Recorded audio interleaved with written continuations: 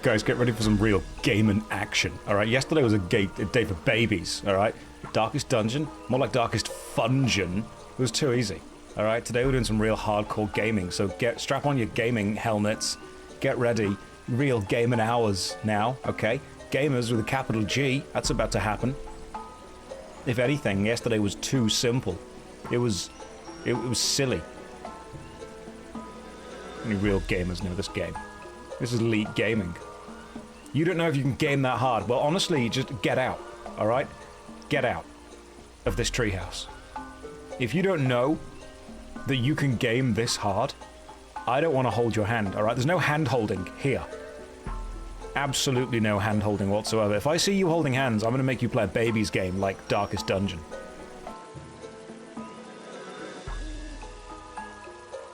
Did I have fun yesterday? I played a game for the first time and streamed for 9 hours. It was terrible. Josh, did you quit Morrowind? Yeah, it wasn't a game for real gamers. It was a game for babies.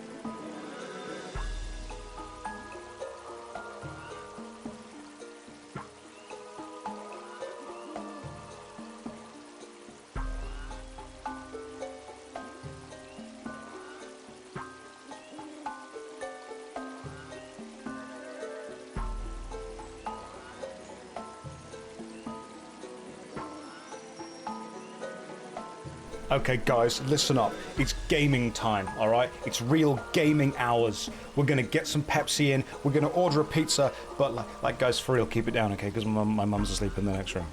Okay, so we can't be too loud. We can't do that.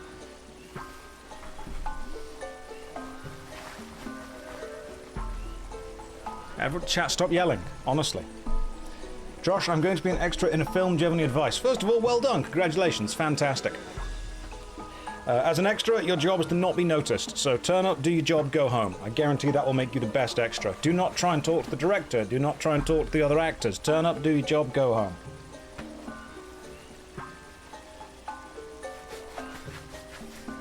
Seems counterintuitive, but I guarantee if you become one of those extras that are like, I'm just going to use this to network and schmooze my way up the ladder, everyone will hate you. Sorry for yelling. Rayman, yay. Good, that's what we need more of, alright? Stop it, guys. Don't be too loud, alright? My mum's asleep in the next room. Everyone be quiet. Everyone calm down. Right, we're playing Rayman. Basically, what happened yesterday was this. I realized that Darkest Dungeon was, in all honesty, a game for babies. I downloaded it, I played it. If anything, simple, alright? It was like Theme Park.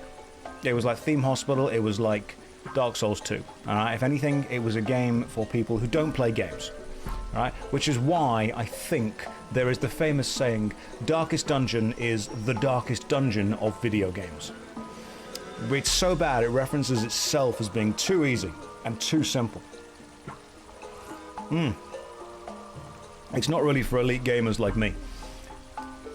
And I think yesterday was a bit too easy, was a bit too relaxed. So I thought, okay, what could we do that would give us some hardcore, focused, real gaming time, real gaming hours, really separate the gamers from the non-gamers? And I think the only answer, honestly, is Rayman 2.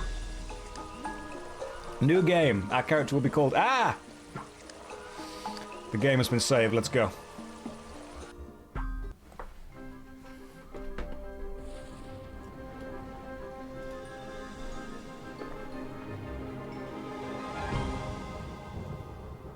Rayman, look what the pirates have done to our world. A planet of anguish and pain, haunted by evil.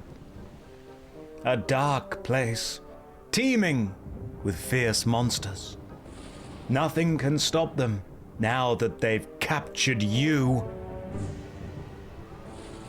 They've taken everything and reduced our people to slaves. The robots search for innocent prey. In the chaos, they exploded the heart of the world.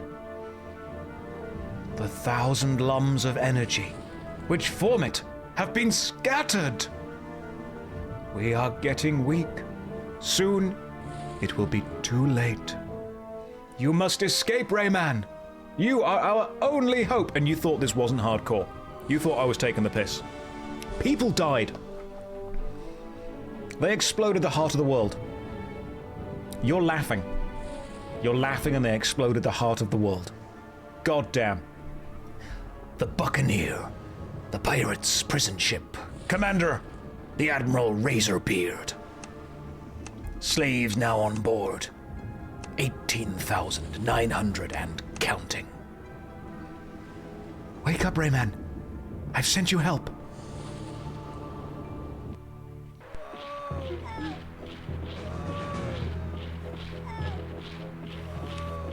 You didn't think we were getting dark today. We're getting dark, Randra, and thank you for the subs. Very kind of you. 10 ad blockers gifted out. Water! Spare us! Oh! Oh! This is dark, man. It's Glowbox! Rayman? Hey! Glowbox, my friend! Are you okay, Rayman? Not really. I feel weak and my powers have disappeared.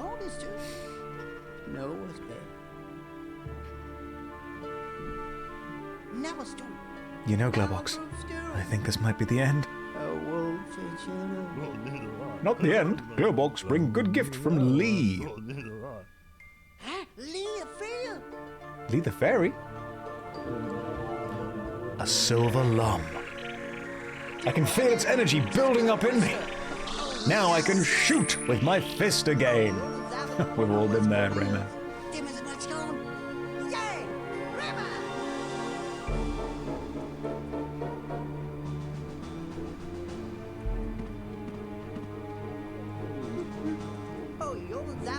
Let's go see Lee. She'll give me back all my powers. Which version of this? This is the version available on the Good Old Games Rayman collection, which gives you all 5 games, apart from the first one. And then you download the Rayman launcher, and then you install the modular kind of add-on fix pack, which takes away some of the DRM stuff and also adds in higher textures. It basically pulls all the textures from all the versions of Rayman 2 and adds them together. Rayman has its own launcher. Not officially. No. Not officially. Right, so. Jump. Throw. Hey, there we go. Throw that. Smack the gate away. How's the noise for everyone? The noise should be good. It's the fan modding, fan patching content. Yeah, that's the one. Fan modding, fan patching, and it works. Well, I mean, I hope it works. Let's find out if it does. I don't know if it does. But let's escape this pirate ship. Can we jump backwards up this way? No, we can't. Okay, so that's jump and throw. I played this when I was a kid on... I had the N64 version and I had the PlayStation version, and there are actually differences between both of them. Rayman 1 is very difficult. I like Rayman 1, don't get me wrong.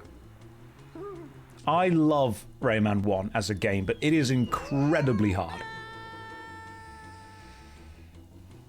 Yeah, 2 consoles. I had an N64 and a PS1, not at the same time. I actually bought an N64 when I was older to go back and play the old games. I have realized as well that I am using my Xbox 360 controller, which is clear plastic that has green LEDs in it. Unfortunately, what that means is, when I hold it by my stomach like this, I end up green screening myself out of the game. Right. Let's go. Oh, this works so nicely with a controller. I love it already. Now, what are the buttons? Right, that looks around. Can't look up and down, which is super annoying. Oh, we can. Okay, cool. We've got that. Oh, the music is funky. Loving it already. Am I allowed to rage bait? Grim, you can try, as long as you aren't like an absolute dickhead with it. Like, if you say something genuinely funny, that's fine. Just don't just be insulting, alright? Straight up insulting is a bad idea. Just be funny. Hello, Rayman. Glad to see you escaped. He's gonna be British from now on. I'm Murphy. I'm here to be your guide. You see that stone right next to us? Right there? Say, BT, my goodness, thank you for 20 subs. You must really like this game. God damn. It's a magic stone, which you can read your thoughts. If you need some help, pass close to a stone, and I'll quickly appear and in your mind to help you. If my advice sounds confusing, stand next to the stone and press F1. I'll appear and I'll repeat the instructions. So if you're confused, I'll just say it again. I'll just say more things. Press A to jump. Using a controller doesn't work. Press space to shoot. Keep F1 pressed and I will return. Cool. I'm not using the keyboard, I'm using this. Okay, so we also can't do that. Right, let's go. This version's on GOG, yes. Pretty sure it's the one from GOG. Ah, let me throw some lums and free you. I've freed you, my tiny friend. Great, you have smashed a pirate cage. Destroy lots of them, they're full of energy. What's more, see that bright sphere just there? It's a yellow lum. Gather a lot of them, they'll give you access to secret places, and they'll teach you all the secrets of the world. Take the lum and hold J down. We'll see. Oh, is J the journal? Right. What does J do? Hold J. I'm holding J. Nothing seems to be happening. Okay. Who's Jay and why are we holding him down? We don't need to be holding Jay down, alright? Jay's suffered enough. Oh my god, that's the boss from the first Rayman. You can point the camera with these buttons. Yes, okay. End and W. End. Okay, wow. Q, end, and W. What great, amazing controls this has. How did it go with Darkest Dungeon yesterday? Strictly a baby's game. Too simple, too easy. We're playing a real man's game today. Yellow lums are important. If you want to know why, press J. Oh, does that just show you the heads-up display? Is that what that does? Okay, all J does is bring the heads-up display up and down. That's literally it. Nothing else happens. I'm liking the design of the levels so far. Yeah? It's Rayman, not Ray Baby. I know you. Can I be your friend? Nope, you just kind of follow me around, boss from the first game. Have I got an affiliate link for GOG? I have not. I would say if you want to buy a game, but remember that I am using the fan patch as well. In midair, press A to start the helicopter and A again to stop it. Ah, okay, the helicopter from the first game. Yeah, there we go. Daddy saved Rayman. Where's Daddy? That is to say we've been separated. Oh no. No Daddy Glowbox. Sorry, Daddy Glowbox has gone, leaving his children.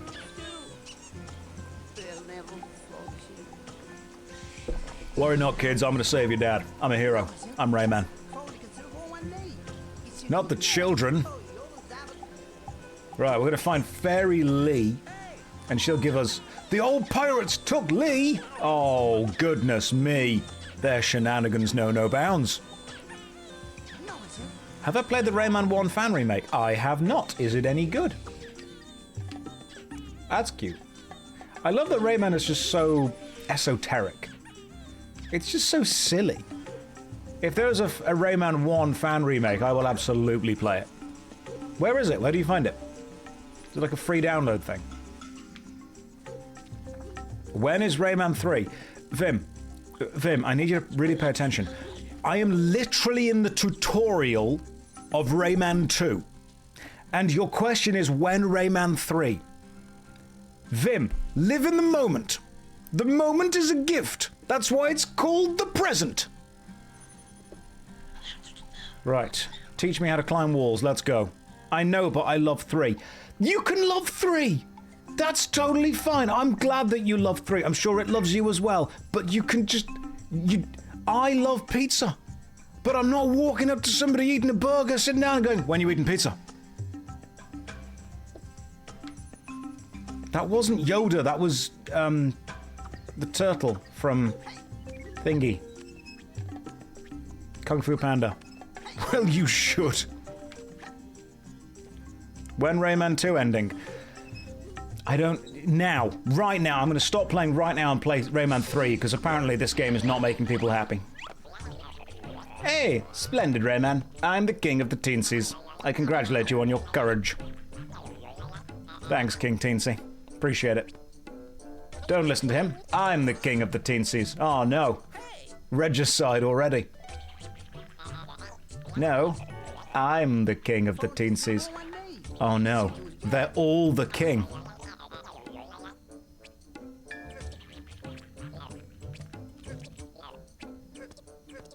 Who do we listen to? Stop! Now what's booty? Oh, yeah, it was you! Right, where's Lee? Ah, see, now you don't want responsibility, do you? This is not easy to say, but I have to tell you this. The pirates have taken Lee to the Fairy Glade, and they've locked her in one of their strongholds. To find her, you'll need to go through the Hall of Doors. The hall is a magic place. It leads to many other worlds. Only the teensies know how to get there.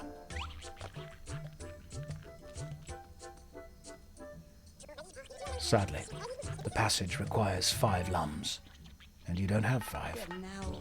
Yeah, I still need 1 more. Come back later, when you have the final lum. Only then can you jump in the magical hole. Right.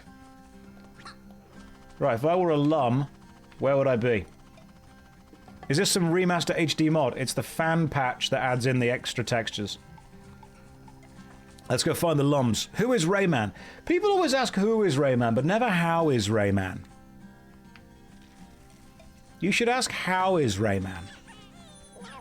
Mr. Strimmer, what do you think about being fired over a dad joke? Okay, you're gonna need, like, I mean, way more context than just that. What do I think about being fired over a dad joke? It depends how bad the joke is. You feel like you're... I feel there's information being left out there. Like, what was the joke? What we chatting about? Just outrage, honestly. I think they should have been fired before they even made the joke. At that point. I think that they should have been fired just to prove a point the moment someone walks into the room.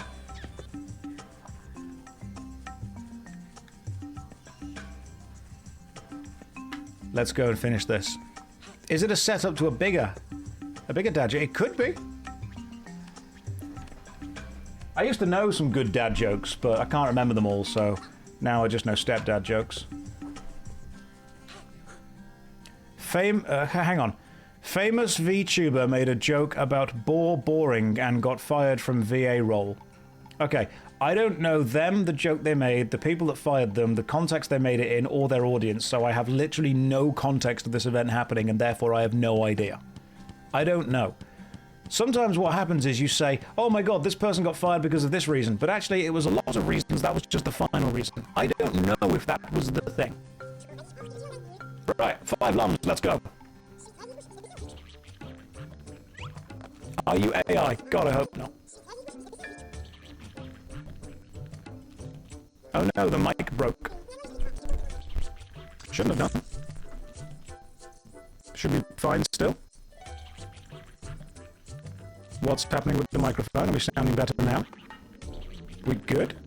Nope, check cables, it's still broke. Okay, hang on. Ugh.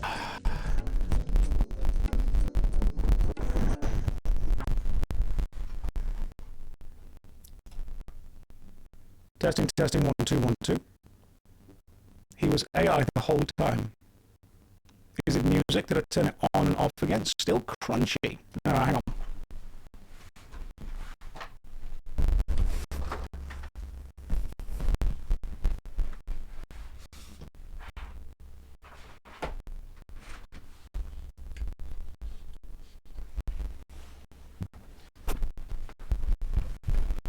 I've literally not touched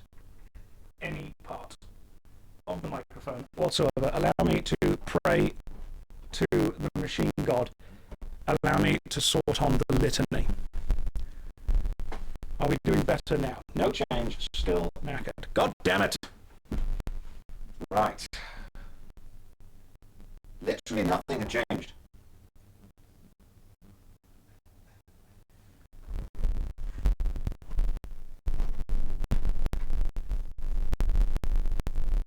Unless it was that. It shouldn't be the software. I'll see a stream like this. This is like the Emperor's text-to-speech. Hang on. Restart program might be a software issue. Still robot, my god, real voice. I have no idea what it sounds like. Hang on. Hang on.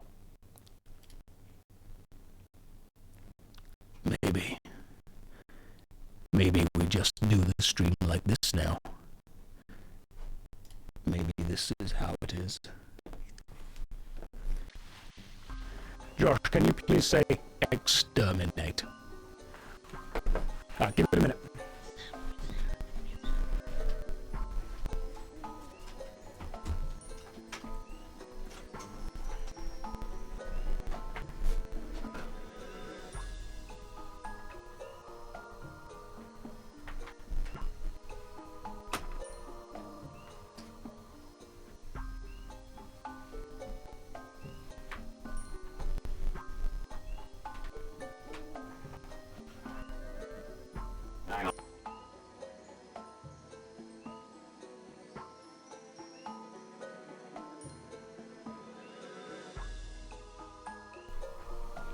Interesting. What I might need to do is end the stream and restart the stream if it's still going bad. If it's still being weird. It's fixed. You being serious?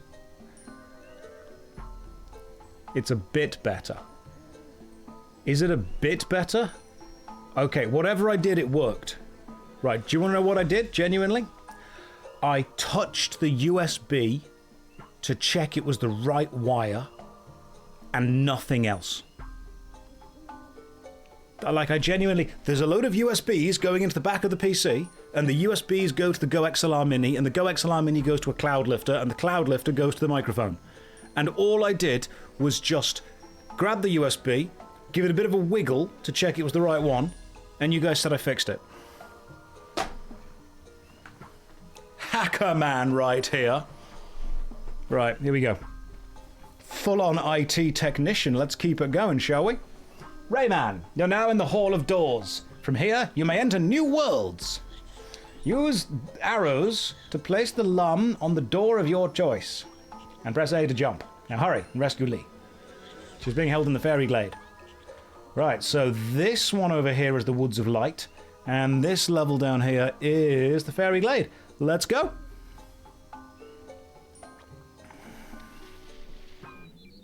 You sounded exactly like Colonel Campbell in Metal Gear Solid 2. I could have done that. Raiden, you're playing a video game. That bit scared me when I was a kid.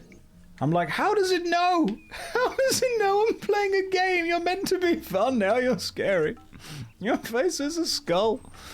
That's what's happened. Now we need to know why your shirt has the warp on it, because I'm using a controller that has green LEDs built into it. Yeah, when it was like, Raiden, turn off the game console. I'm like, you should not know that. I'm terrified. Oh, there are so many mechanics in this game already. I love it. We could play Metal Gear Solid 2 on stream sometime. Why is my shirt unbuttoned? Sex appeal. The nostalgia hits hard with Rayman 2. It should do. This is what you guys wanted more of.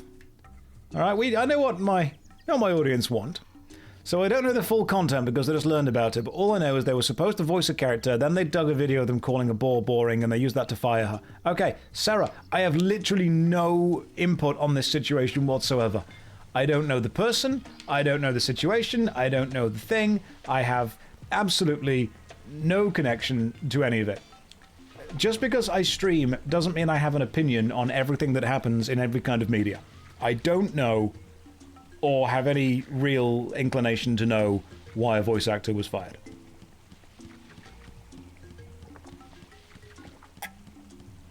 Why not? Have you ever worked in retail and had a customer tell you, actually, this is cheaper in the other shop? And your response is, just go to the other shop then.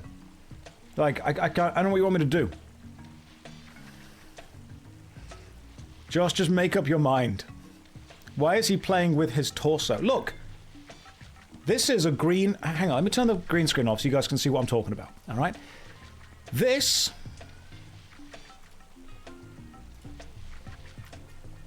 This is one of those see-through plastic controllers because I think technology peaked when we had see-through plastic. It has green LEDs in it. Unfortunately, because of that, I am using a green screen, which means you add the chroma key of green onto the camera and it simply ignores all of the green pixels. The problem is this is green, which means when I add the chroma key, it ignores this too. It also ignores the green light that gets cast by this onto anything. So just deal with it. Right, don't fall in. The camera locks. I like it. We have a hazard, we have a jump. So far we've got some pretty good stuff. If you need energy, collect red lums. Red lums are life. Gotcha. Oh, you know what I love? I love design that's called there and back again design. And the fact that we've jumped across the lily pads and now we jump back up the wall, and if we fail, you can simply use the helicopter we were taught earlier to land back on the lily pads. That is excellent looping design. God damn. Can you make the controller not green? Yeah, I probably could, but I'm not going to. A switch. Ah, which you throw a lum at and it opens the gate. You know what? So far, Rayman 2 has been really well made. Like, we've not finished it yet, obviously. There's extra stuff to go. But in general, I'd say pretty good. Is this my first time playing Rayman 2? No, I actually did play this back when I was a kid on the N64. However, it's obviously been years since I played it. And I can't remember any of it. I knew I liked it, but I didn't know why. Grab the green lums. If you die, you'll reappear where you last took one. Okay, cool. So green lums are checkpoints. Was that a hidden lum behind there? No, it wasn't. Okay, Rayman 1 was incredibly difficult. If you guys are telling me there is a fan remake of Rayman 1, I will play it right now. Someone send me the fan remake on Discord, please. That would be lovely. Where is it held? Is it like held on itch.io or is it held on Steam? Is it held on... You can't put links in the chat because people just link porn all the time. But if you can send it me on Discord, that'd be great. Don't tell him we want Rayman 2. There's a £15 30th anniversary. Is it on Steam? You're enjoying this game? Oh no, we're going to play this game, don't worry. I'm going to probably play Rayman 1 later on. Or tomorrow. Or next week. Because it was a difficult game.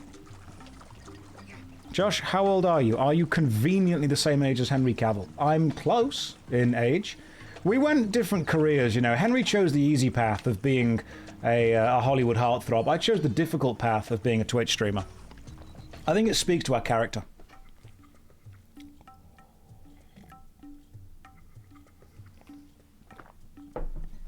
Henry was always choosing the easy way. You know, he said, I'm going to grow up, become super handsome, super buff, super ripped, super ripped, super rich, you know, super loved by everyone. And I said, nah, man, I want to argue with World of Warcraft players. You know, I'm more about that.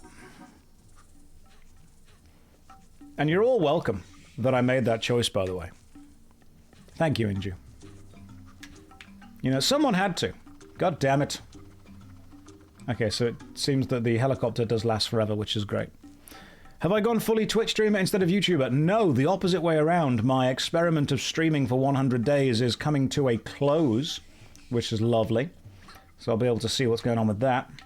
Just having a quick check. I haven't missed any lums around here. No, we're all good. These animations are charming. The game is really well made so far. I do remember it getting really hard.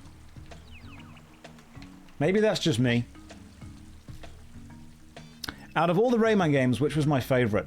Either Anniversary or the first one. I know a lot of people don't like the first one because it is bloody difficult, but I've got a real soft spot for the first Rayman game. Oh, you enjoyed the Albion vid. Thank you very much. There is a cage you can see in that ship through the window, which is a lovely bit of design. The first Rayman 1 was amazing. Let's just have a quick check and see if... Inju, you have sent me the thing. Thank you, I appreciate that. Okay, it's on Ubisoft. Rayman 30th anniversary on PC and more. Oh, goodness, okay, cool. So you have to buy it directly from Ubisoft.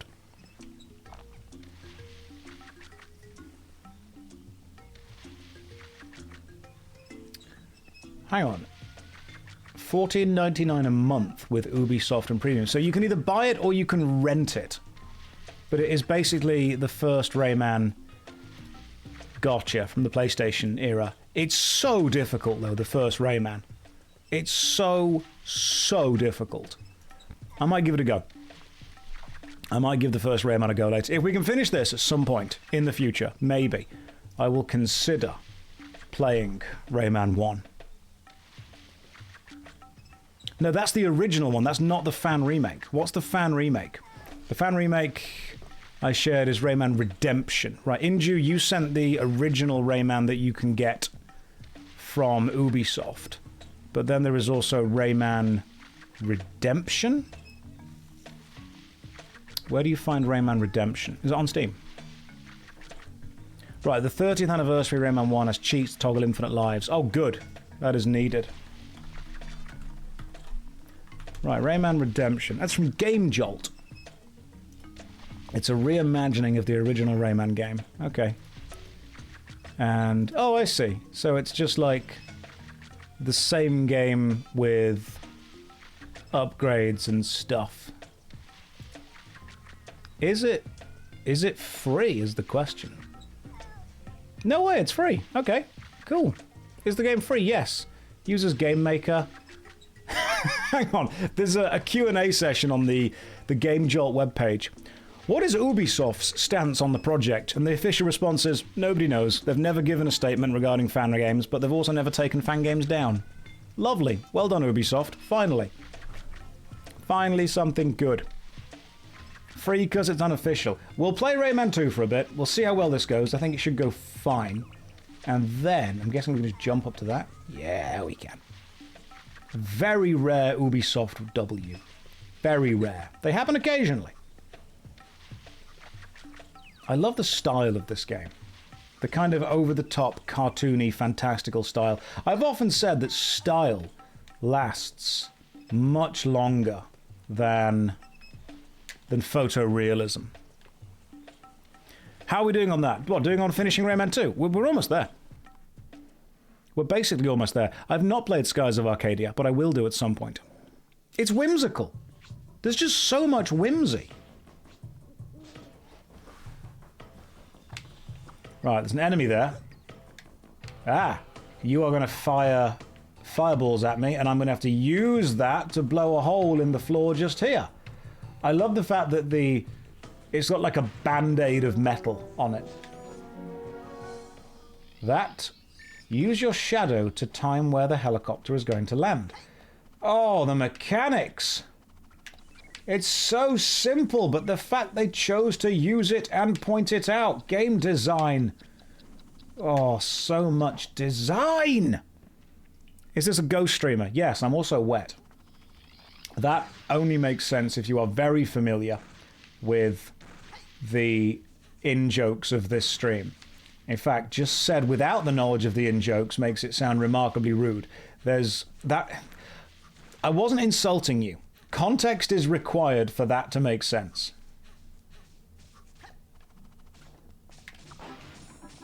Throw that at that.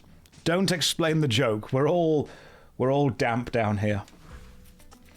This is a video game. It is! It is indeed. Oh, so this is the... Is this the prison that I was in before? Of course it's the prison, because I've got a free Lee, haven't I? Given your equipment of platforming, have you played Psychonauts? I have not. I know of it, but I've never played it. Why are my lungs transparent? That's just how I am. You can't just ask a man why his lungs are transparent. Careful, there are lots of pirates in this area. To move around during combat, press Control. This will keep your enemies targeted. Well, I'm using a controller, so we'll work out what the control button is. Ah, I see. It's R1. Something that's quite interesting. When you hit the enemy, they go transparent. Now, here's something that I really like. You'll notice the enemy are actually leading their shots, which means if I move to the left, they don't shoot at where I was, they shoot at where I'm going to be. That is really interesting. Love that. That means that you can't just constantly strafe. Also, you can only do damage to them when they are not in their kind of like ghost form. They have invincibility frames afterwards. Love it.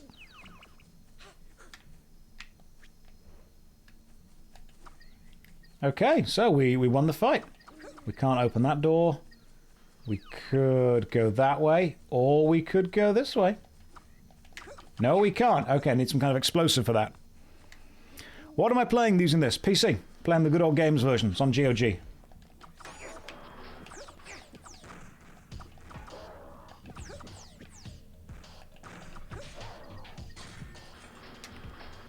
Grab the powder keg, place yourself in front of it, and release that. Okay, so you automatically grab powder kegs, and you throw it with the regular throw button. Gotcha. Okay, that's nice and simple. You think you had a demo for this? It's fun so far, I'm enjoying it. Ah, there we go. Lums, I knew you'd be in here somewhere. Am I unbuttoning one button per death? I've not died yet. I don't intend to die. Alright, just like Darkest Dungeon, I'm not going to die at all, apart from that one time that I did.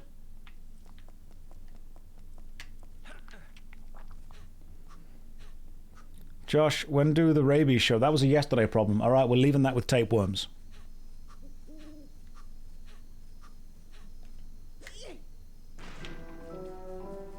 Any secrets down here? Or was this the actual route to go? Aha! A cage. Is this Rayman the MMO? It could be. I didn't quit Darkest Dungeon forever. I just realised that Darkest Dungeon was a game for babies. It's a game for amateur gamers. Alright, Darkest Dungeon is, if anything, a game for people that don't really like video games. Rayman 2, however, now this is a game for the real gamer. This is a true gamer's game.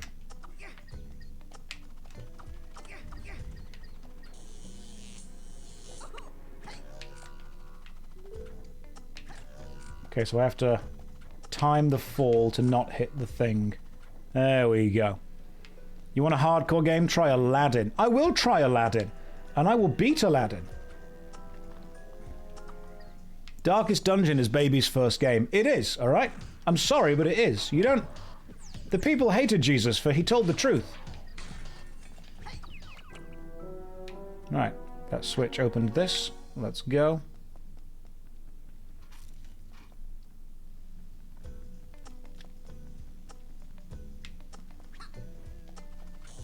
Okay, so we're getting zapped a little bit, but that's fine. We've got like loads of health.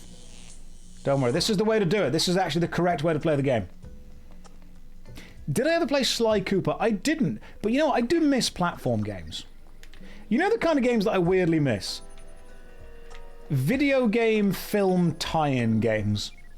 Like... You guys ever play, like, the Mummy video game? Or the Incredibles game? Hey, there you are. It's Lee. I remember you. I had a weird crush on you as a kid. Lord of the Rings games. Do you know why they stopped making video game tie-ins for films? I watched a really interesting video on this. It's because the video game creation process has actually become longer than the film creation process.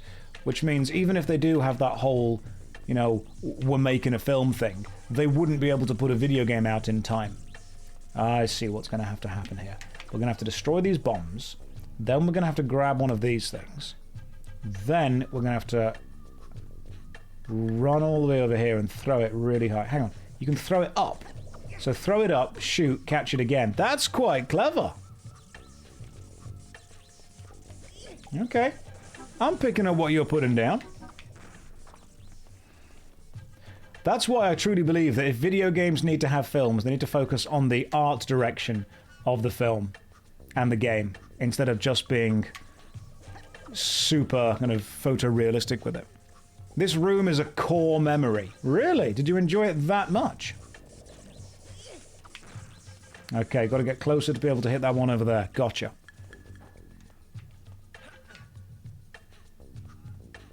RoboCop game is good.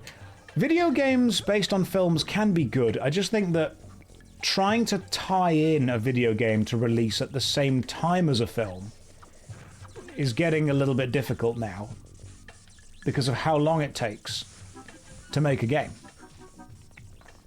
I've not played Rayman 3 yet. I will play the fan remake of Rayman 1, if that's any good. So many people played this game as a kid. And it's lovely to see so many of you saying, oh my god, I remember this game was great. This game was probably quite difficult. Right, got all three. You love the fan remake. You ever heard of the obscure platformer Tonic Trouble? No, I haven't. I think the most obscure platform I ever played was Whiplash on the PS2. Lee, are you okay? Oh, Rayman, at last. I was afraid Glowbox has failed. I'm going to be here and be a weird source of crushes that you have on magical blue-haired girls for a while. We've been raided, thank you very much. Welcome in, raiders. Did I play Heart of Darkness on the PS1? Yes, I've suffered. The Looney Tunes platformers. Do you mean Bugs Bunny Lost in Time? Amazing platform game. Absolutely amazing. Oh no! They broke the primordial energy core. You're laughing. And the primordial energy core is broken. Have I ever heard of Palocus? I have not heard of Palocus. Tell me more, Fairy Lee. He's the spirit of the world. His power is immense. He could help you defeat the pirates. Alright, I could do that. He has been sleeping for many years, but there is a legend which says Palocus could be awakened if you reunite the 4 masks. I remember these mask levels. I'm going to be real, they terrified me as a kid. Like, I find them legit scary. These masks are magical and powerful, and they're hidden in secret, mysterious places. Do you remember the mask levels where you have to run in like a linear way away from these massive, huge armed faces with teeth that just eat you? That was horrible. That was really scary. It's time to relive that trauma. Let's get involved. Fever dream time. Now you can grab onto purple lums. I seem to remember that being a skill that you got much, much later in Rayman 1. And in Rayman 2, they're like, go for it, lad. Have fun. I'm going to assume the purple lum is above where we are. Yes, it is. We can't just jump and hit it. No, we can't. Yeah, Rayman 2, those boss levels were really... They were really something. They were scary. Like, legit, genuinely scary. We don't need to go this way again. What we do need to do is climb up and go left. That's what we need to do. Glover was a good game. We've definitely stepped away from the platformer era. I think that we had some good games with like a Hat in Time. I feel there should be more to this. Okay, hang on. What if we were to just swing backwards and jump up there? Would that get us anywhere? Probably not. I'm going to miss some cages that we will need to return and find again at some point. Why are we invading childhood? I've realized that nostalgia needs to be monetized.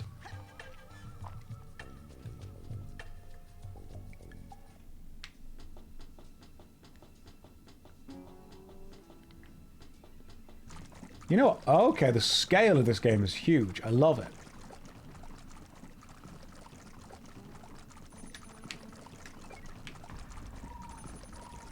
Are we able to grab all the yellow lums as we go is the question. Okay, I think we've grabbed most of them.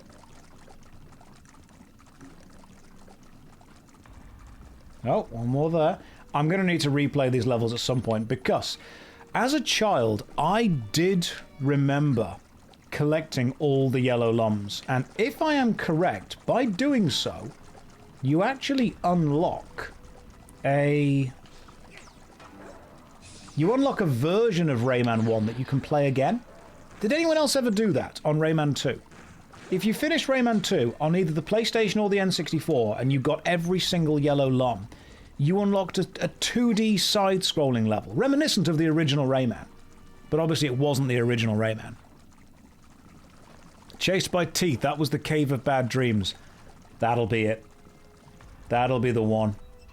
The Cave of Bad Dreams did legit scare me as a child. Oh, what is this? Oh, okay, we are getting into classic platforming here, aren't we? We're throwing all these mechanics out pretty quickly. The fact that you get a player to have access to pretty much all of your game's mechanics really quickly is decent. I'll give you that. Like, they're not wasting time. We'll try and grab that yellow lum. There we go. We're not wasting any time with the mechanics, are we? Okay. Are we able to make it to that one over there? We can try. It's just about. Oh, I was able to fall down and grab the lum just then. Perfect. Ooh, can we make it across to there? We probably can. Let's give it a go. Textures are nice for the old game. I'm using the fan upgraded texture pack. That'll be why. On the topic of fan remakes, did I play Lego Rock Raiders? Oh my god, I played that on PC years ago. I don't know if it was on PC or if it was like a PC port of a PlayStation game, but I do remember Lego Rock Raiders. I don't think I liked it much when I was a kid because I didn't understand what I was meant to do. Are you guys... I'm sorry, are you hearing the little helps they keep shouting? I can turn it down if you want. That way you don't need to listen to them being in pain. Okay, you can't move the camera at this point. Nothing behind me.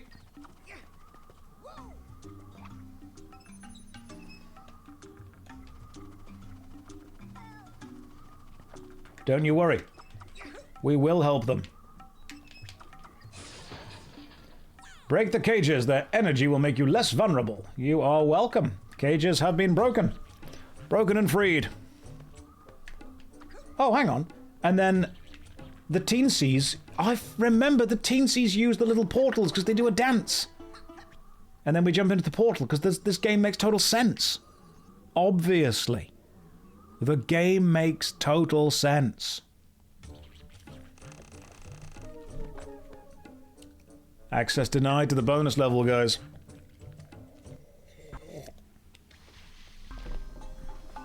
The Marshes of Awakening.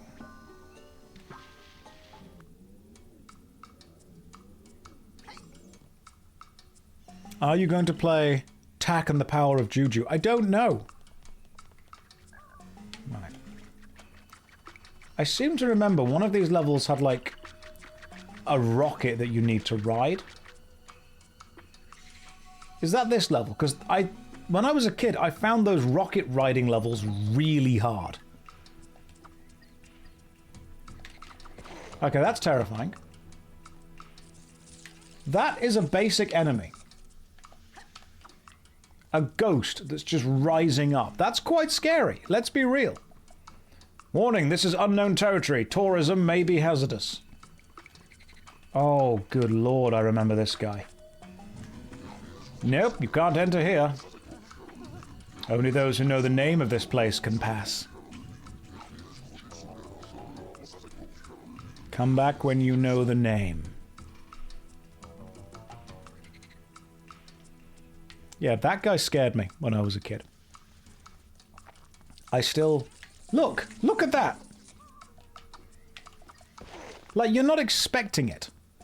As a kid, you're not expecting some weird bony ghost. And the worst thing is, the ghost is dry. That's the worst part of all of this.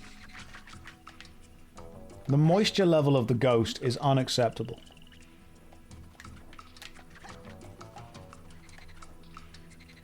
So I need life, but you have to jump onto a much smaller platform to risk getting it, which is quite nice.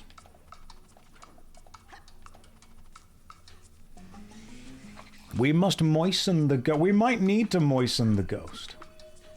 Can we jump up and over? Yeah, we can. Right. Okay. How can I ever thank you? Some of these creatures are weird. Oh, it's Sam. We love Sam.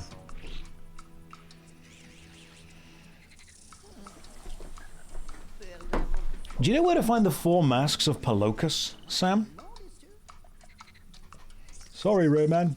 Don't know what you're talking about. But I did see Glowbox get captured by 2 pirates. They took him somewhere out beyond the marshes. If you like, I can help get you to the other side. Lovely. Let's go. Okay. So, I'm guessing I just... Right. Oh my god, I forgot this level was so bloody difficult. Right, so that slows me down. That jumps still. Right, and we can't break the... Hang on, I've got to really focus. This is real gaming hours. I've got to actually focus now. You can't go too far left or right. Otherwise you break the thing. Jump into that to get one of the crates. Missed one just there. I'll have to go back and do that in a minute.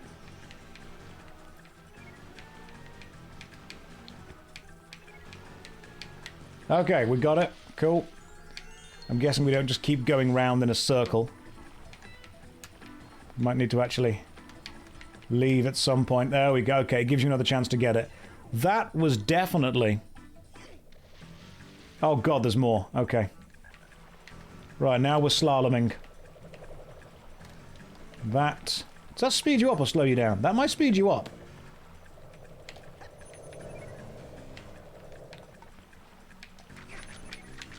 Hang on, we're focusing in now. This is true gaming hours. I've not been tested as a gamer like this in years.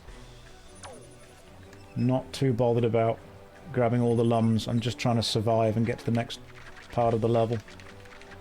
I cannot remember this. Okay. Whew.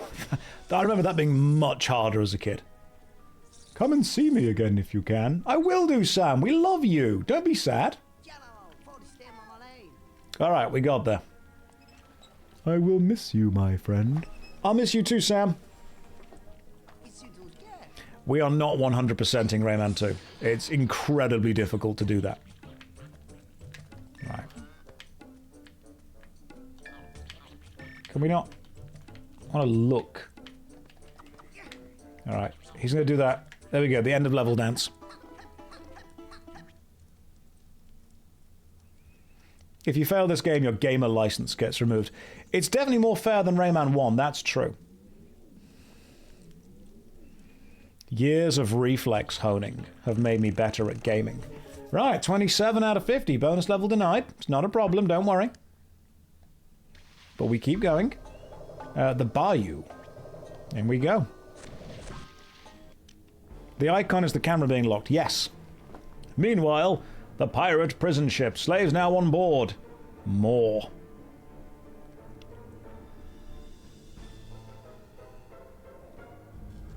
In Razorbeard's private cabin.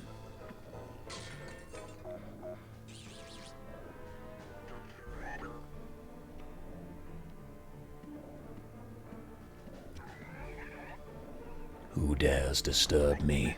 Your horribleness. He's made it to the swamp. What? You incompetent imbecile. Send the warship. Destroy him. What? He just ate a yellow lum. Which means there's now only 999 lums in the game. I love the fact that you saw the actual counter tick down when he did that. That's a lovely touch. Right, send the warship. There's the warship. Oh, this is like that stealth level in Assassin's Creed Black Flag where you have to stealth as a pirate.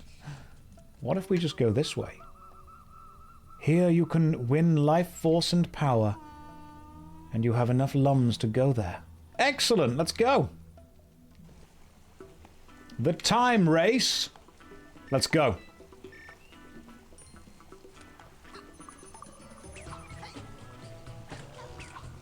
Alright, so we're racing against Lee. To get places.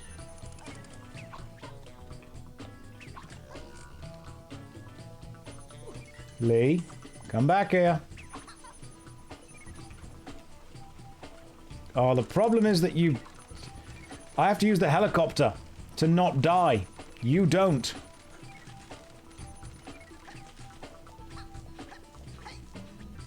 Oh god, we've lost this, guys. Oh no, it's all gone wrong. We failed. We straight up failed. However, it did put us back here, and we're now closer to her. That was great. She's too fast. I think we might... Do we have, like, an ability to run?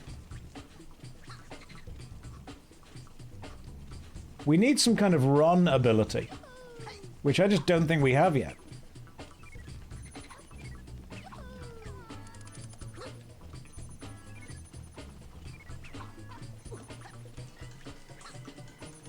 She's too fast, guys.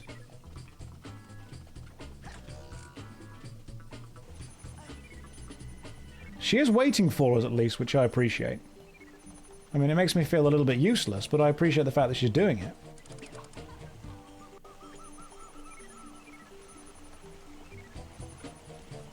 How many beers can I drink and not be drunk at all? One.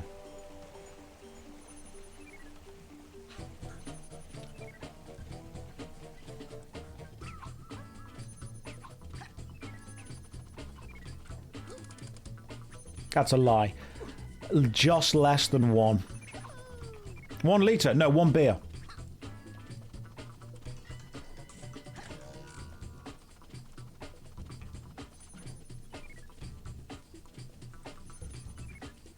What if it's a big pint? Like a mega pint? 1 litre of beer. No, 1 glass. You made it, Rayman. Well done. That was very fast. You make a good hero. To increase your chances, here's some more energy. Oh, thanks. Appreciate it. A gigapint. A mega pint. Yes. 1 mega pint of beer. Like 0.5 litres? I don't know how much a pint is. Right, so we've done you. Now we go back to the bayou. Yeah, I streamed Darkest Dungeon for 9 hours yesterday, which was great. I had a good time with it.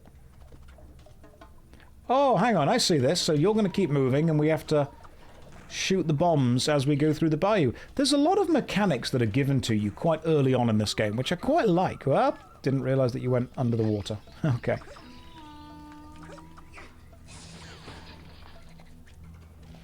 Right, so these... So we're shooting bombs, and jumping, and having to get off the water at the same time. This is a lot of stuff happening. I like this. Oh, chat always tell me exactly what I need to know.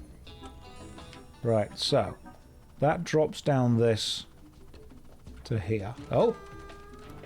Oh, and of course these fall down after you've stepped on them, so there's a bit of speed required. Oh, God! Bombs!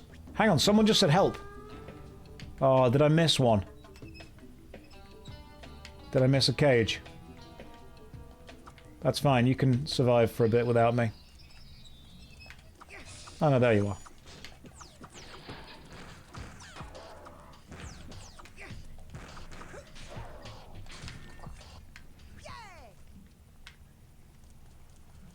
Come back here, Red Lum. I'm having to focus now. Oh god, ghosts! Oh, they're ghosts, and they're in the swamp, which means they're so wet.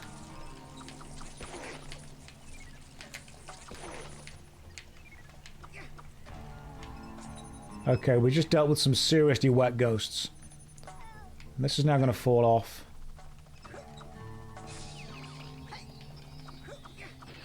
We got another cage. The green ones were the Yeah, the green ones were the checkpoints. I'm having to lock in right now and actually kind of focus and play.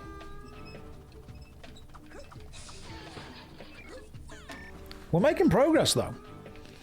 Finally, a show for hardcore gamers. Yeah, you guys don't want any of that baby stuff. Like Darkest Dungeon. Strictly for children. This game, there is a cage behind me.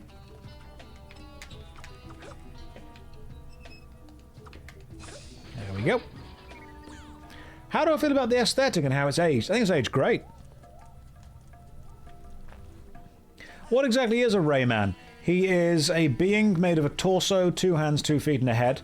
And he's a hero and saves the world. That's pretty much all you need to know. That is quintessential Rayman right there.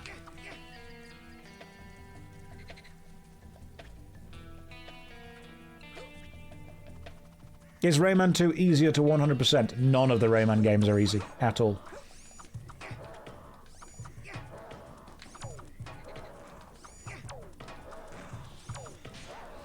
Absolutely none of the Rayman games are easy.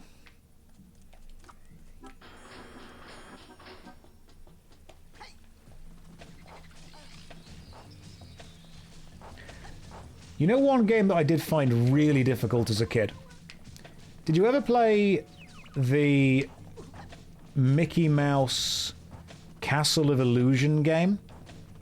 Or there was a Mickey Mouse game on the PS1 that was solid. Like, really difficult. And the first mission on that game had you in, like, black and white Steamboat Willie. Was it Mickey Mania?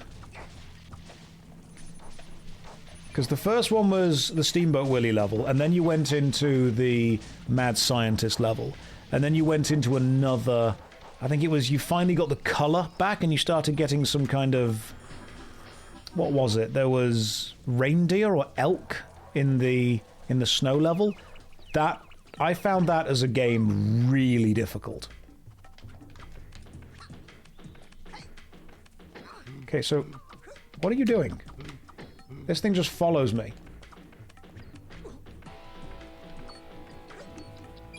Right, so hit that, and then there's a timed...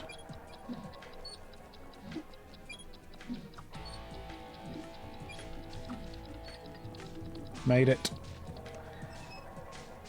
Hang on, we're doing our Indiana Jones thing at the minute. People keep saying help. There's clearly some places somewhere that I'm missing. There you are.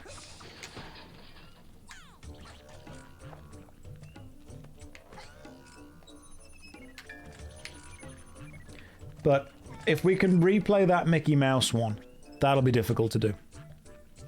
Heart of Darkness is also very difficult on the PlayStation 1, without a doubt. Heart of Darkness, really, really difficult. I've played it before, I finished it. It's the one with you and the dog, isn't it? It's a 2D side-scrolling game where you get the electric gun. I've played it before.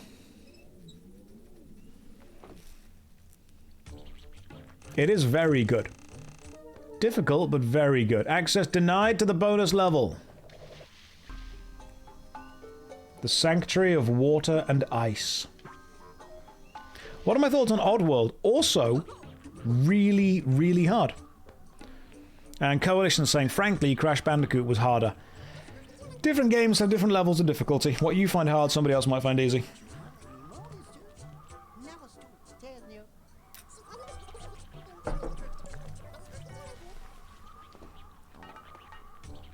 Ah, so they just take turns to be the king, which is great.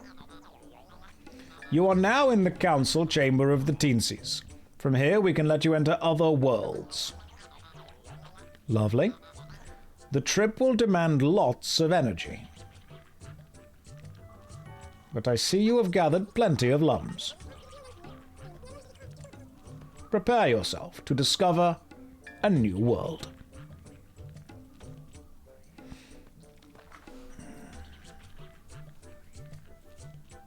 Earthworm Jim was difficult as well. Earthworm Jim was not an easy game. Go on in. Alright, let's go into the new world, shall we? Let's see what's here.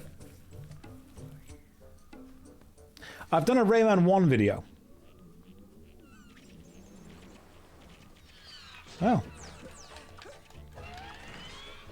Oh, this dude travels around, does he? Okay. That's fine, we can deal with this.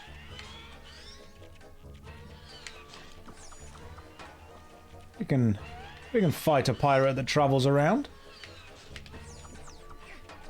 I quite like a bit of variety. It's kind of funny how Rayman 1 is different on the PlayStation 1 and the N64 and the Dreamcast. They had different amounts of RAM to work with and different amounts of space on the CD and the cartridge. So sometimes they had to miss levels, and from what I can remember, didn't the N64 version of the game have, instead of using like a level select kind of line, you had like a hub zone map? Or was that the PlayStation 1 version? Because the two different games actually did... They did it in different ways, didn't they? That was the PS2 version. Ah, gotcha. Okay.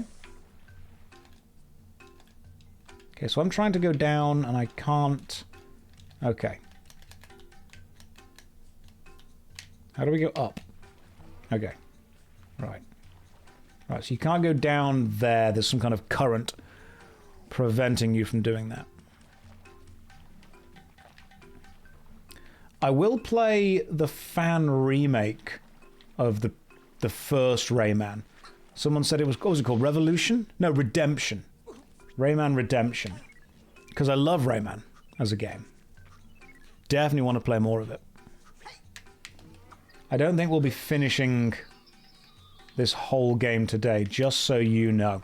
Kind of like mentally prepare yourself for that. You know what I did like as well? Croc. Anyone play Croc? I enjoyed Croc as a game. Like, it definitely wasn't the greatest platformer, but it was fun.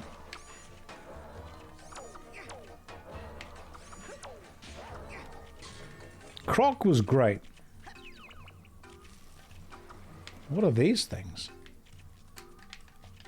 Oh god, I remember these. This is hinting at a memory. I remember these weird button things. You needed certain powers to activate them, didn't you? Oh, Gex Enter the Gecko was amazing. Loved Gex. Big, big fan of Gex. Cloner Daughter Phantomile. Yes! I had a PlayStation 1 demo disc with that game on. You know what I might even do at some point is just do a Twitch stream playing through old PS1 demo discs. We can definitely find them. Here's a magic sphere. Alright, cool. Put the sphere on the key. It's a key. Demo discs were amazing. From what I remember, you can actually throw these.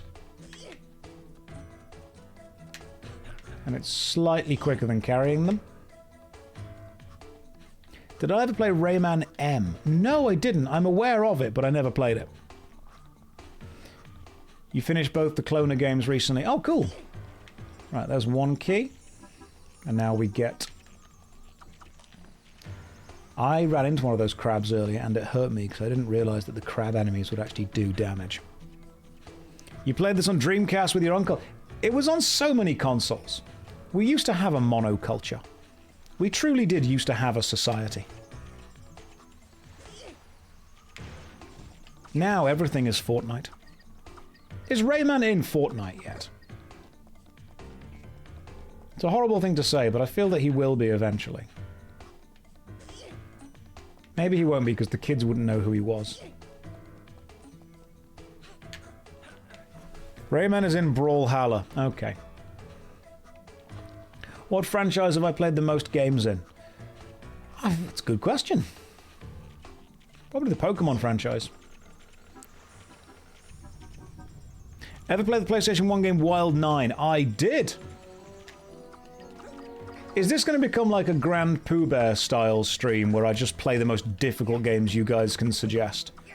And we end up finishing them? If anyone doesn't watch the videos of Grand Pooh Bear on YouTube, I would highly suggest that you do. Oh god, it's this level. This is the... It's like a linear run forward. Use the... I remember this. Okay. Hang on, guys. I've got to lock in for a second here. It's time to lock in as a gamer. I remember playing this again and again and again as a kid in order to get all of the yellow lums.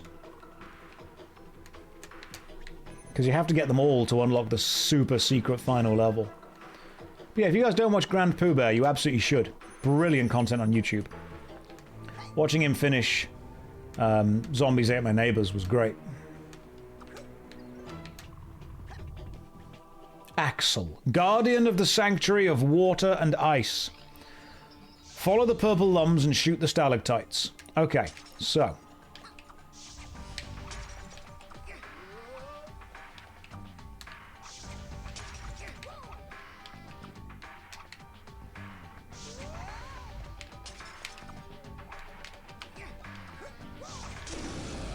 Right, shot one. Now we do it again.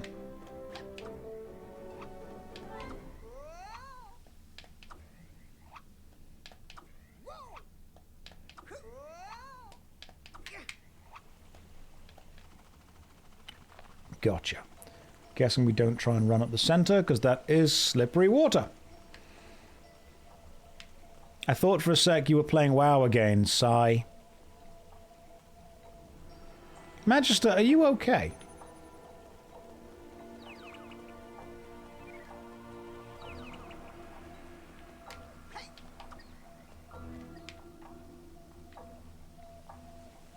Oh, unless we have to go under this. Yeah, there we go.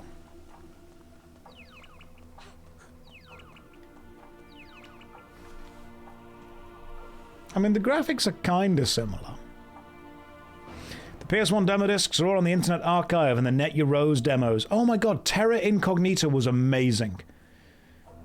Terra Incognita was fantastic. Have you played Rayman Redemption? No, but I've got it open on another tab, so we might even play it later on today. Maybe this is Darnassus. Maybe this is actually a sequel to World of Warcraft. Oh my god, I remember these. This is like some weird childhood memory being unlocked now. You know what I miss about old style adventure video games like this? It was always about traveling to 3 or 4 magical places, and then there'd always be some kind of totem or statue or plinth that would always give you some kind of magical power, and then you would go back to the game. Even Soul Reaver 2 did it. This is World of Warcraft 2. Terra Incognita was an amazing Net Your Rose game. Loved playing that. Welcome. I am Polocus, the spirit of the world. I see you found the first of my 4 masks. For now I am far away and can only speak in dreams. But if you bring me the last 3, I will awaken and help you fight the pirates. Okay, Polocus, you're like super creepy. Also, you have the same hat that the secret levels in Rayman 1 used to have.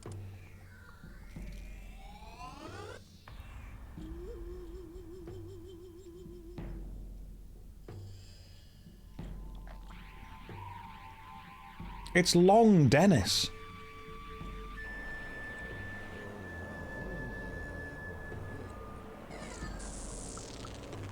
I'm gonna call Kadikarus and be like, you hack. You just stole Long Dennis from Rayman. You fake. God damn. At what point is Sylvanas introduced? She already has been. The Menhir Hills.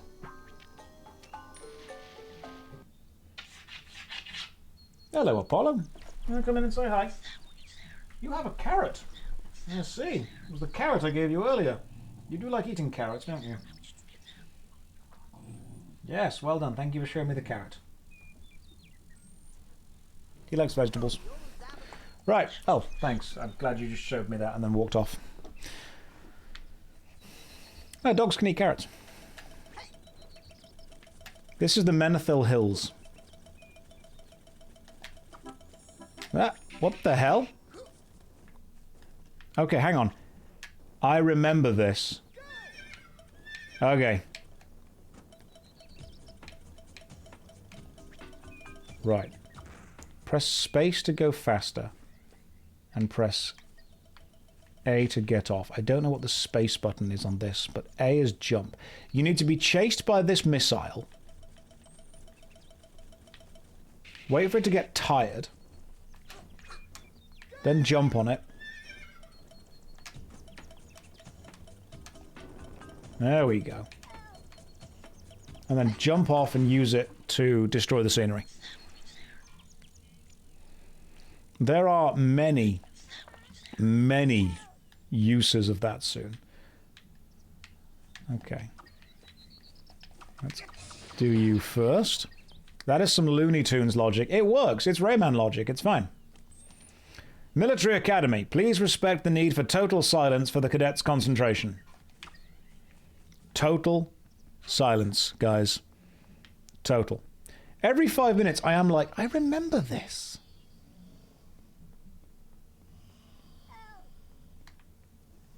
Don't distract them. Nope, now they're both awake. Hang on, gaming time. There we go. Who else played this as a kid? Who else remembers it? Who's it bringing memories back to? Right. Okay, you look like you're going to be important because you have a shield around you at some point. Yeah, we're going to throw lums at them. That's what we're going to do. You've only played Revolutions, so it's slightly different. There's quite a few Rayman games. They all share the same kind of whimsical nature. There's a level of whimsy. Okay, you can just throw the lum at the thing and blow it up. Right. Chase me, tiny robot.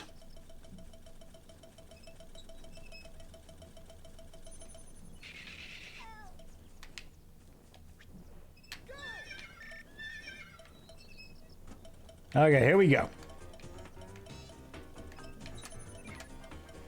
Right, I've got to focus now, guys. Because if you make a wrong turn, you blow up.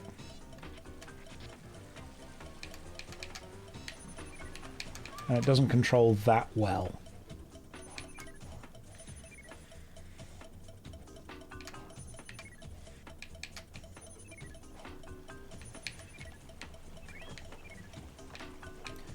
Hang on.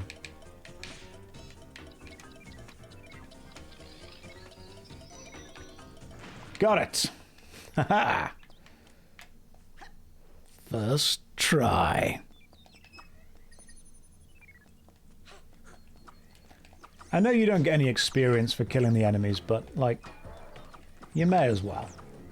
I love the fact that they lead their shots, and they don't shoot at where you were, they shoot at if you're moving where you're going to be. That's, to me, an excellent fact. Actual first try and not streamer first try. Yeah, actual first try. What do you mean streamer first try? What are you on about?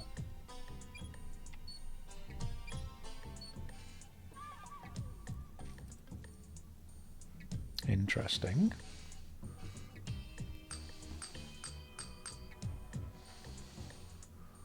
Clark! It was you who wiped out the pirates.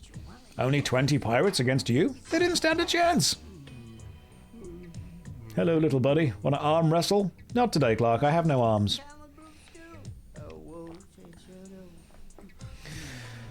Oh no, you swallowed something bad for you. You need some life potion. It's hidden near the entrance of the Marshes of Awakening in a place called the Cave of Bad Dreams.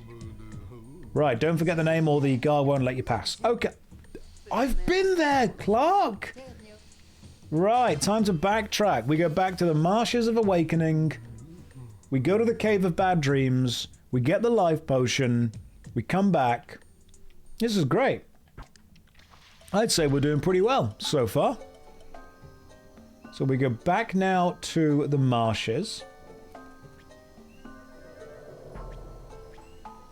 And within the Marshes of Awakening, we return to the Cave of Bad Dreams. This is Rayman 2: The Great Escape. That's the game that we're playing right now. I remember this level from when I was a kid, and it scared me. I'm going to see if it still scares me, because you have to run away from a super creepy evil thing where you can see its teeth in the camera.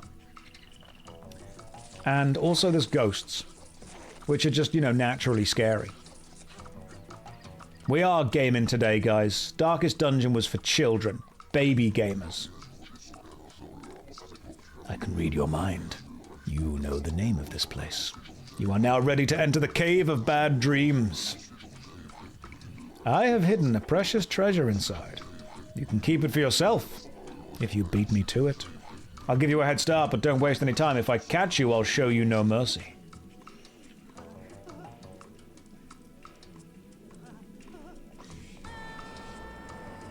In we go. Right, welcome to the Cave of Bad Dreams. Now, you might think you don't need to run. But as we run forward, what we will start to see is that we're being chased.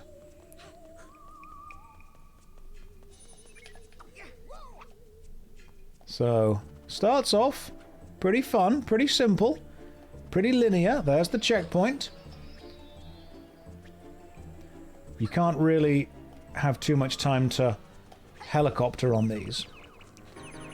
So I'm making a bit of progress as I go. You've got to use the shadow of Rayman. Hit the arms, sends them inside, just for a little bit though. Now, this was the bit that scared me as a kid. So what I'm going to do is put the noise up slightly so you can also be scared by this. Are you ready? Let's go.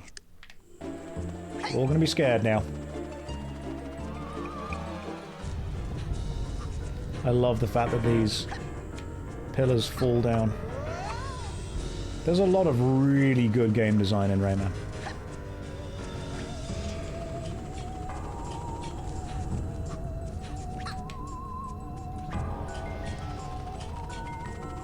Right. Are we about to get the scary stuff? The scary chase? Where's the chase sequence? That's the one thing I remember from this level is the chase sequence. There's no jump scares, I don't believe, anyway. I need you guys to go back together. There we go. From what I remember, there are no jump scares. It's just like a tense moment.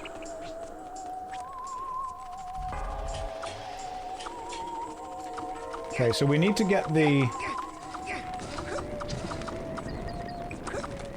fire. Do you need to make them light the fire? Hang on, was it that they need to... No, they don't. Okay. I can remember at some point you had to use an enemy's attack to light a switch. But for now, we'll just throw this on. They were shooting JPEGs of flames, guys. You're laughing. They're shooting JPEGs and you're laughing. Okay, here we go. Fall.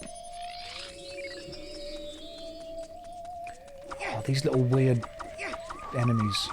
Hated them. This reminds me of... Do you ever play Ocarina of Time? You know... the super creepy old zombie enemies in Ocarina of Time? It's got the same vibes as that. Okay, so there is no way that we need to start by going this way. This is the end of something. The mummies in Ocarina... That was what it was. Yeah, the mummies. Remember those? The Re-Deads. Is that what they were called? Yeah, they were scary. Yeah, the Re-Deads were horrifying. Did not like those. Can you play those games on PC at all? Not legally. Can you? Yes. Will Nintendo hunt you down for sport? Also yes. Right.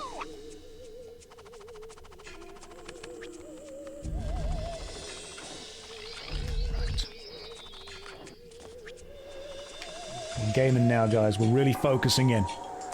Oh my god, those hands in the forest temple, they were, again, absolutely terrifying. So let me try and take care of these enemies first. There we go. They do come back, unfortunately. So we have to kind of be quick. I mean, even the writhing vines that are underneath us right now are a little bit creepy, you have to kind of admit.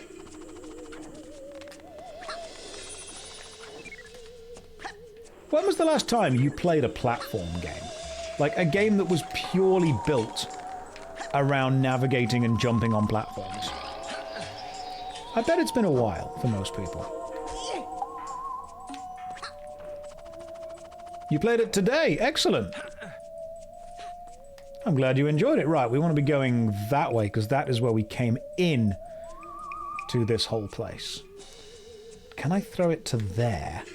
I don't think so. I probably want to throw it over there first. Yeah, there we go.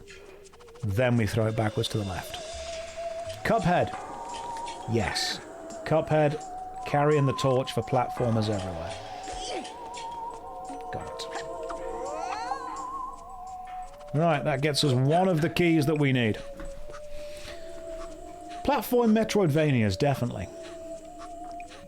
It's a different design discipline, though, isn't it, really? When you look at what platformers were to what they are now. Wasn't Prince of Persia meant to have, like, a remake that never happened?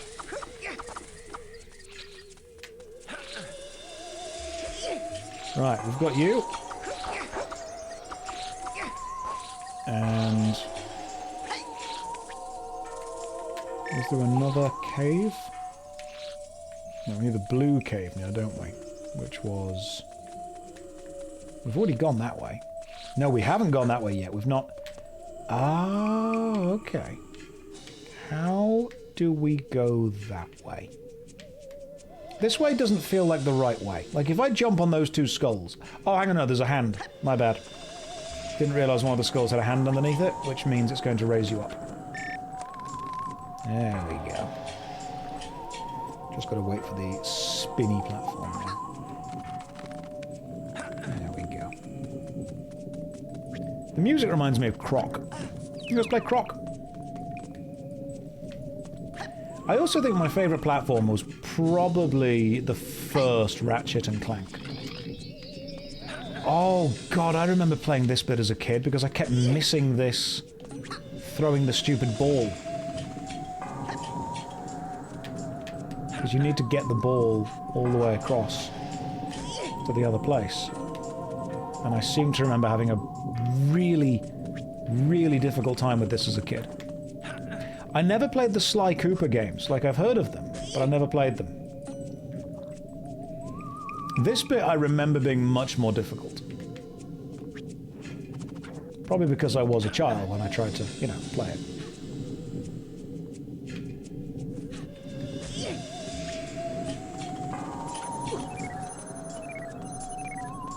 But that's at least the 2 keys we've found so far.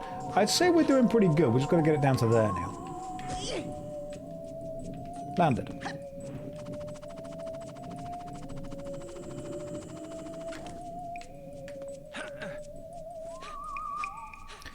You've gotten worse at games as you've gotten older. Really? I've definitely gotten better. Will that land? It won't!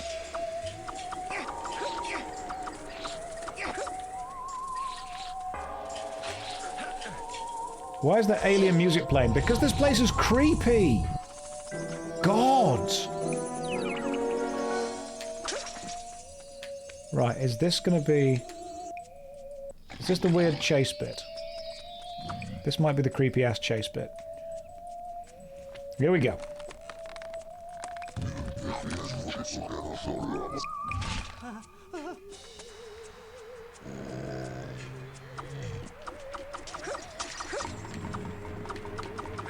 I like that I'm playing in a widescreen version, so of course the PNG that they've used just doesn't cover the whole screen.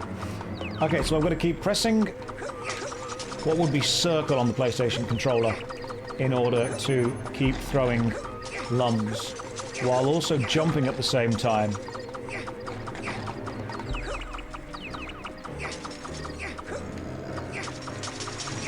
To get past. Okay, good, we've survived one. You're being chased by a PNG monster, guys. Run away. It might even be a JPEG. Oh god. Okay, hang on. Right, you actually don't want to collect the... I remember this! It shoots skulls at you that you want to hit, and then you jump onto, and then you only get, like, what, 3 skulls?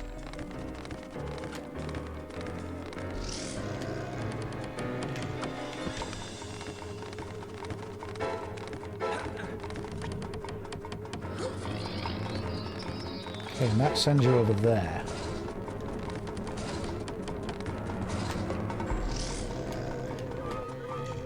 God, the boss mechanics were weird, weren't they?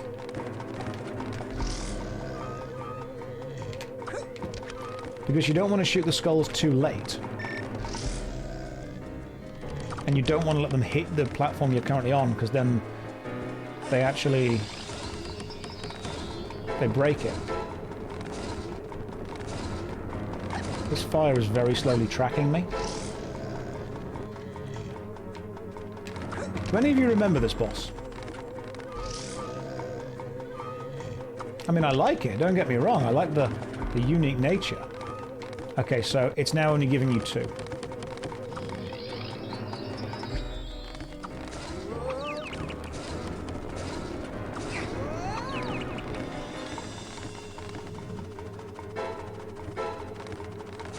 No, I'm not 60 years old. How dare you?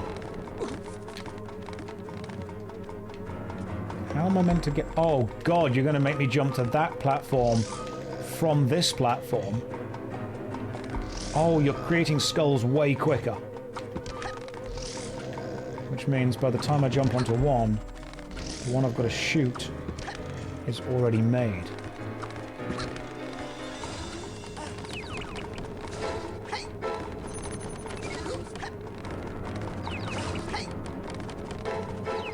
Hang on, I've got to lock in for this, guys. Let me lock in.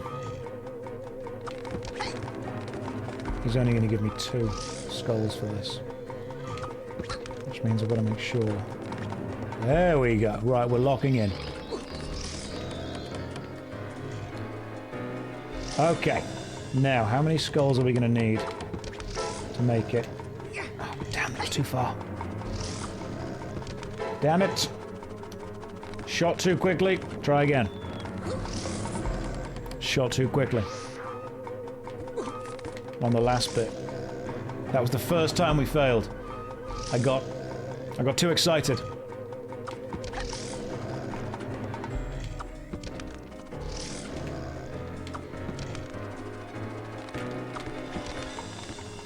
There is no way you're only giving me 4 skulls to make this. It's insane. God damn you. Okay, you gave me more, but you paused. You paused! Okay, so they shoot 4, then he pauses.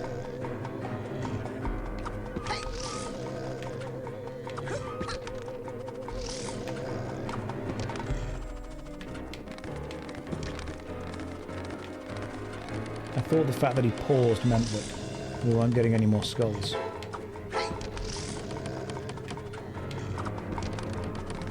Right, now we've made it to you. Nope. About to have a boss fight. Proper boss fight. Outsmarted by a single eyeball. I don't appreciate you saying that. We've made it to the treasure. Unbelievable. It's gold.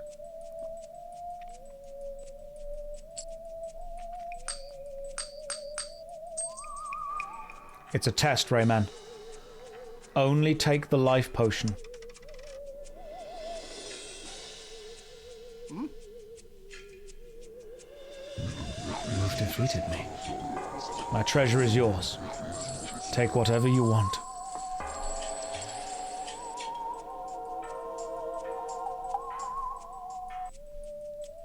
No treasure for me. I just want the life potion.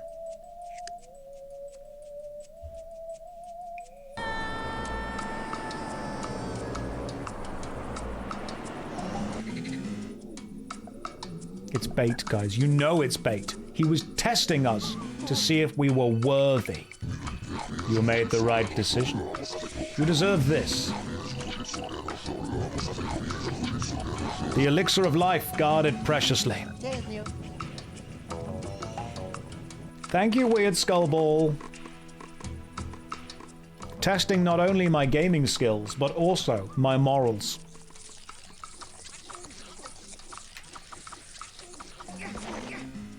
But Josh, the money. Listen. Money comes and goes.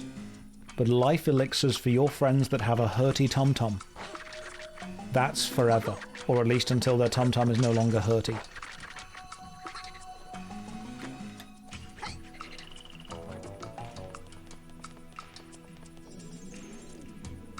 The green screen is because the controller has a green glow to it.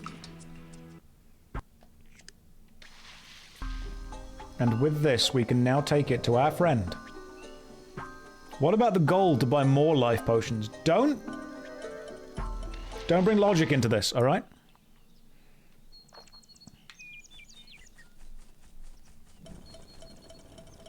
We're about to tire out a rocket so we can ride it. I appreciate if logic wasn't brought into this.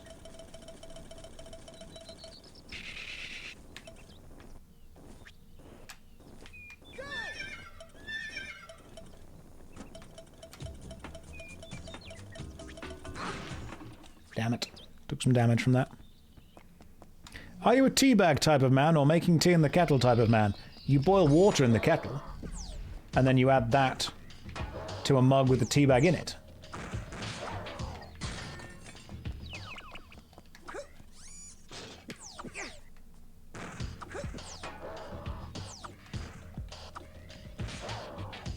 Any sugar?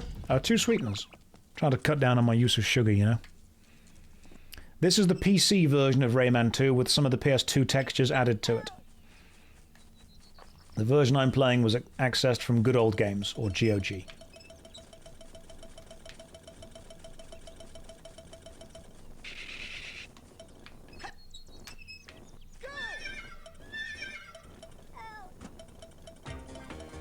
Oh god, this bit again. Hopefully it's not. I remember as a kid having a real tough time with this bit. Don't know why I remember that, but I definitely struggled with this part of the game more than other parts of the game. I remember later in the game there is a bit like this that you need to effectively ride the rocket around a 3D maze where you actually end up going upside down as well. Do you guys remember that bit? I'm not just misremembering that, am I? There is a bit where you have to ride the rocket around a big... Remember the Windows screensaver with the pipes? Kind of like that. I remember that bit. There's also a flying rocket part. Oh, God. You, my friend. Here, Clark, the elixir. You're welcome, Clark. Now I can crush a whole bunch more pirates. Fantastic. I'm glad. I'm happy for you. The end levels are flying around fighting the boss. Thanks, Clark. Let's go.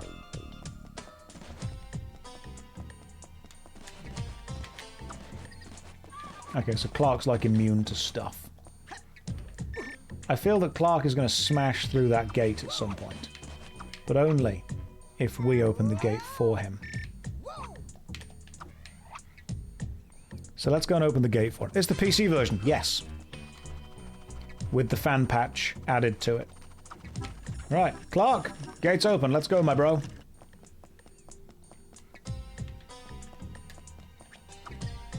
Clark's going to smash through that window. We're not going to want to be in between Clark and the window when he does. Oh, nope. He's going to smash through the wall. Of course. Why wouldn't he? Why not?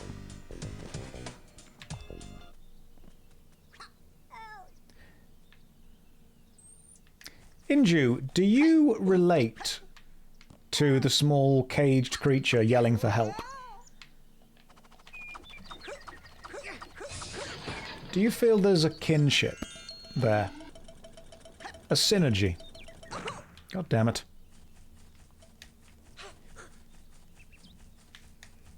Right, come on, Rocket. You and me. We're going this way.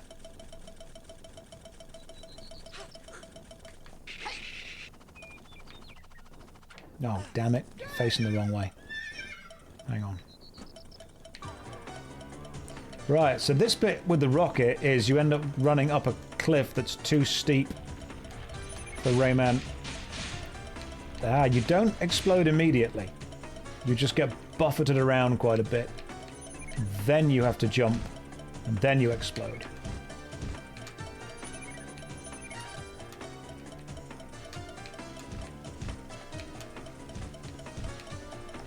Here we go. Why does the rocket run? Don't ask questions. This is Rayman World. Also, why does it neigh like a horse?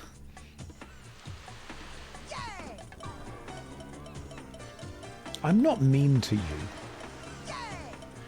I'm probably a little mean to you.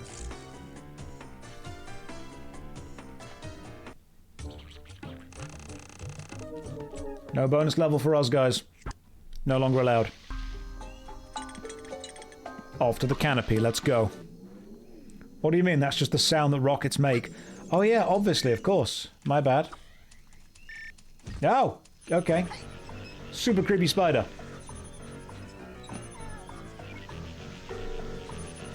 Actually, very creepy spider. Chasing us the entire time.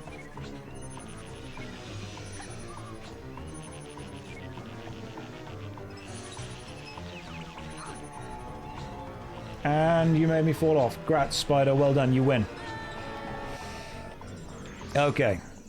There is a spoopy spoder that chases you on this mission. Almost like those levels from Crash Bandicoot. However, there was... I don't know if you guys saw this. Maybe if I just keep moving, it can't hit me with its attack. Oh, no, it can. Ah, okay, hang on.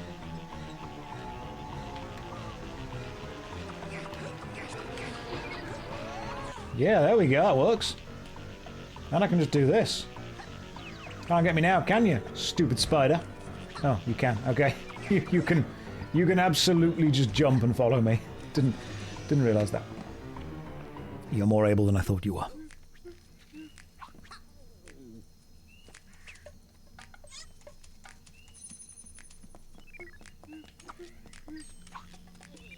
Ah.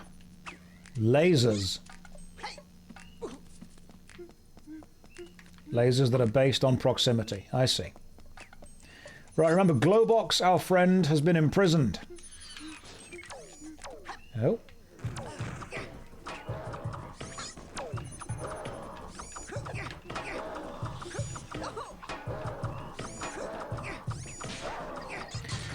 Imprisoned here is public enemy number 2. His rain dance led to the rusting of several brave robo-pirate comrades. I forgot he does a rain dance, doesn't he? Rayman's the greatest. Thanks, Glowbox. Appreciate it, bro.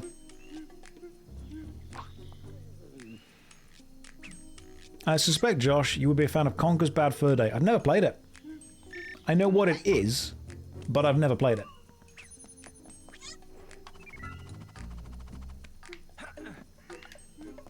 It's on the to-play list. Right, Glowbox, maybe you can make it rain. Which, of course, shorts the lasers on the laser grid. It makes total sense. Oh, missed that lump.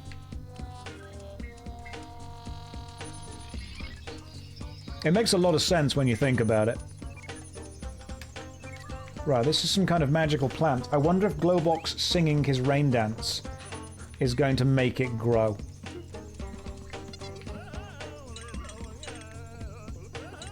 Have I tried the first Rayman? It's quite easy. I'll give it a go in a few minutes. We've got a day, don't you worry.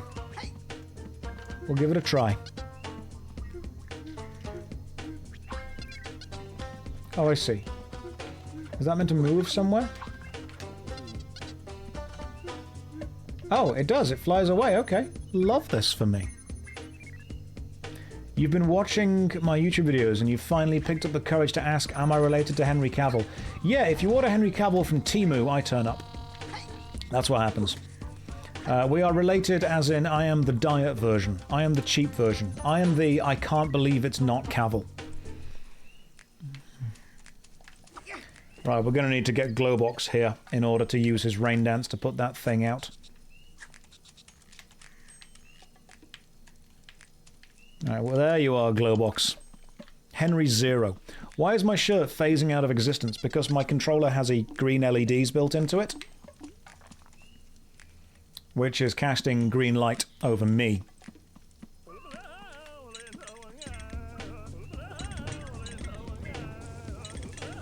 Says the one with the sword, it does nothing. It lets me swear and post links. That's it. That's all you get.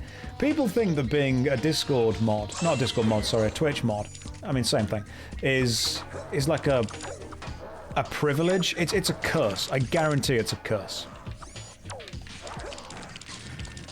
It is a straight up curse. Am I a ghost? Depends. Am I wet?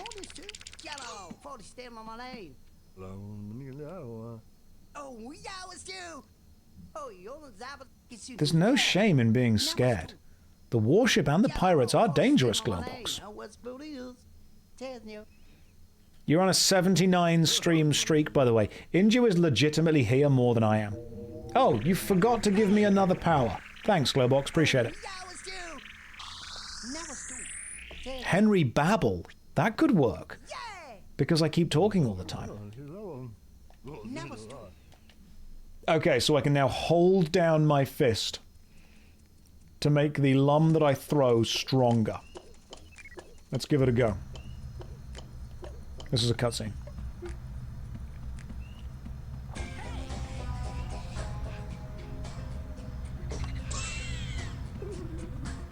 Okay, he's scared, which is understandable.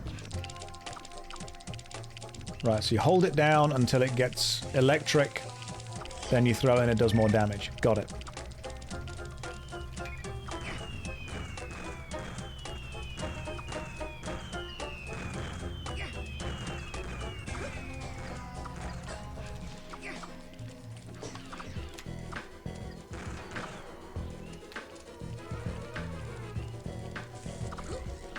Excellent. So you can just throw it. Throw a more powerful attack at the pirates, which does more damage in one go. Love that for me. Okay, mechanics. You know what we should also play at some point? Medieval. We should play the medieval games with Sir Daniel Fortescue.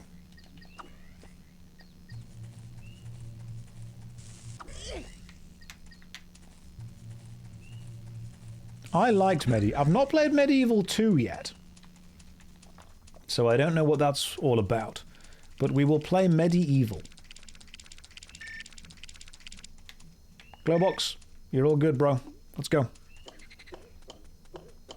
I've got a video on Medieval. People didn't like my Medieval video on YouTube because my honest opinion was I don't think it's quite as great as everyone thought it was, but it is very enjoyable. Like, I enjoyed playing it, but it's got flaws. Whenever I try and make a review on YouTube, I'm always in this weird position, and it's almost like I know that the people that are going to watch the video are going to be people that have played the game before as a kid. And what they want me to do is just say that the game is fantastic no matter what. But if I just say that every game you've played as a kid is amazing, then I kind of lose any level of nuance as a critic. So there are going to be things that are great, don't get me wrong, but there are also going to be games that are like, it was good for its time, but it hasn't held up well today. And if I don't say those, you guys are going to feel a little bit lied to by them, to be honest. Right, where? There you are, my friend. Come on, everything's safe, let's go. What about the Medieval remake? I haven't played it yet. I've heard it was decent, but I haven't played it yet. I think, yeah, nostalgia can blind you into thinking... I mean, Rayman 2, right now, you know what? The camera's not great. I think right now we're fighting with the camera because there's no vertical movement of the camera. There's only the horizontal spinning. Come on. I need you to do whatever you're doing with this weird flower. Make it grow. Oh! Make this flower grow, please.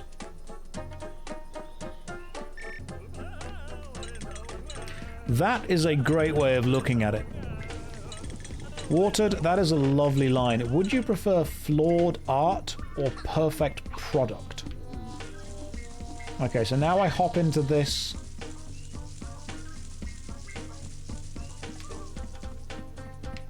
Which... Identification underway. Everything okay? It's a big-nosed bush. Beautiful. What are my thoughts on the new Hobbit Reality Fracture Magic the Gathering set? I haven't really kept up with Magic since Teenage Mutant Ninja Turtles and what was the space set before that? The cool one with the warp mechanic. That was fun. Edge of Eternities. That was the one.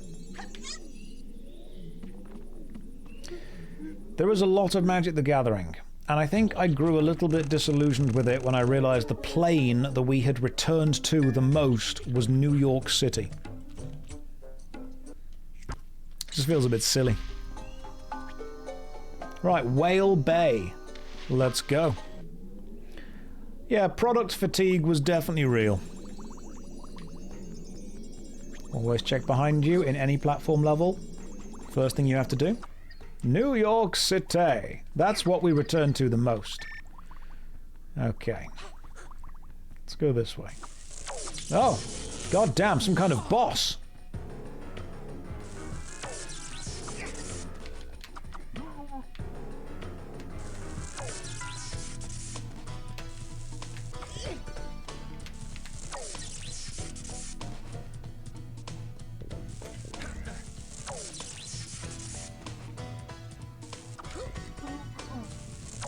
Give me a sec. I feel that there's probably some kind of defense mechanism. That if I can get behind this dude, I can do more damage to it. Hey, you gave me health back. That's lovely.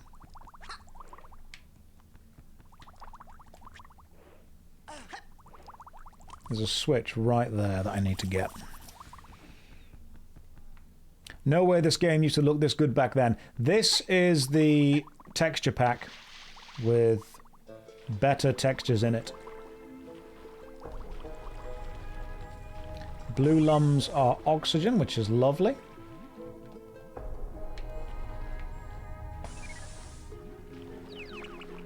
So, blue lums is oxygen. Everything else. Hit the switch. Jump out, go this way. Did I ever work for Rayman Industries? I only... In an official capacity, my only job was to restructure the pension fund.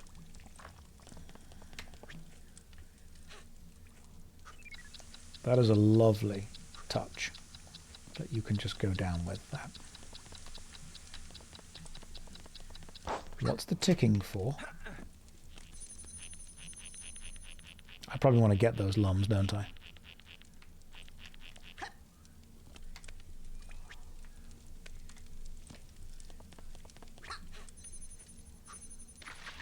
Oh god, there's that. Okay, didn't realize there would be. Did not realize we would have to deal with piranhas at the same time. It's a lovely way to tempt you to try and get the lums. and then just attack you with enemies that are quite hard to dodge. Why am I not getting... There we go. Okay, dodging these fish at the same time. And then we get there.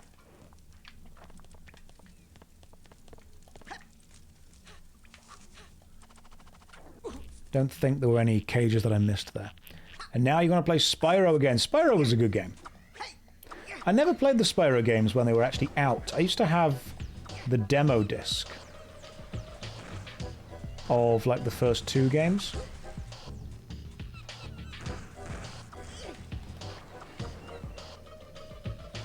I know it's not efficient to use the uncharged lum attack, but it still works if you keep doing it.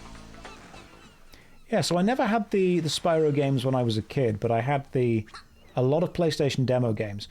I was lucky enough to have a lot of demo discs, but not a lot of games.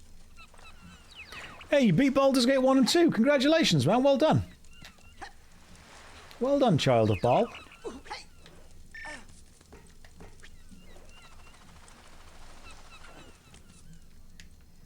Oh, and this gets me back out to here, does it? Okay.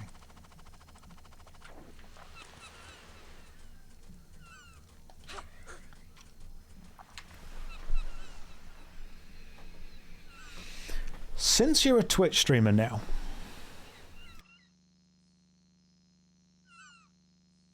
I can't wait to find out in 2 years that this whole time you've owned a factory where you crushed innocent children in industrial quantities to turn them into fuel to power your computer. They aren't crushed. They are pulped.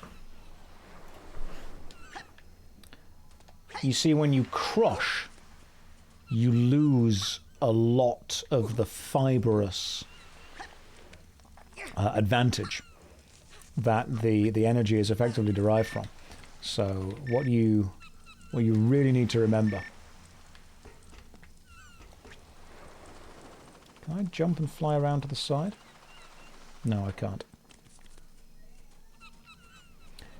So you need to really calibrate the crushing machine. Josh is doing improv right now. I am. I am. You don't just crush. Because if you crush, when you put the raw fuel that you have then generated into whatever system you want to use to process that fuel, you end up with... there's the switch. You end up burning more of the kind of solid fibers, which is not efficient. You want a pulp. It's much better for the machine efficiency in the long run. It also prevents wear and tear on the components of the machine. God damn, how many barrels are you sending at me? That was a lot of barrels. A boss. Some kind of boss fight. Love it. Let's go.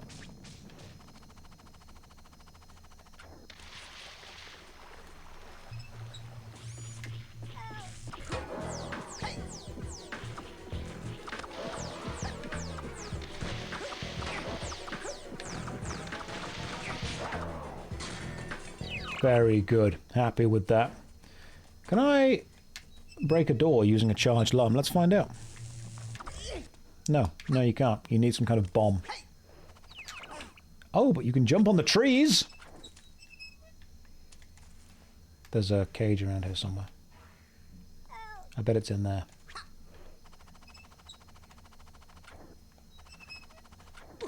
We'll figure this out later. This is the dead mines, by the way. Just realised that. You can hear an Inju calling for help. I would appreciate if you don't help them. They need to understand that indentured servitude is only fun if they don't want to do it. For me, that is, anyway. Otherwise, it's just, you know... It's only actually slavery if it comes from the slavery region of France. If it isn't, it's just forced volunteering.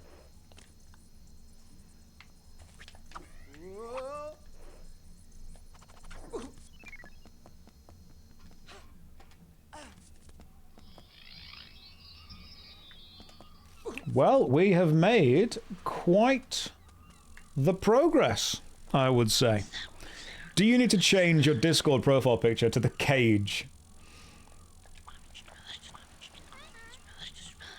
Right, we've got to go and rescue someone. Let's go. Hurry! Rescue the person! I'm going. I'm a-going. It's time for the water level.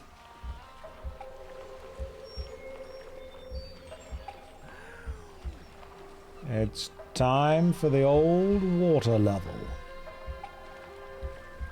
Oh god, just like the water level in Croc.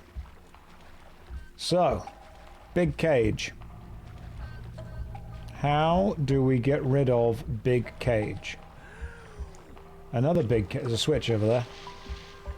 Let's see if I can hit that switch from where I am. I bet I can't.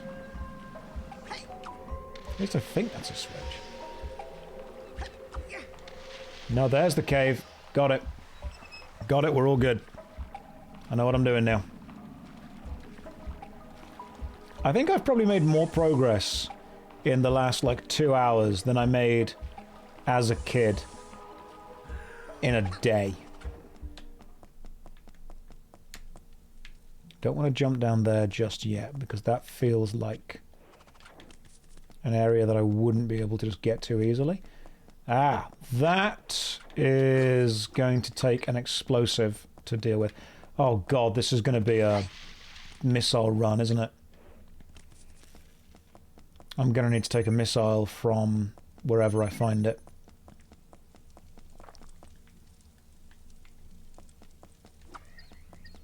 Let's find out. What the heck? To breathe, grab my air bubbles. Okay. I assume I've just freed you. And, yep, there we are. There's the missile. If you could follow me this way and get tired out soon, that'd be great. Then I ride you, and I get ready to jump. God damn it. Just didn't make it. Oh, you've got to do the speedy jump, haven't you? You've got to do the speedy jump.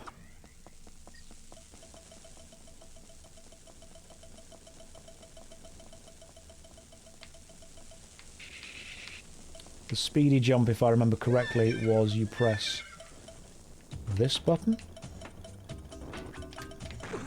God damn, okay. There has got to be a way to make that jump. I'm going to make the jump. That's what's going to happen. I don't care how long it takes with this one missile, I'm going to make that jump.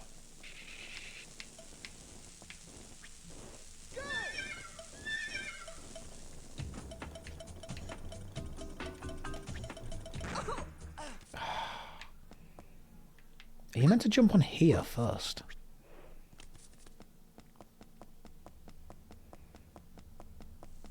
I'm going to do this. This might not even be what you need to do.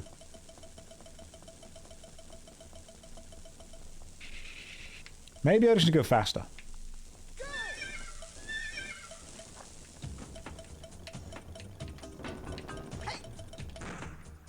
Tried it.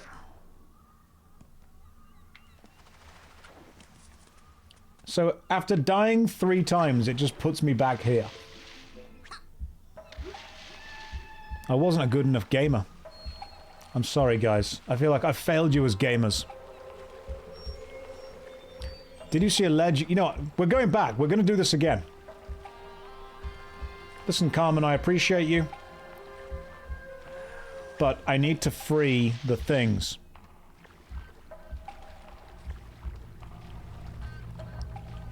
I respect you made the video stream experience, but I want your 2 cents on where we're the best start of making the beat game and condense content down style.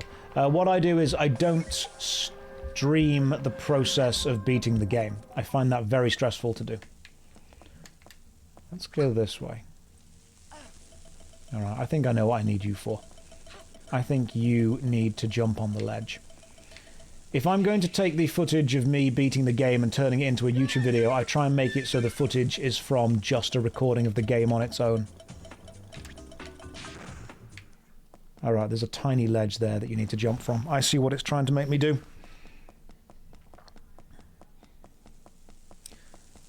I see what it wants.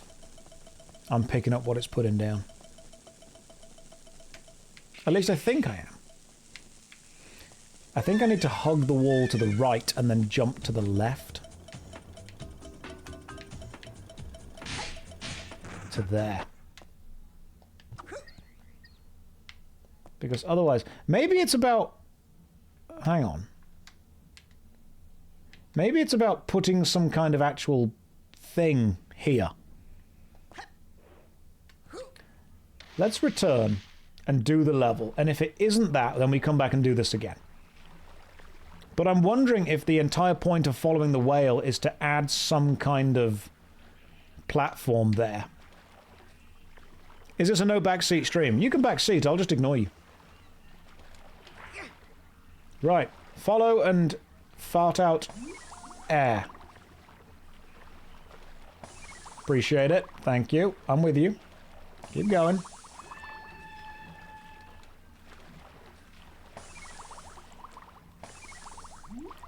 I'm following you.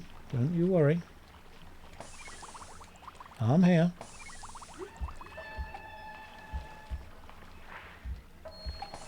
Air bubbles coming out the wrong hole. Look, as long as I'm surviving, okay? I'm not going to question it. I'm not going to look a gift horse in the mouse. In the mouse? I'm not going to look a gift horse in the mouse or a life-giving whale in the wayness. Where the oxygen comes from, I don't question. Does this make Rayman a ghost now he's wet? That depends how much of the whale he's going to attempt to consume. Your eloquence has its limits. I think you'll find that wayness was quite well received. Thank you very much. Questioning my eloquence.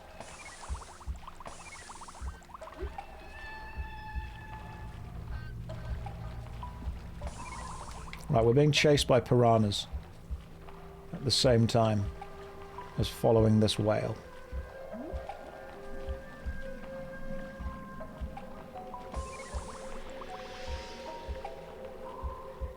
Nope, we need to keep going. Collecting the whale farts as we go. This reminds me of that level in Sonic. You know, the one that was underwater.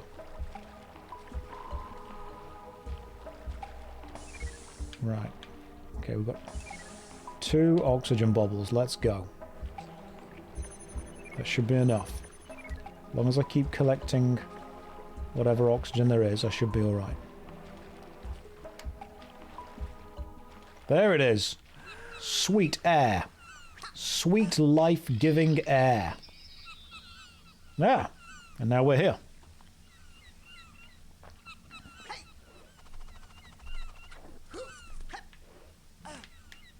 I assume the missile riding sequence was meant to be me just actually riding the missile correctly.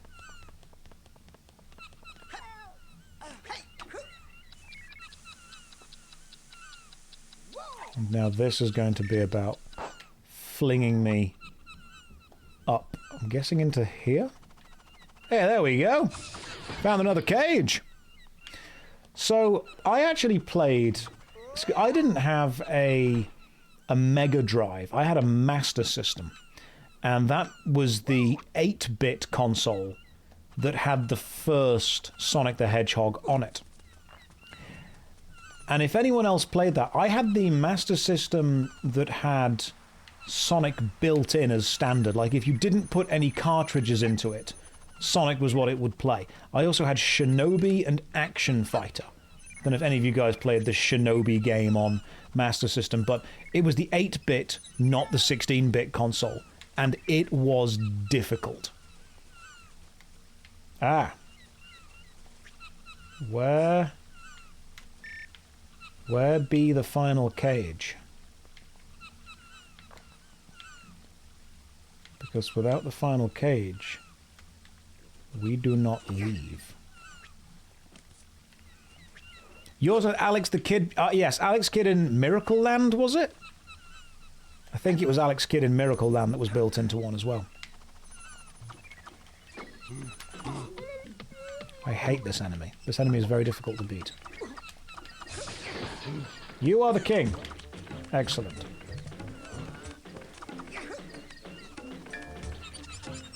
Yeah. Okay, you send him into the water and that's how you win. Gotcha. Yeah, so whenever kids used to say, oh, have you played Sonic the Hedgehog? And I'd be like, yeah, I've played that.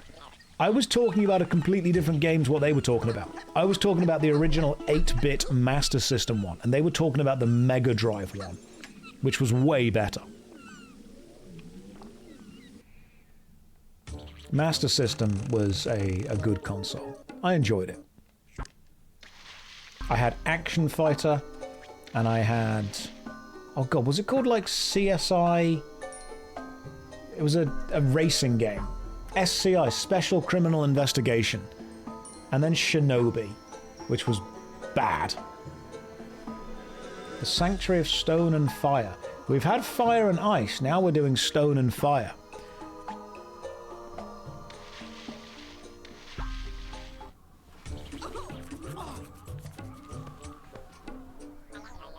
Interesting. Right, Stone and Fire. This is going to be another boss level, isn't it? The 8-bit Sonic game came out after the 16-bit. Really? Because I've still got my... Physically, I've still got the same Master System. And now we must do another mask challenge. We are 2 hours in, and I think we're about to get the second mask of the game.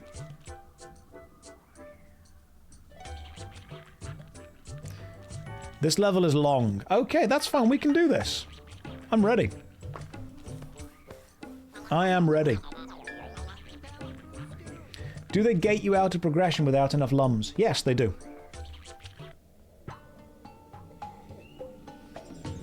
You think this is the level you could never beat as a kid? Okay. Well, let's see what I can do.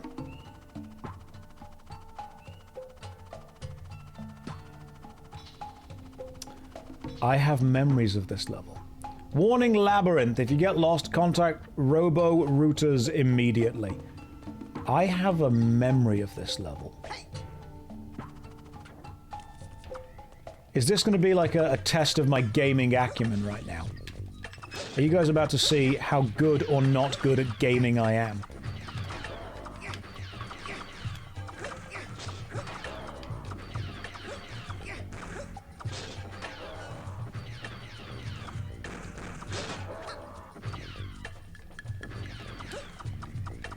Okay, we're real gaming hours now, guys. I've died by falling into the spiky floor, I think once.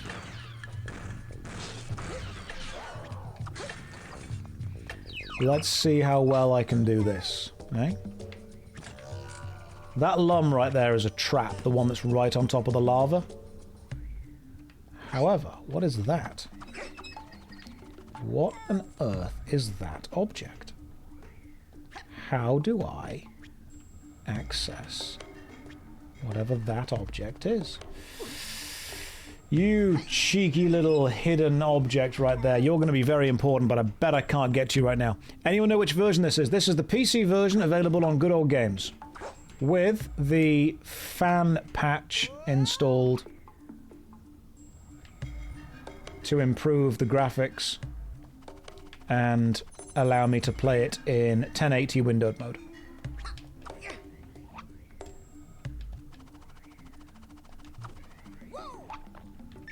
Right, okay, I see what's going to happen here. You're going to need me to shoot that from over here.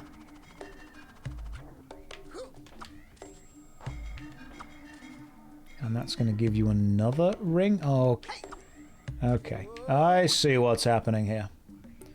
That's going to allow another ring to exist, just here specifically, which is going to, or at least it should, allow me to spin around to here. Right, what is that? That is a golden fist. Prepare to be golden fisted. That was Rayman's true power. That's how he really beat Mr. Dark in the first level. In the first game, sorry.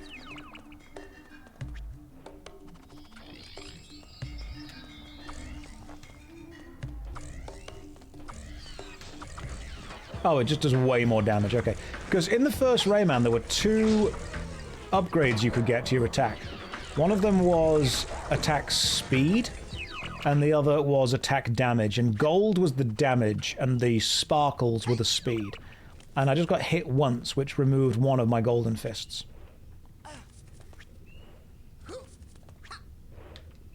I'm not even using helicopter, guys. I am so overconfident.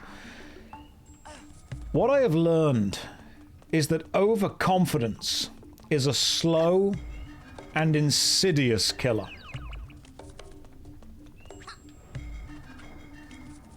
And I learned that from my man. Weird guy who I first met in the brothel. Oh my god, it's a plum. Oh god, no. Okay. Right. I remember these bits. You need to shoot those things from throwing bits forward, but then you need to shoot backward to build up speed. Oh, we're going to be here a while, guys. We're going to be here a while.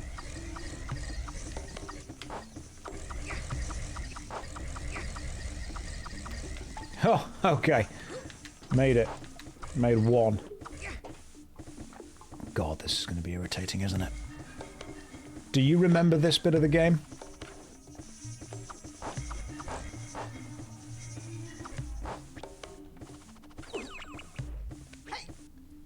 Is this the extremely long level?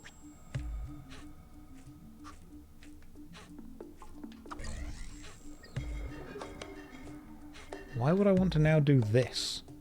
I don't think I would want to now do that. Just checking to see what there is and isn't in this level.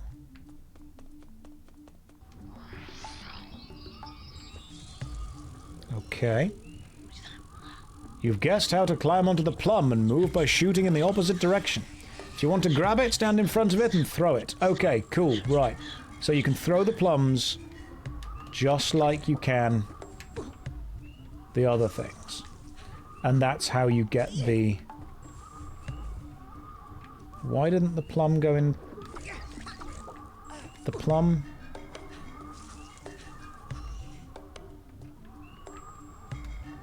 Can I just jump on top of the plum? Yes, plums are lava resistant, so come here. God damn it, plum!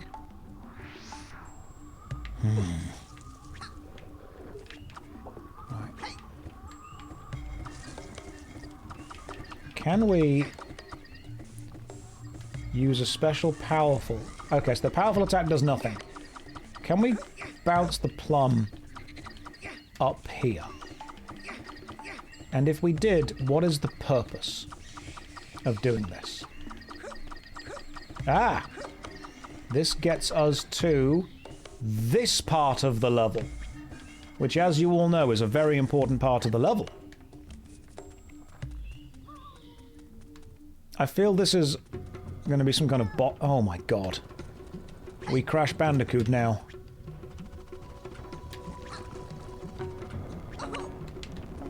Right, I'm just going to tank the damage.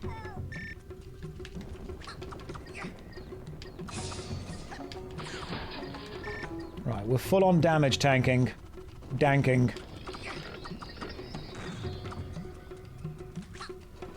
And now... Now we're getting difficult. I think this is the moment when Rayman became Heisenberg. Oh god, what? That just destroyed the stalactite that fell down into it. So I need to shoot it, wait for the fire to stop, hit that, then go this way. Alright, I see what's going on here. I'm picking up what you're putting down. Let's see how long it takes me to do this mission, shall we? This reminds me of that bit in Legend of Zelda that's like this. You know the bit. The bit that's like this? That's the bit this reminds me of. Oh, here we go. Moving rock. This is what we're on about. This is what I needed more of. All we need to do is not fall into the lava. Which Zelda? Ocarina of Time.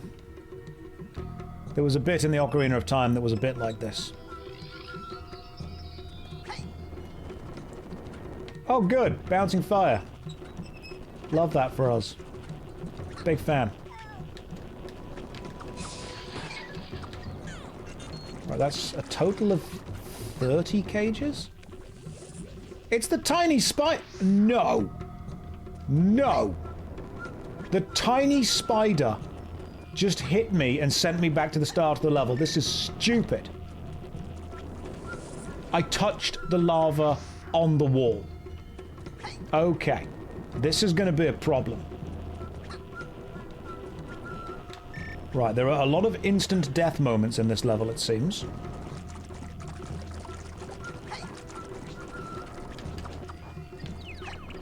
Get lummed, tiny spider. Oh, I swear to God, if that tiny spider just sends you back to the start, I'm gonna cry. I'm gonna full-on cry. We're gonna have words. And they're not gonna be good words. Not like happy. Or balloon.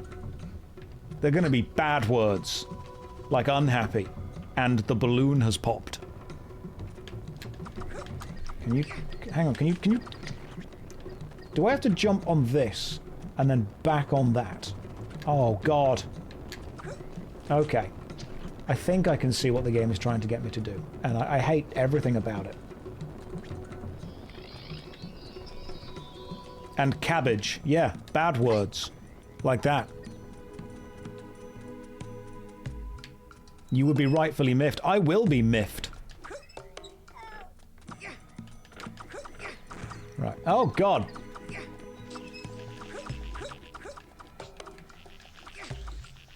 Okay, so I opened the door and found a spider, which is like, I play video games to get away from real life, not be reminded.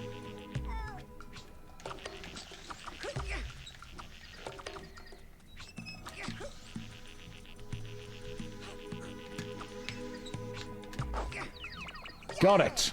Oh, cool. What's in there? More health. Love that for me. Don't need them right now, but I've taken them all just in case anyway.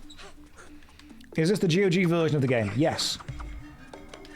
However, I have then also downloaded a new launcher and a fan patch for it that removes a couple of things. Alright, so I guess we are going this way. We've removed the Pirate Head DRM, and we've removed the...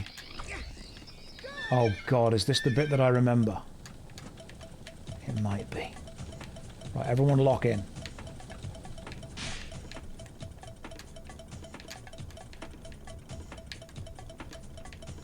Lock the heck in, team.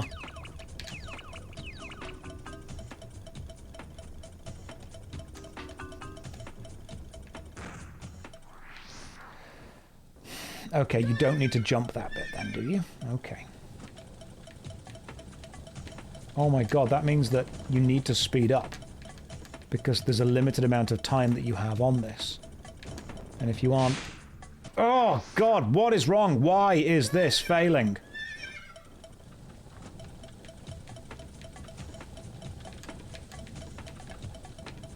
Is it because I'm hitting the wall too much? Or is it because you're only allowed, like, one jump?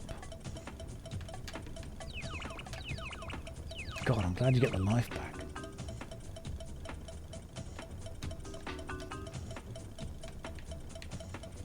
Okay.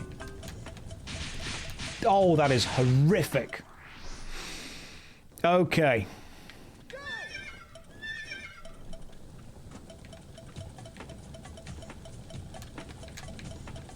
Right, you've got to keep this in the middle of the track. Otherwise, every time you hit the edge of the track, you take a small amount of damage.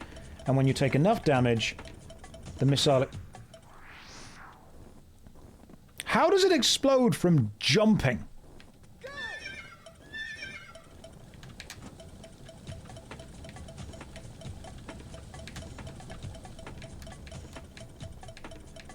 If you land on the nose, it blows up. Do you have to control it?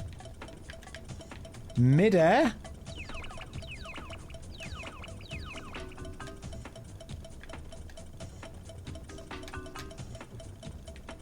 Okay, this is horrific.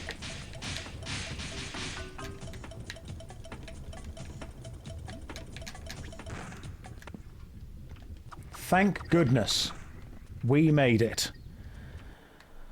Oh, okay. Not an ideal part. But we did it, and we're here now. And we've achieved.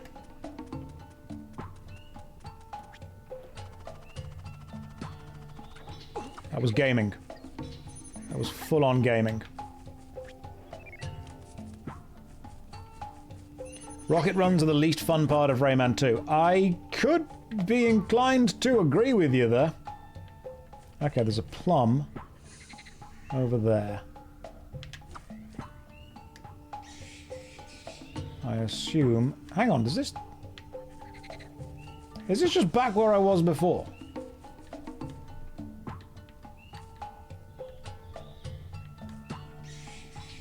So I jumped over there to get here. But what does this give me access to? Nothing special. Okay.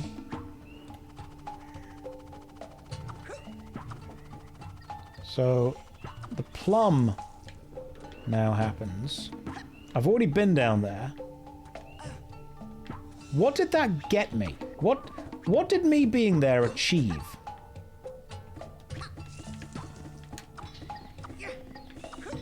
That's what I want to know. Was it just the cages? Cages and lums. Okay, so what I want to do now is go back effectively down the lava river. So I've gone up the lava river and I've done that. Why am I see-through? You can't just ask a man why he's see-through, alright? It's current year.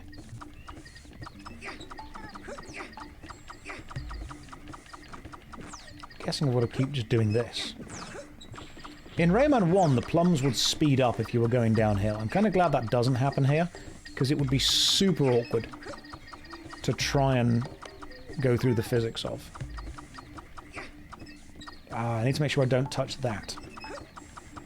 Okay. Don't touch the lava flow.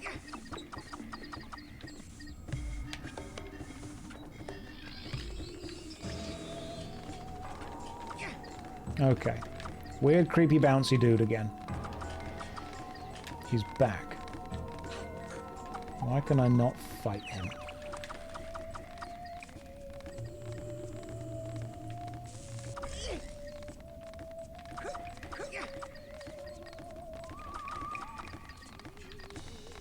Do I have to fight this guy by bouncing some lums behind me or something? Because this is definitely a boss fight.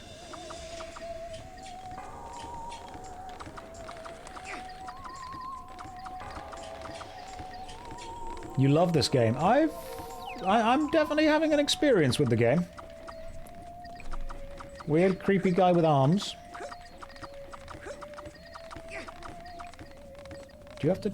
There we go. Then you wait for him to jump on you. Then you attack him that way.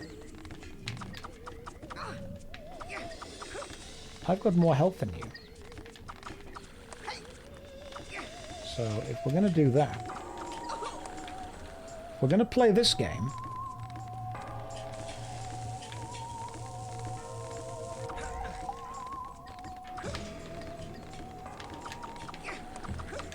You have to kind of wait with your back to him. It's not one of the boos from Super Mario.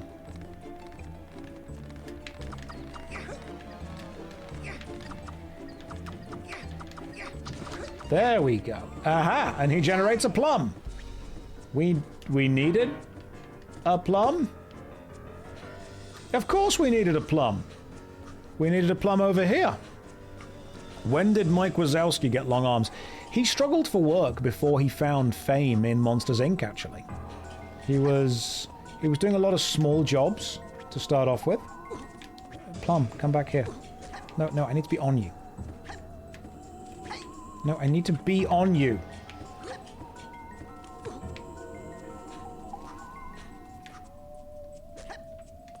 Yeah, before he got famous, he did a lot of bit parts. And yeah, he was the bad guy in Rayman 2. It's just what happened. Are we close to the end of this incredibly long level yet? Please say yes. I feel like we should be.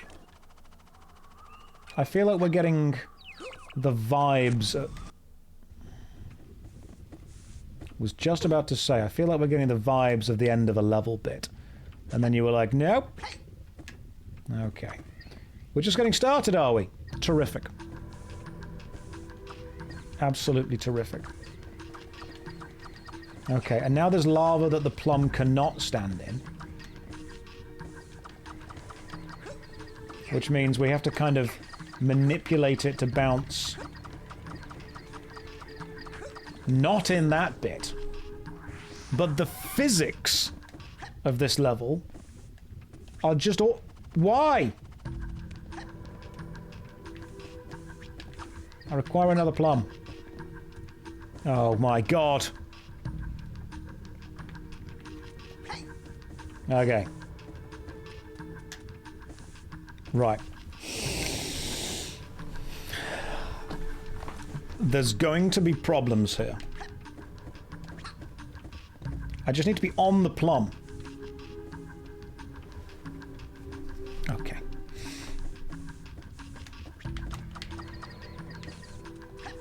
I would like to speak to the manager.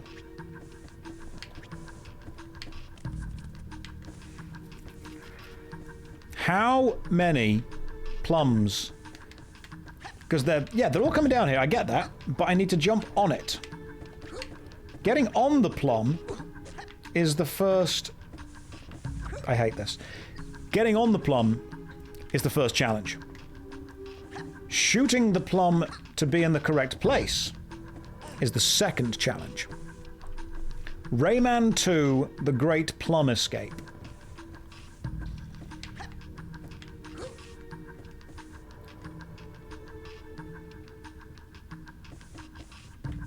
Maybe I just jump and hope it works. Nope, can't even jump and catch the plum. It's too far.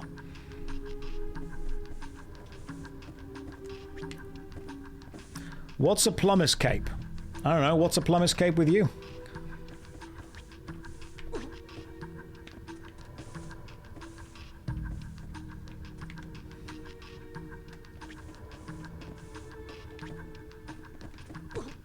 Okay, so we've got one. What I can now do is throw it up in the air and move away from it. What I can now do is jump onto it. Okay. The problem now is that we are going to, most likely, fall into the bit of the lava that we don't want to be in. So what I'm going to do is be very sparing with my lums and only throw them if we're actually about to die.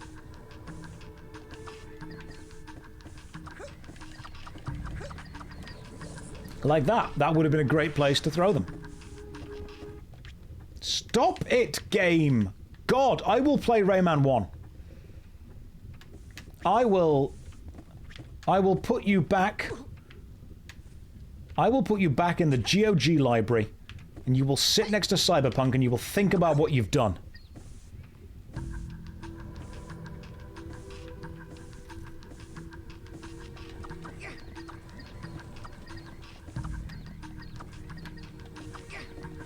Right, we need to build up some speed here. So I think we're meant to be bouncing on the wall. Yes! I'm so good at this game.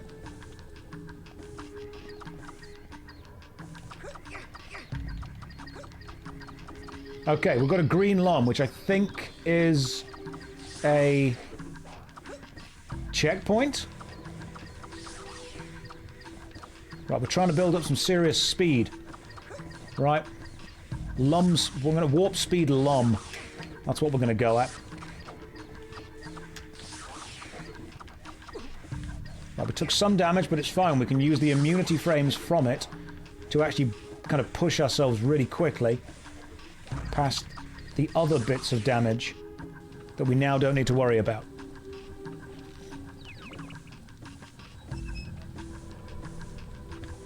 No, I wasn't paying attention! Oh, God. I hate this. This is the worst. This is straight up the worst level. Hang on, I didn't even see this bit. Is this like... Was that a bit that I should have activated from? Right. Okay. Come back here, you goddamn plum! Yeah, you best die. I completely forgot that we're meant to be helping those little weird people as well. Right. Ah, God, the Lord is testing me.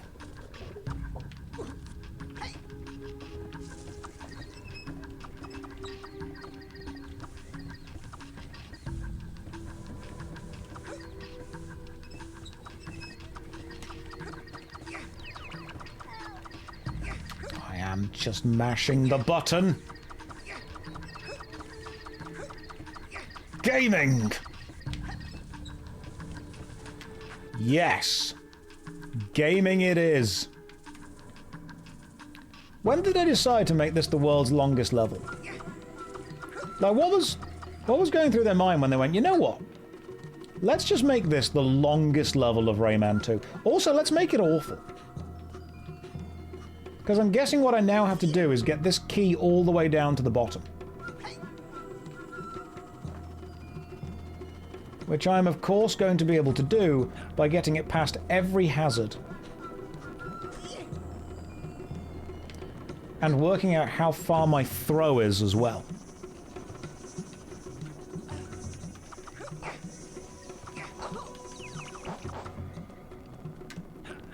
Right. Oh god, there's two of them now. This is getting out of hand.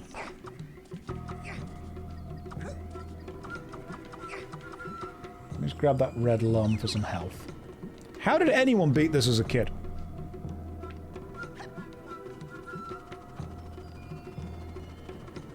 See, I don't often get a chance to show off my gamer skills because I'm playing MMORPGs, which, let's be fair, are mostly just pattern recognition.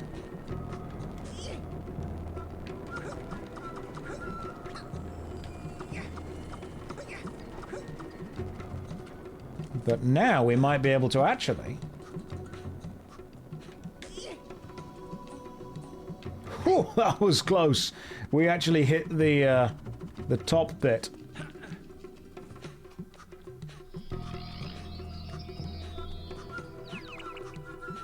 You don't think you ever beat level 2? Well, you'll be amazed to know. Like, hang on, no, I can't just... Surely I'm not just launching this into the lava. Oh god, do you have to throw it bouncing across the walls? Right, okay, cool, so you can't... I think I know what I'm doing here. Hang on. Do I need to bounce the plum to me, grab this, and then walk onto the plum? Nope, that doesn't work. Right. There was a pink lum that I walked past. But what would have that done? Right, if I just leave you here for a second, don't go anywhere. What do you do? Okay.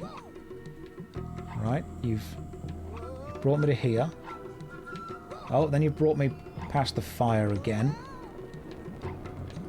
This just sends me back to the top. This doesn't do anything new.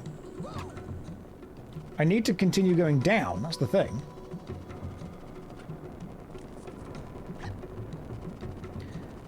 Do you need to bounce the golden ball off the lung?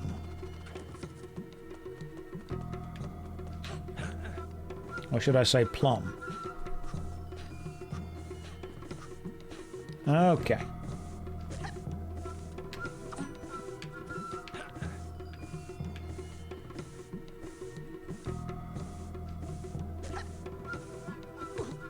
What if I would have just... What if I would step on you? No, that doesn't work. Okay.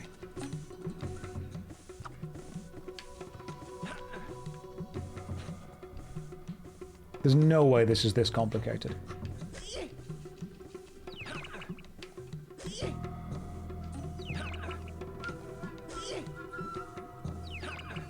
That's hitting the lum. That's hitting the plum perfectly. Oh my god. Okay, so you can get that to balance on there. And then you need to go around to the other side and pick it up from there. Okay. So, you can get that to balance on the plum.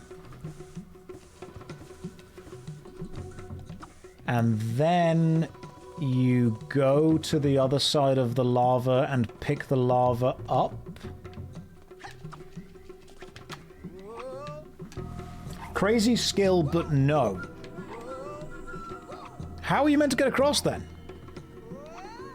Surely this is a soft lock. Okay, so am I not meant to have balanced the golden sphere on the plum? Is there a way that I can access the other side of that bit of the lava? You ride the plum with the orb. You were supposed to just step on it. Okay, but like, is there a way that I can access the other half of the lava? I'm guessing there isn't.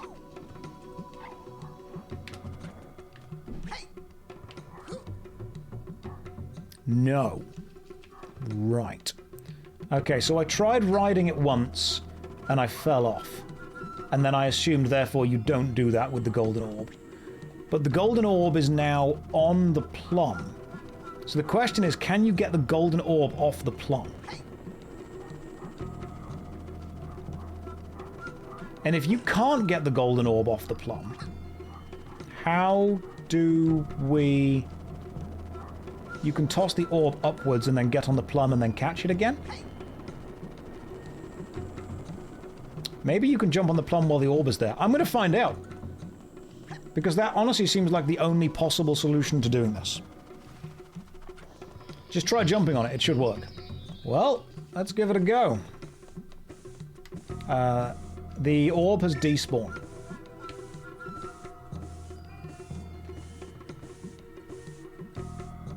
Okay, so the orb has despawned, which means we now need to go back to the top to get the orb.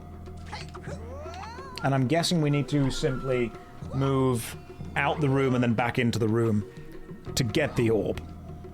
Old games, I love old games. Old games are great. Whimsy. Whimsical. That's what they were. We've been streaming for 2 hours and 45 minutes. How far are we through the game? Just out of, you know, curiosity. Just out of wondering. We are full-on whimsy maxing this. Is this from GOG? Yes, it is.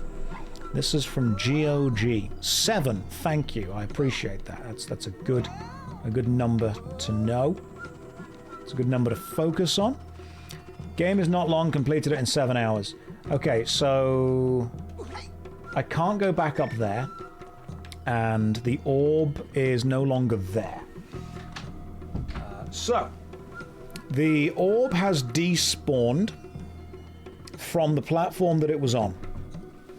I am unable to... I've got to just die, haven't I? So I've got to just die, which should respawn the orb onto the first platform. It does not.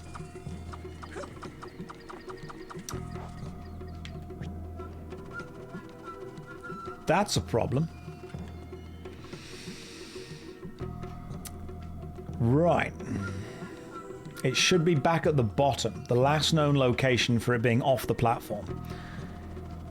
Have we discovered an actual softlock in Rayman 2 on the PC? If you are somehow able to land the golden orb on the plum,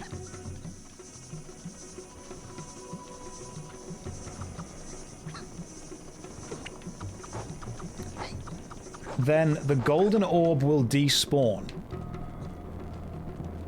Is it in the lava, do you think? Josh, this is the intended way. It's clearly not. Okay, so the last known location of the orb. Okay, brilliant. The orb is now using last known location data, which is good, in a way.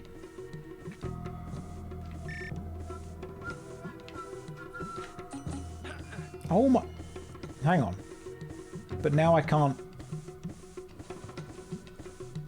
The plum needs to move. Oh, that means I've got to do this.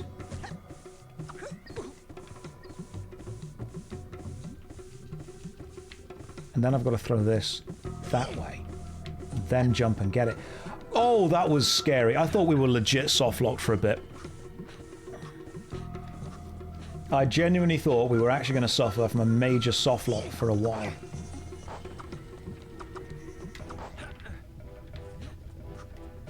Right, where's the golden... There's the blue, there's the gold. Okay, thank God. Oh, and that changes around the door that you get to access from that room, does it? Okay, then. See, this is why I said it's a game for real gamers. Real hardcore gamers. Gamers with a capital G. That's how you know that we're good at this. How do I... Hang on, that looked different. Can you break that? No, you can't. Leet gaming hours. That's what's happening right now. True gaming hours. Okay, we're back here. We've been here before. Why are we back here? Come back here, Plum. Do I have to do this again?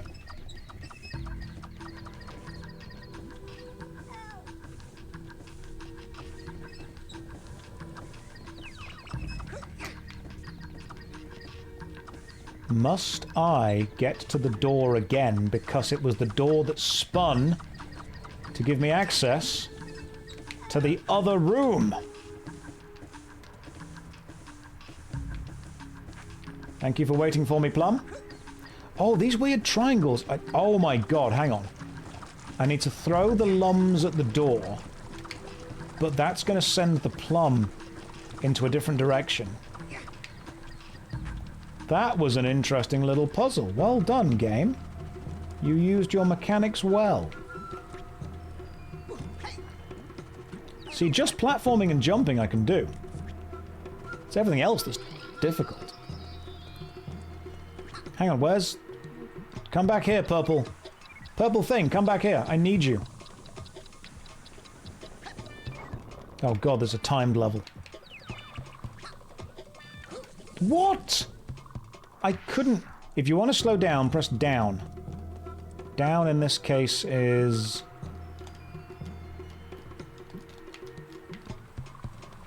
I suppose just back. Okay, so we need to slow down occasionally. Oh my goodness. Okay, now hold back to slow down. Take the corner. Oh my goodness, we couldn't do it. Right. Yes, thank you for telling me that if I want to slow down, press down. I'm pressing it.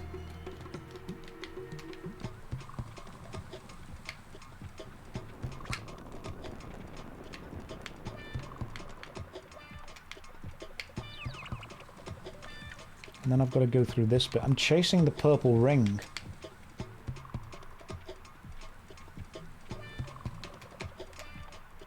I'm guessing I use at that part.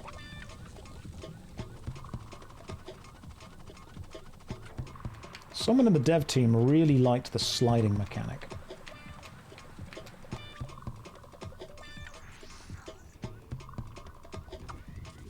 Ah!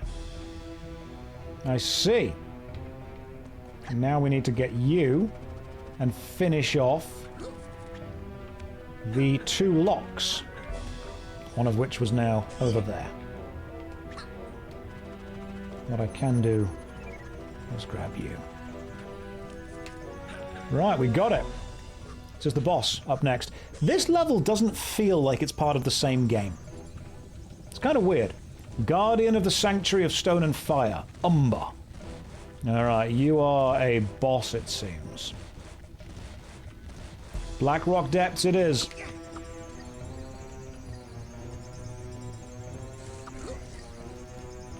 I need to stand on your head, don't I? Okay.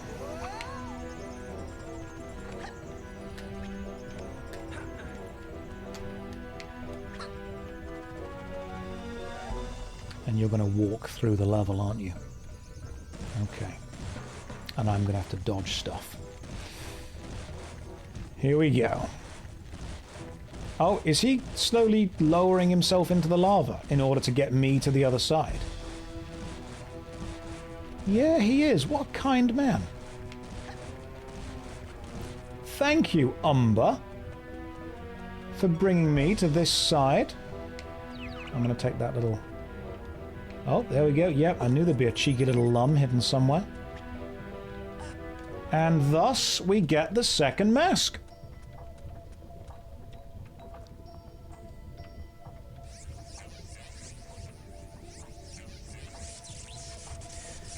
If I remember correctly, all of the bosses were accessed through plinths like that, and they were... you had to almost climb a mountain using whatever mechanic you'd just gained access to. And the boss was at the top of it. Yeah, this'll be it. This'll be the sanctuary that we go to. Oh, it's him! Soul of the world. Long Dennis. We have indeed found the second mask, Long Dennis.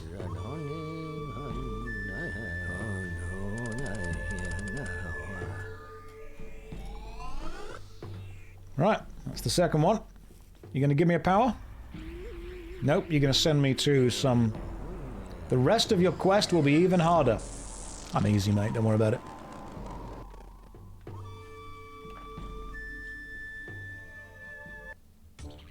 Sanctuary of Stone and Fire. Done and done.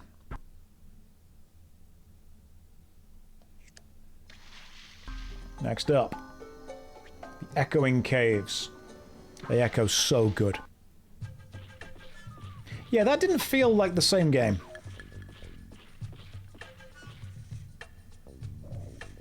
I think we do have more powers to unlock at some point as well.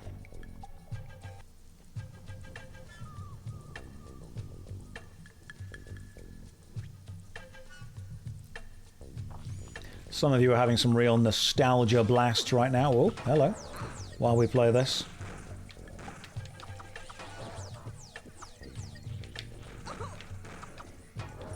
Okay, we're taking more damage now. Okay, this dude is aggressive. And we seem to have a little PNG of what looked like 4 locks in the corner of the screen. You can see them behind Ghostly Me. And, alright, that put one switch on. And then there was an arrow pointing to a hole down here. Well, let's go down then. Nothing bad ever happened by jumping down a hole. Right, you can't kill these things unless they chase you over water.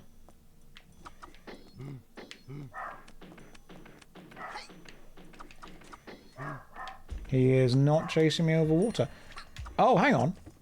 Hang on. What happens if I throw a plum at this guy? Just out of curiosity, what happens if you get plumbed? I bet it sticks on his head and then you can jump on it. Yeah, boy! That's what we call stacking mechanics.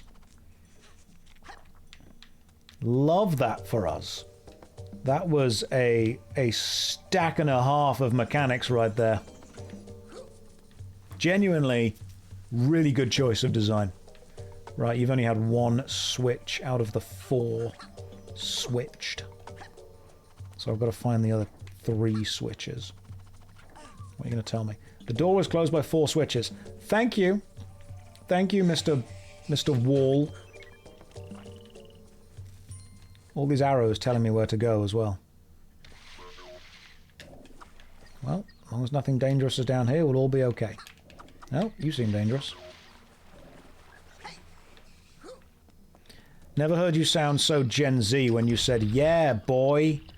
I'm very hip and with it and cool, and also popular. So, like, don't be harshing the mellow, which I believe is another cool thing that cool people say. I'm trying, man. All right, listen. I'm full on trying. I'm giving it my best skibbity riz. I'm really. Is that still cool? Has it been overtaken by 6-7? What are the kids saying now, guys? I'm trying. No cap, for real, on God, 100 emoji. That's what I'm doing. You're leaving. You are not brave. He's trying too much. I just want you guys to think I'm cool. Why don't you think I'm cool? Is it because I'm playing Rayman 2? No, it can't be. This is a cool game. Oh, these things switch position, do they? Okay. Didn't remember that they did that. Oh, they flip over. God damn. The old flip and dip maneuver. We've all been there.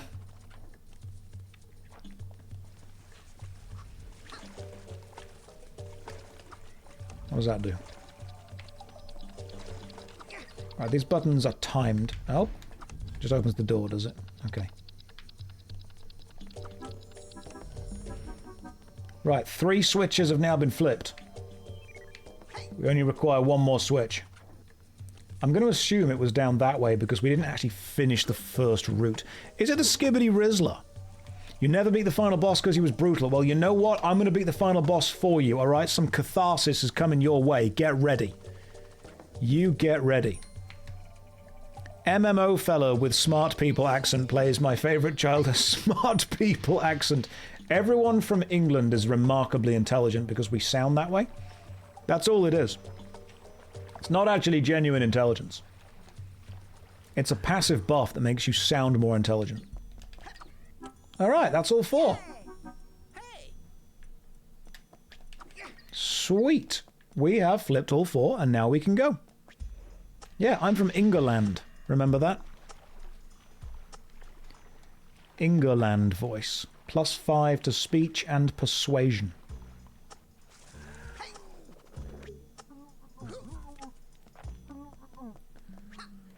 A lot of you said that you played this as a kid. You enjoyed it. Some of you never finished it. Some of you did. We're going to see how far we can get through it. Well, we open the door. These levels are getting longer. A lot. Oh, God. I had a really vivid memory. Just then.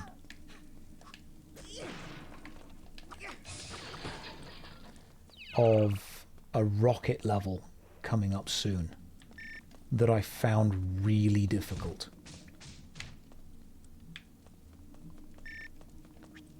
Okay, so what do you want me to do with this? You've given me another one, but like, where am I going with it?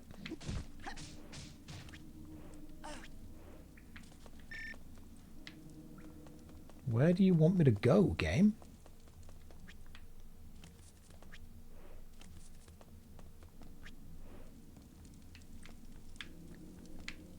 Oh, do you want me to blow that hole in the floor just there by throwing the thing up and then stepping back? That would be clever if that was the entire idea. Oh, hang on. I want to see if I can do something. If not, it's going to be the torch, because I've just noticed there are fireflies around that. No, okay, it's not that. Cool. Right, torch. Oh, it's going to be this bit. Oh no. Right, 3D.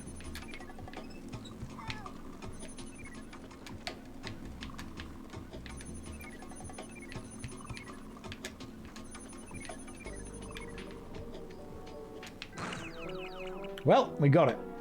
That returns me to the Fairy Glade. However, you may have noticed that there was an enemy down there. And also a switch just there. That seems remarkably convenient. I don't want to return to the Fairy Glade just yet. I want to hit this switch.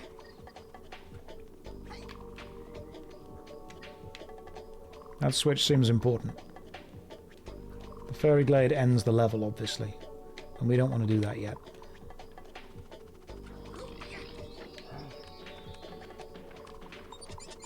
We kill you by luring you into the water.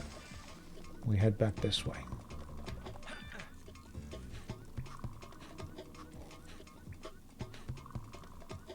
What is that switch for?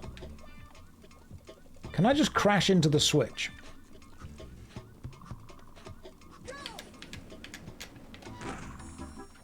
Yes? That turned the switch on, didn't it? And now after doing that, I clearly want to do something else. Hey, that got the door open. Cool.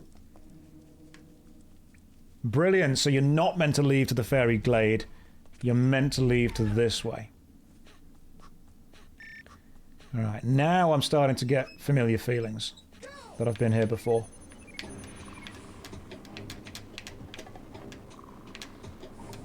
Alright, focus.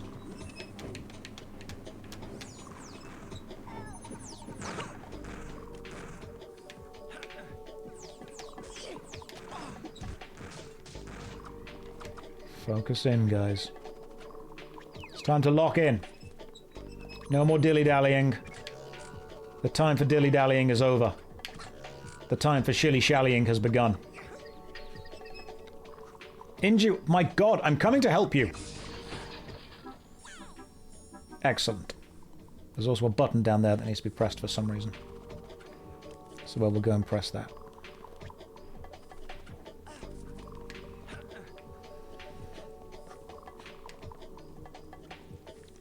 Okay, so the button, I'm guessing, opens that gate that's right in front of me.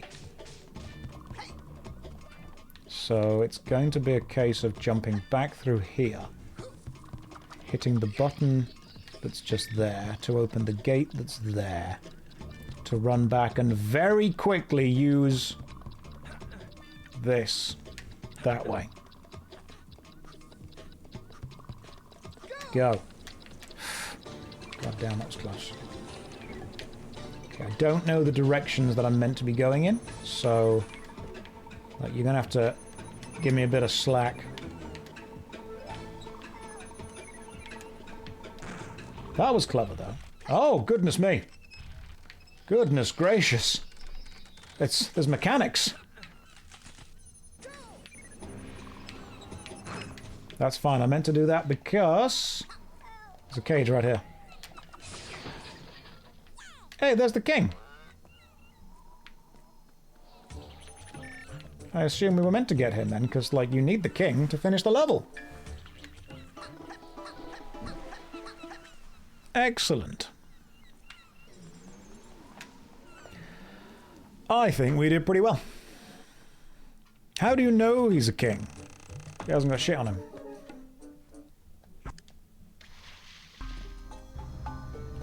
The precipice. Right, we will do the precipice once I have popped to the bathroom and grabbed a second cup of tea. So, ladies and gents, take a 5-minute break. We've been streaming for 3 hours. Here is a DVD logo, because I know you're all millennials, and here's a countdown timer of 5 minutes. Don't go anywhere. Or do. I'm not your dad. Alright, I'm back. I'm just grabbing myself a nice drink and we're all ready to go. Anyone else missed the Mario-style overworld map in platformers? So, in one version of Rayman 2, I think it was the PlayStation 2 version you guys said, the overworld wasn't actually done with a linear kind of line level select like this. It was actually done with a kind of hub zone that you walked around in.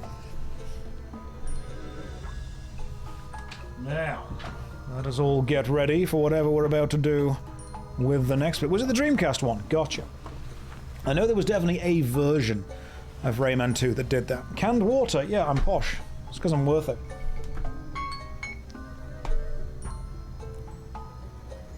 Willcat says, you know it's mathematically impossible for the bouncing DVD logo to hit all four corners. Will, listen. Through God, all things are possible.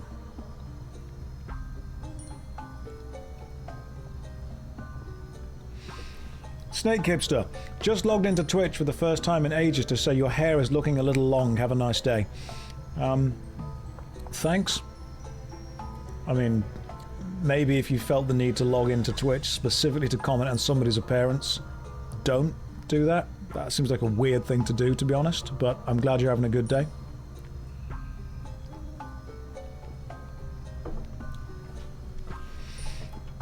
Strikes me as slightly odd to be like, hey man, just thought I'd let you know that my opinion on your appearance is that it isn't good enough right now. Cool. Thanks for that.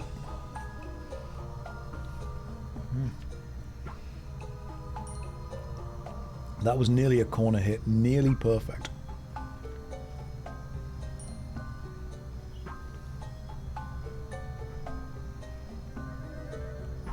Imagine you green screened the shirt away. I could look like Rayman. I absolutely could. Am I aware of the super duper French event on speedrunning? I am not aware of anything to do with France, and I would like to keep it that way. Automating. High protein yogurt from Lidl. Is that pudding or yogurt? Chocolate pudding with cream on top. Right, let's keep going. Here we go. The precipice, which I believe is French for the edge of something. Let's do this. Here we go. The protein stuff from Lidl is pretty unhealthy, just a warning. How? Do tell if you've got new information. I'd love to learn.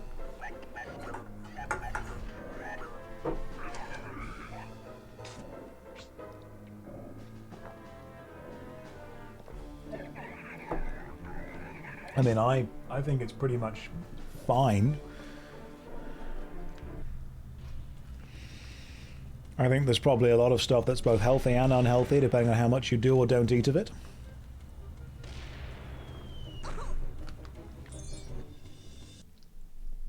Let me just pause the game for a second. Where did I got my shirts from? Marks and Spencer's. It's supposedly full of various additives that aren't particularly healthy, yeah?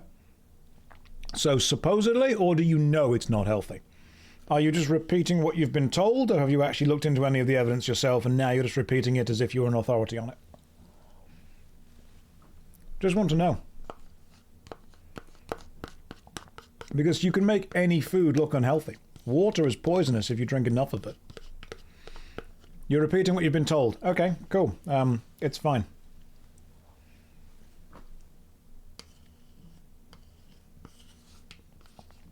Everything in moderation. Including, sometimes, moderation. You don't think it's vegan either? I mean, I didn't need it to be, but okay.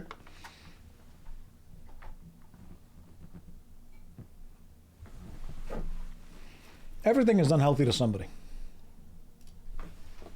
Here we go. Can you help? Does Diagon Alley actually exist in Britain? It was filmed in York. I've been to York. It's lovely. All right, let's keep going. I mean, I don't think it was vegan anyway because it's got, you know, cream in it. Oh my god, okay. This is not great.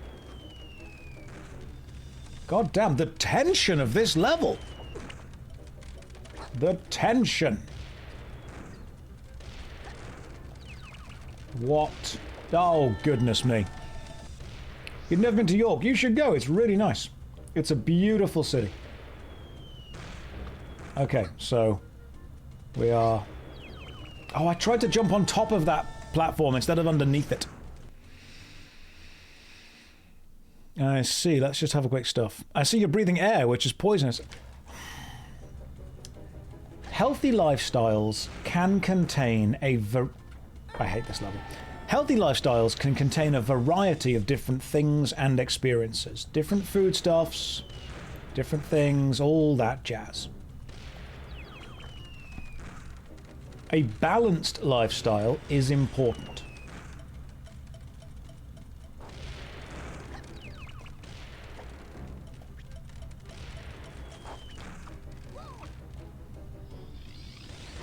Moderation within your diet, moderation within your exercise, moderation within, you know, however you're looking to live or whatever you want to enjoy.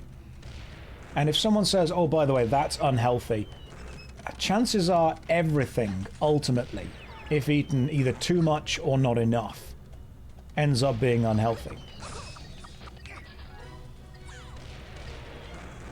The reason I push back against it is because it scares people. And people end up being, oh, I can't eat that, it's unhealthy. It's much more complicated than that in general. The science isn't as simple. Hang on. Oh, this is actually getting quite intense. If anything, drink more water, move more, eat less sugar. God damn it, missed the jump just there. If you can do that, if you can move more, drink more water, and eat less sugar, in general, you'll see some really good effects on your health. I mean, too much of anything is bad for you. Preservatives by themselves are not necessarily bad. Especially because the alternative is sometimes food just straight up not lasting. This is quite a difficult level. But you love sugar. We all love sugar. That's the problem.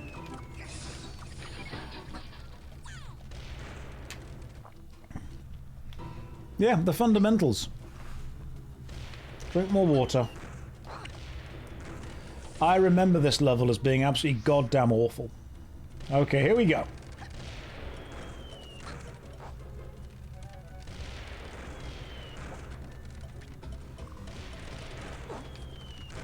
This level's horrible.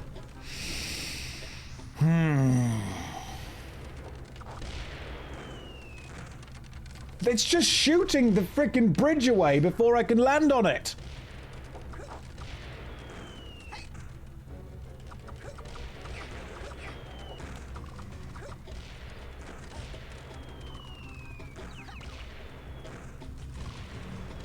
Oh my god. Oh my goodness. Good lord. And even if you're standing on one of the bridge bits, if it gets hit with a cannonball, it gets thrown away with you on it. Okay, now we've got to do this. And we seem to be also... The whole structure is crumbling and falling into the abyss. This is awful. This whole level is terrible.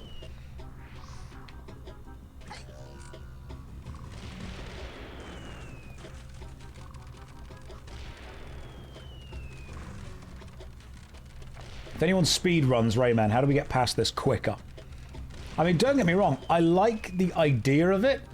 I just don't like the nature of the fact that you can be on a bit of the bridge that then gets blown off. And you have to jump back on really quickly.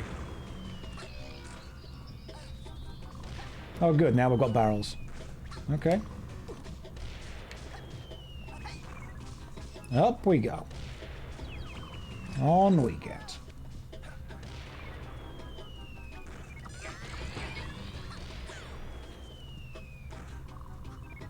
I like these kind of levels because it reminds me of that one in Manic Mickey. The Mickey Mouse game that was really hard. But even that seemed easier than this.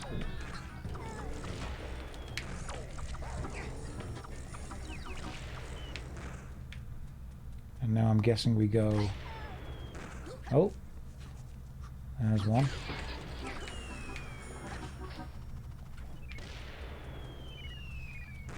And we've made it? Oh, thank goodness. The Mickey Mouse games were really difficult. The ones on the PlayStation 1 and the old Sega. They were hard. Like, really hard. Oh, it carries on. You think Josh gave the controller to his older brother? I was the older brother. I had to finish the games for my younger brother. He's the one who would give me the controller and be like, I can't beat this bit in SSX Tricky. I thought you were done. Listen, when you say, oh my god, I'm so done, that's what separates the gamers from the non-gamers. Because true gamers are never actually done. True gamers don't die. We respawn.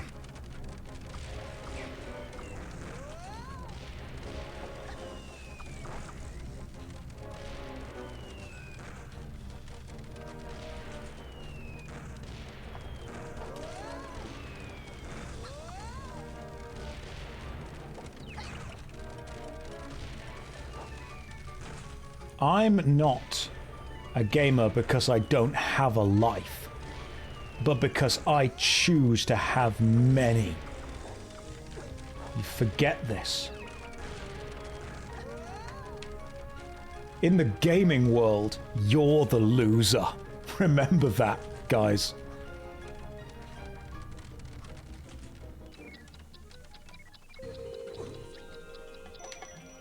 Oh, hang on. Now we are, obviously.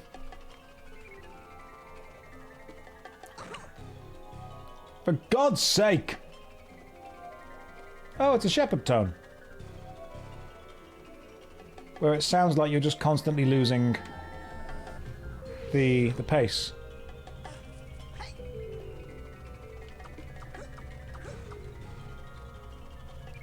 I love these kind of musical tones.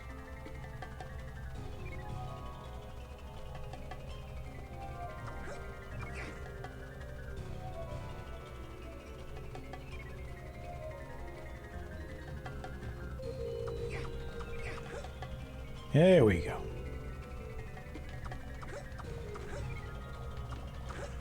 I can't get hit by any of those bombs because that would kill me. But I have to get all the way to that wooden platform down there. This reminds me of that bit in Dark Souls. You know, the bit with the wooden platform on the edge just outside Blight Town? This feels a lot like that. I need a green lum. There we go. Oh, thank goodness.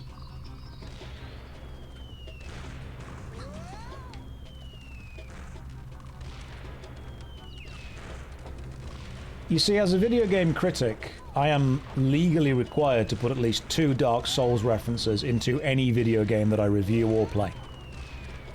I don't make the rules, guys. It's just the way it is. These levels are getting a lot harder. The start of this game was like really casual and fun.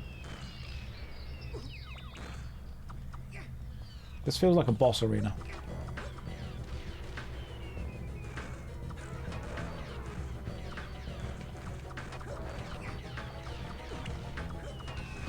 Oh my god, there's... Okay, so he's shooting at me while at the same time we're having the bombs dropped in.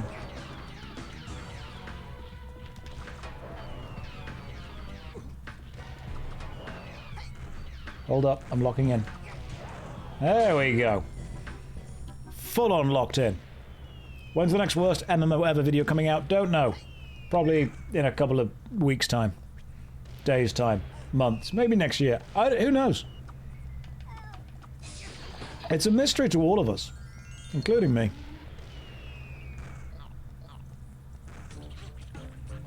What's around here? Yeah, I knew there'd be something. There's some lums. Yeah, there are.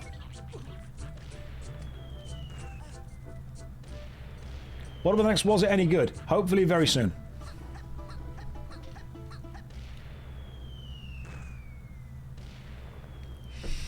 Josh, I just watched your hour-long essay on Albion Online, and I've got a couple of questions about goth witch jiggle physics. That's a subject that's honestly best explored practically. You can learn all the theory that there is to know about that, but it will never prepare you for the practical exploration. 49 out of 50, bonus level access denied! Oh well. Top of the world, let's keep going. Remember, we've got 2 things already.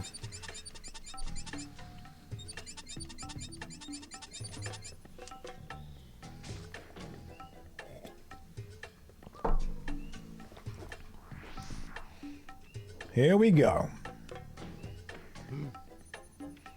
Oh no, is this the one with the missile?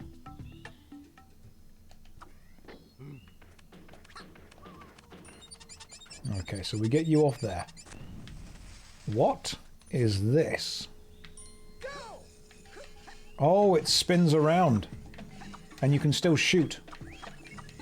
Okay, sorry if this is going to make some of you feel really nauseous.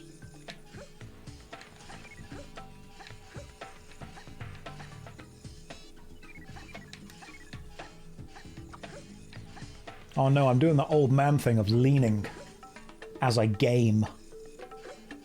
I'm doing that thing that kids on TV shows that are meant to be playing video games do.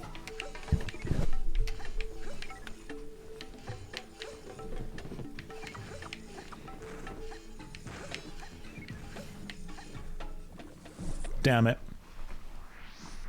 Maybe I need to be leaning more with the controller as I play it. Maybe I need to be telling my mum that I'm going to get the high score.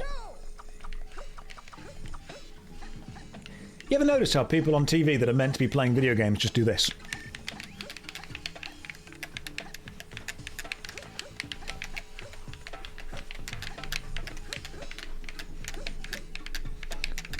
No, Mum, you don't understand. I've got to take the high score away from the person that's got the high score in every video game ever. John Gamer.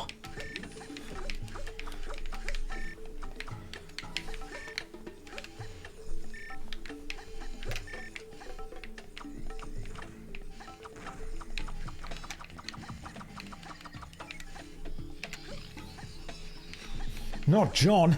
Quick, get me 2 keyboards at the same time and also call NCIS.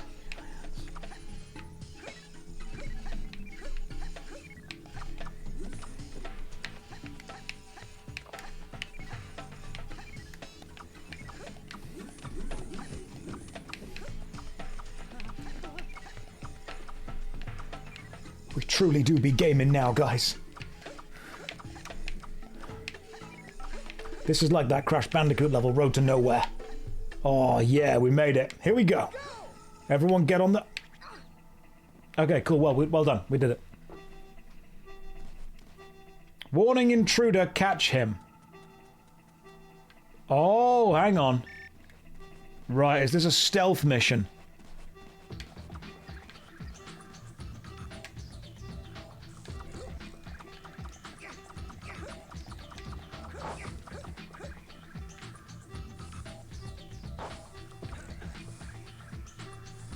I mean, yeah, we can... What the hell? Okay, you have like a laser as well, do you?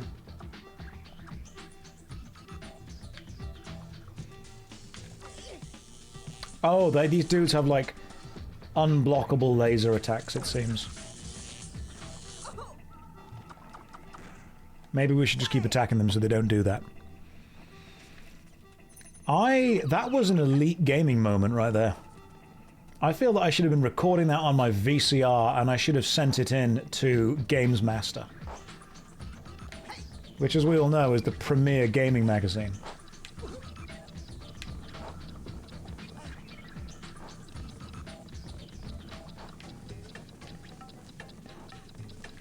Maybe I should have prayer flicked the magic lasers. If I actually slow down the clock speed of your computer, it doesn't know what time it is. Oh my god, why would you do this to me? Hang on. High explosives? Wow.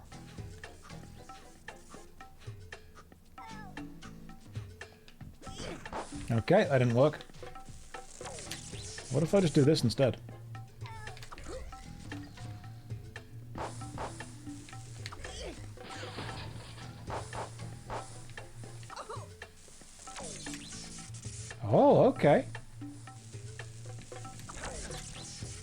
I can still attack it like this, see?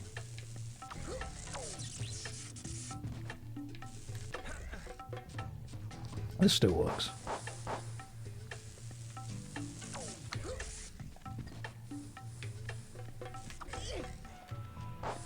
Didn't expect me to be able to do this, did you? Yeah, see? Flinching. Safe spotting as we go. That's how we do it here. This reminds me of Gex Enter the Gecko. Do you guys ever play that game? Do you remember the haunted house level with the ghosts that used to change colour based on like the lights that were showing at the same time? Gex Enter the... That level scared me, and I had it because I had that as a demo disc. Everyone remembers that level because that was the level on the demo disc. But that was straight up a scary level. There was some elements of Gex that were like legit scary.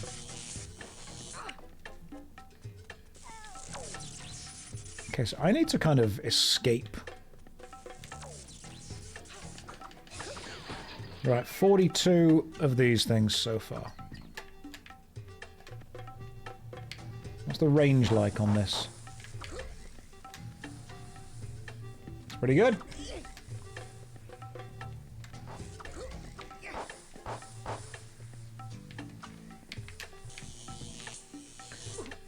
I'm wondering whether that electric attack is meant to be something that sends me like to the Shadow Realm immediately.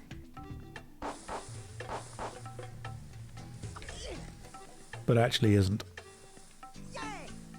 Oh yeah, Gex had all those quotes from celebrities, didn't they? That only really made sense if you knew who those celebrities were. And as a kid you were like, oh, that's so funny. And you're like, I've got no idea who they're talking about. Absolutely no clue whatsoever what you're on about. So I've also made it through. But where did I make it through to? Oh, hang on. That was just a different way to get to where I was trying to get to. I see. Also, some of those celebrity quotes did age really poorly. Has the enemy difficulty curve spiked? It feels like it has. Like, I'm kind of happy that there's been some, you know, mechanical progression, don't get me wrong. But we've definitely got a little bit of a more difficult thing happening. Is this an automatic door? Yes, it is. Ah. Okay, you are going to be the end of the level. However, that means that somewhere in here is the final cage. But I'm not hearing you say help, which is a problem. Because, like, if you're the final cage, where are you?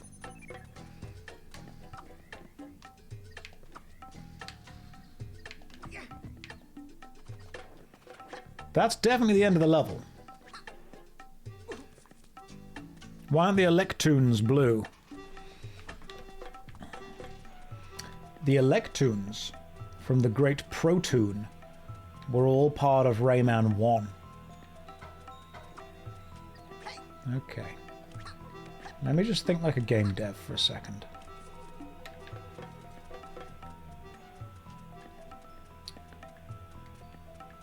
Someone in chat said, think like a game dev and you'll work out where the cage is. Okay, let me think like a game dev.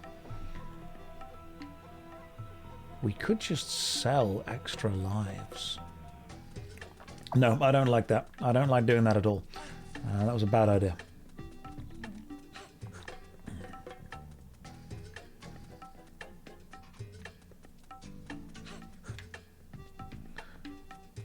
Horse armor.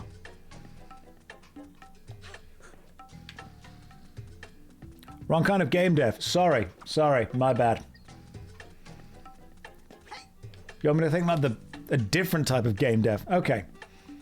What if we made a 30-hour RPG, but we also made it amazing? Yeah, that works. Good idea. Right.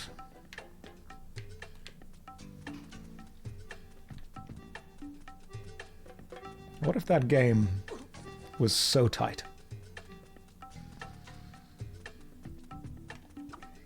Hang on, I freed a cage down here, didn't I? A cage has already been freed. But it didn't have the king in it. No, it's got to have got the king in it. I've got both cages. I've got 2 out of 2 cages. What are we doing?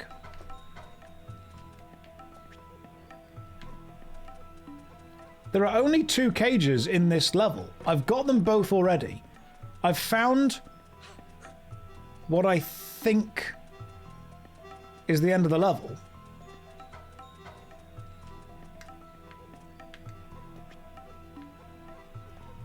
And it's not. Is the king meant to be in another cage?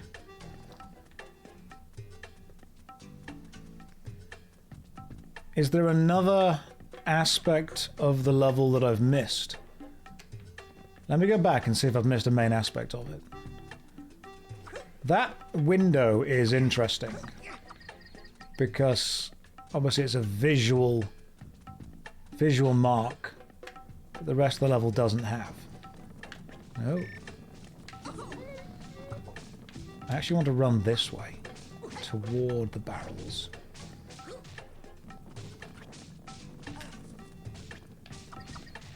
Nope. Okay. There is nothing that way then.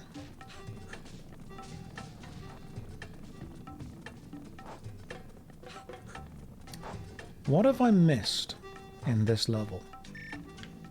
Because the whole point is we were being chased, weren't we?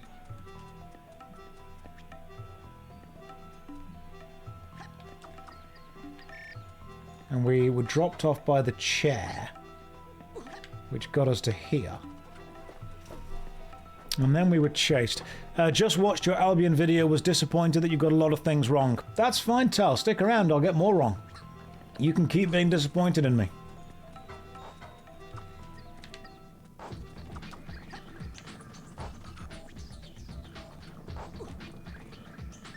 So, where does this level end? There's got to be another exit in the room somewhere. Right, so we just got... Right, what do I need you for? You've given me an explosive barrel, but I've never had to use it. That looks so weird.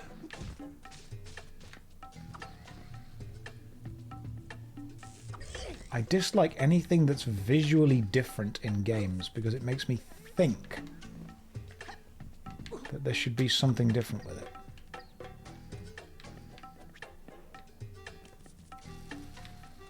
I've already fallen down this hole here. This takes me to the same place I got to earlier. Oh.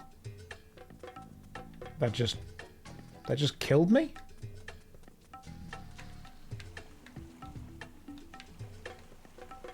Oh, right, okay, that's just death down there. I see. So don't drop down there, you just straight up die.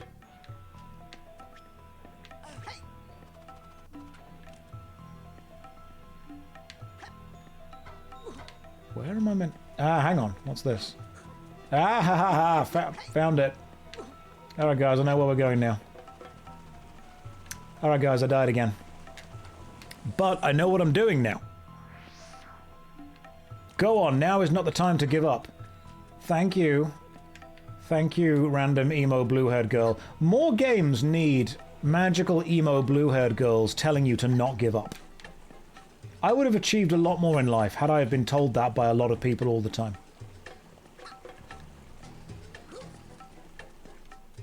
Oh my god, and now you've got to bring the barrel with you. Okay, hang on.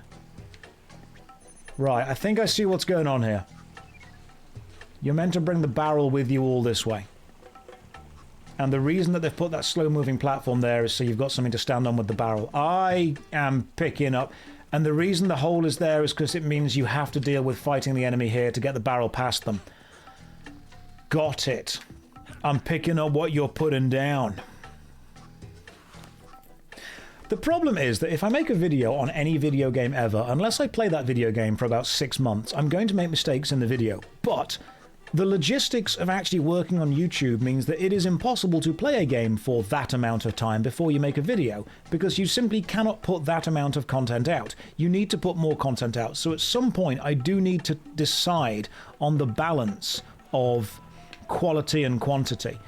And I do understand that people that are really invested in those games are always going to want me to skew toward quality, and people that just want more videos are going to want me to skew toward quantity. So it's a balance of finding the quality of the video matching the quantity of the videos. I know it was just a bit off-putting. Tail, what did I get wrong? What put you off about the video? I'm guessing you're an Albion fan, because if you weren't an Albion fan, you wouldn't know what I've got wrong.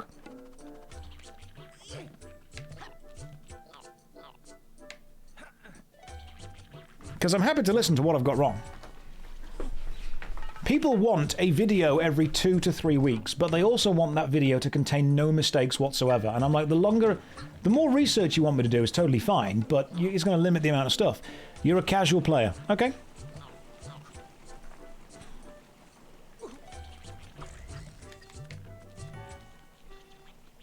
I'm happy to listen to critique. I'm willing to take critique, but part of the critique feedback that I will give is it is impossible for me to make a video as accurate as everyone hopes it would be and also put out content at that rate.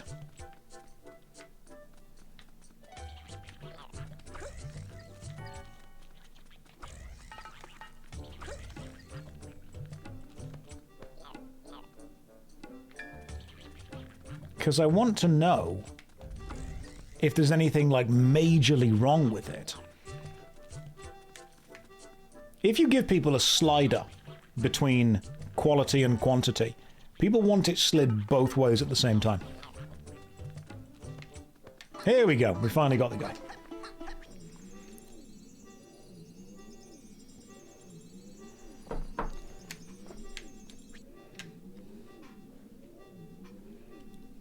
But what did I get wrong?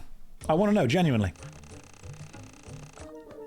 Oh no, we were 2 lums short. Oh well. Didn't zoom on the jiggle physics. Ah, that's a mistake. Yeah, that's true. That straight up could have been better. Right, this is the next, what I think is boss level. That is... Right, we don't have enough lums to do the special level just there.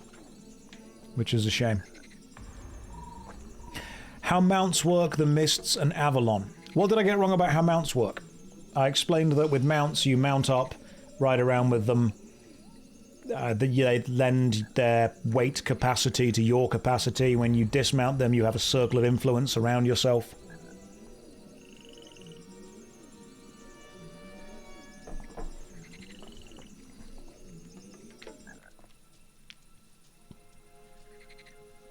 If I got how mounts work wrong, then please do explain, because my experience with mounts was exactly what I said in the video.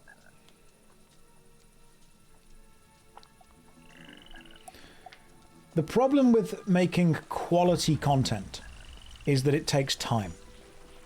And the market doesn't actually always want quality content. The market just wants content. You will make far more money being the first, not being the most accurate. You will make more money just putting out more videos, not necessarily making the videos themselves as accurate as they can be.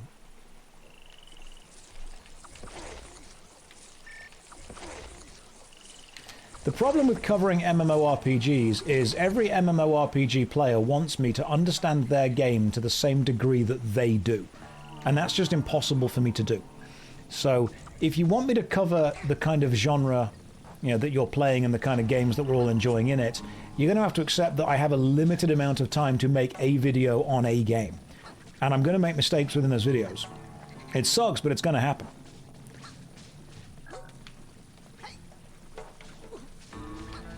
Oh, there we go. There we go. Because I get messages from people saying, hey, I know you played this game for a couple of days, but you actually got this wrong. I'm like, okay, cool, I get that.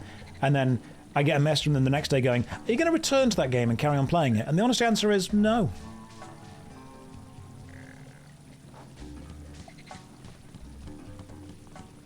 Probably not. If I have time, sure.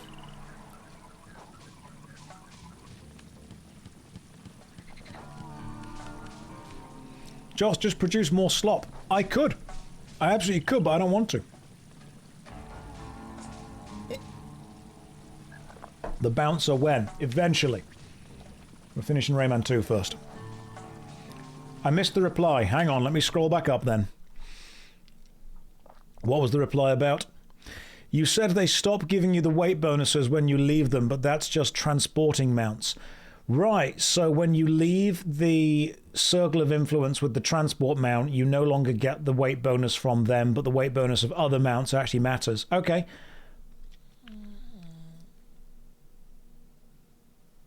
That is correct. It also is a mistake I made, but it doesn't seem like a thing a casual player would notice. The bouncer is not perfection. It is one of the games ever. And now I wasn't paying attention and fell off. You played this game on N64? So did I originally. Then it was on PlayStation 1 and I think PlayStation 2 afterwards. Only a few mounts have that mechanic since it's the buff they give. Other mounts can have different buffs. Some are carrying buffs when mounted or inside sphere influence. Some have lesser weight buffs, but always... Okay, gotcha. I don't think anyone is going to watch the video and decide to not play it because of the mount buff changing. Oh my god, you get so close that you instantly die. God damn.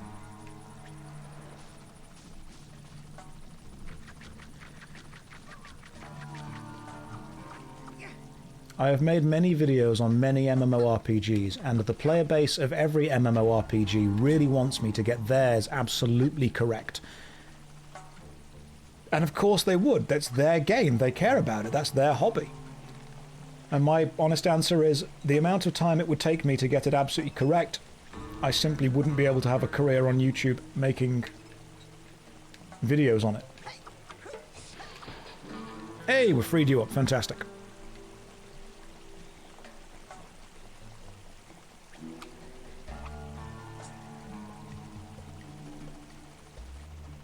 I mean, a critical reviewer can't get everything correct all the time. We can try and get as much as we can correct.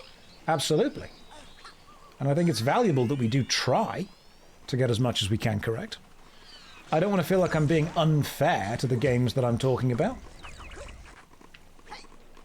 Why are there giant floating eyeballs now? This is getting weird.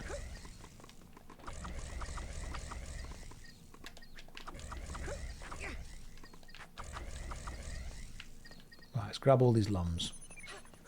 We haven't seen many lums in this level so far, actually.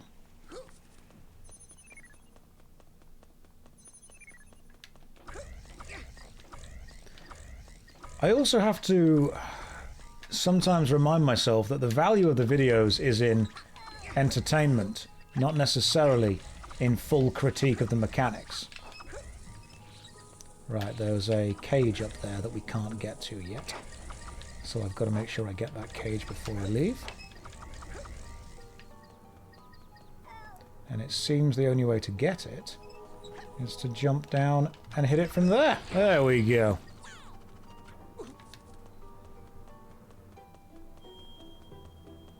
How do you know you're being entertaining in a video? People watch it. Retention time goes up.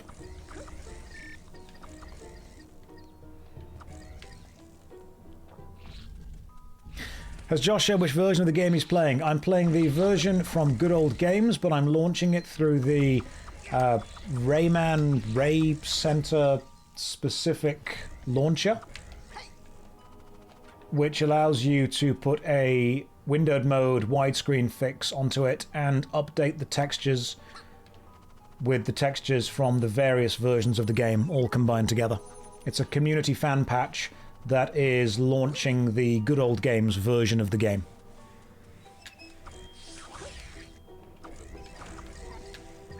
It's a nice stained glass window right there.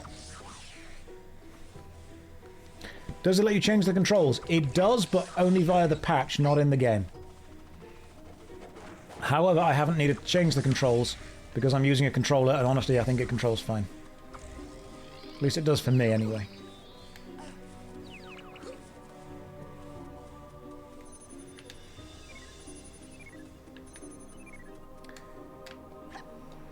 There we go. Oh, now it's going to fly me back, and I've got to be careful with this. There we go.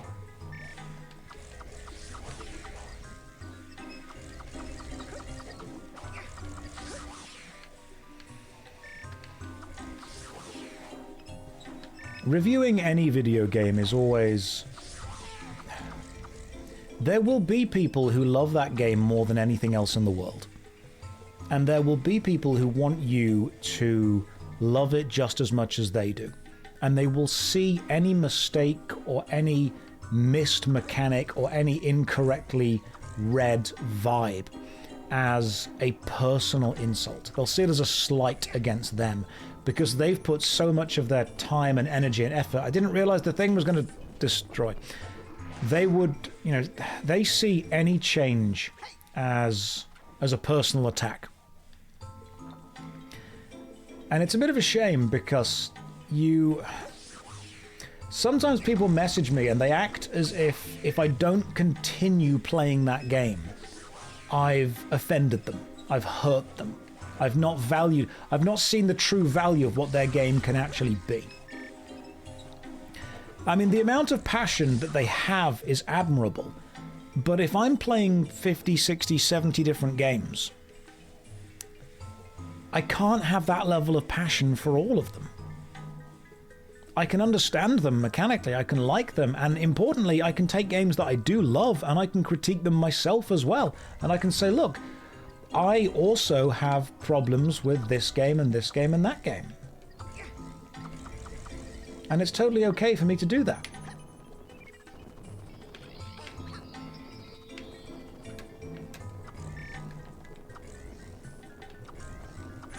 I think sometimes what people forget is, and oh my god, I didn't realize these things died so bloody quickly. Someone has messaged me and basically said, are you going to stream Albion Online full-time? And my answer is no. And the reason that I will not stream Albion Online full-time is, quite simply, Albion Online is not a popular enough game to support a full-time streaming career. It is not a popular enough game to support a full-time YouTube generating career.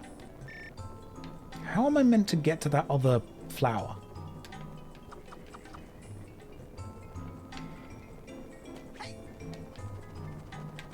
There are certain games... I mean, people have said, hey, are you going to make a full-time EverQuest 2 video series or a full-time EverQuest 2 streaming series? And the answer is no, because it's simply not a popular enough game with a big enough audience that generates enough revenue to justify a full-time streaming career based on that game.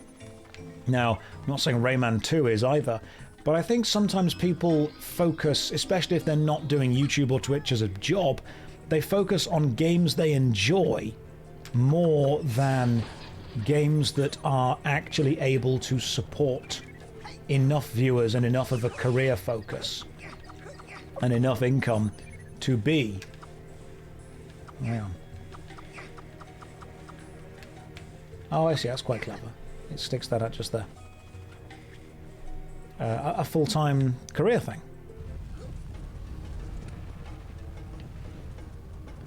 There are, I believe, 6 things that allow you to succeed at streaming.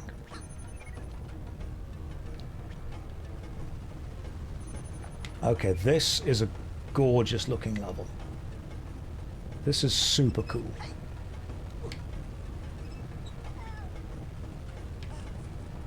Okay, and I assume that I should be able to jump up to that soon.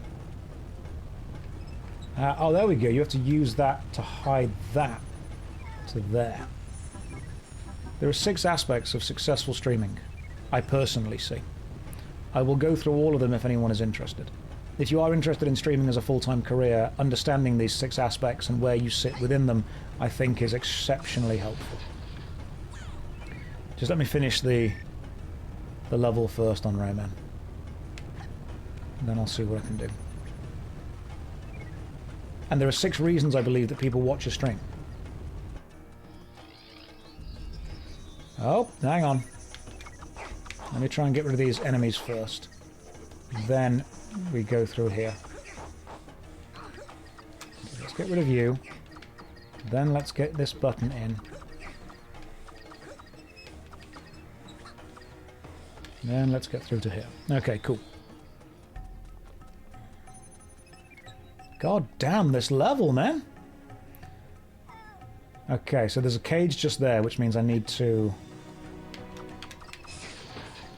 And then ignore the massive pop-up that's just appeared on my screen for my camera hub. There we go. Okay, cool. Did I land that? Yes, just about, and I can jump it and save it. Haha, fantastic. Oh, cool. You know what? This level is much harder than the previous levels. We are getting into what I would call actual Rayman difficulty now.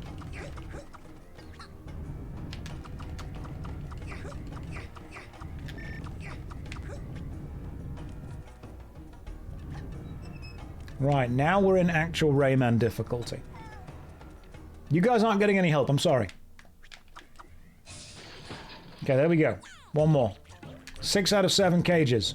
Haha, 6, 7.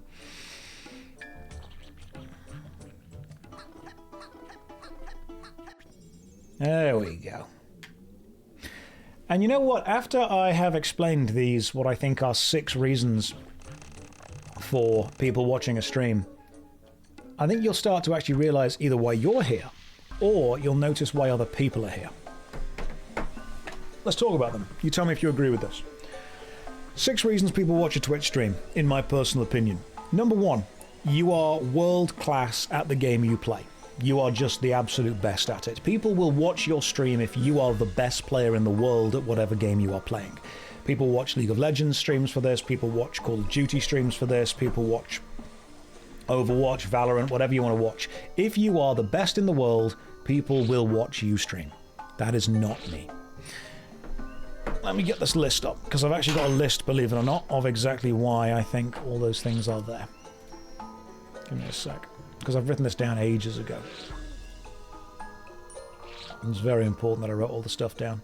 Taking notes is a very important thing that I do all the time. There we go, world-class gameplay. Okay, people are going to watch you if you are absolutely world-class at whatever specific game you are playing. Inju has heard this so many times already. If any of you guys disagree with what I'm saying, please do let me know. But I think many people will watch a stream because the streamer is very, very, very good at the game. The second one is that the streamer is independently entertaining regardless of the game that they play. They're normally very funny, or they have a level of sex appeal to them. That just happens. That means that the game they're playing isn't really relevant, their skill at the game isn't really relevant, but they can make anything that they're playing entertaining and funny and silly, or they're just independently attractive.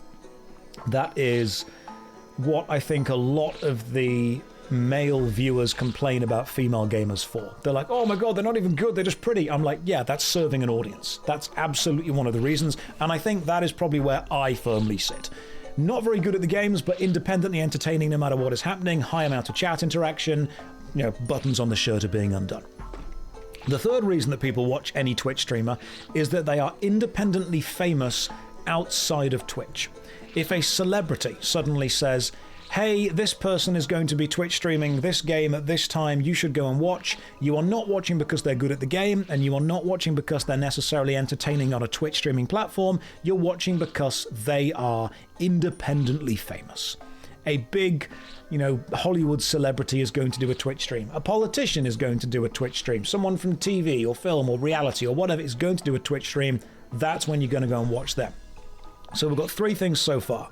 You've got world class at the game, extremely entertaining within a Twitch-specific kind of medium, and independently famous outside of Twitch, and people are going to go and watch because they're fans of that person already. Then you've got the 4th reason, which is giveaways and drops, and I dislike streaming with this kind of thing. You will get people watching you on Twitch if you are promising them stuff. If you are doing giveaways, if you are doing in-game currency giveaways, if you have Twitch drops active, if you are saying, for every, 10th viewer we get, I will do this as well. People will watch you on Twitch if you give them something. And the reason that so many people have the word giveaway in their Twitch title is because people do literally just search for this word. So, 4 things so far. 1. Be world class at the game you are playing. People will watch you because of your skill. 2. Be entertaining within a Twitch-based medium. And when I say Twitch-based medium, what I mean is there can be people who are very entertaining in other mediums like theatre, film, TV, live action work, who actually aren't very good at doing Twitch. They're not very good at interacting with a camera in a room by themselves and talking to an audience, or they're not very good at reading chat and reacting to chat at the same time. So, when I say entertaining on a Twitch-based medium, I mean understanding the discipline of interacting with a live audience constantly. Because I've seen many very, very good actors try and do Twitch and fail because they don't have an audience there to be able to actually bounce off and react to. So, number 1, be world-class at the game. Number 2, be independently entertaining on a Twitch-based kind of medium, a Twitch-based interaction level. 3, be extremely famous outside of Twitch and people will watch you because they are fans of whoever you are anyway. 4, do giveaways because the audience will watch for their own self-interest. 5, confirmation bias that your audience already agree with.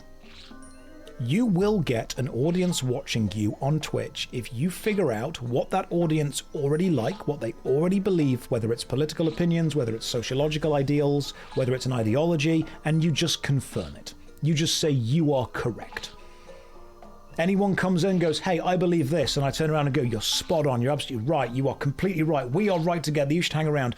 There will be a massive subset of viewers who only watch streamers not because they're good at the game, not because they're actually entertaining and funny, not because they're independently famous, not because they're doing giveaways, but because they are validating them.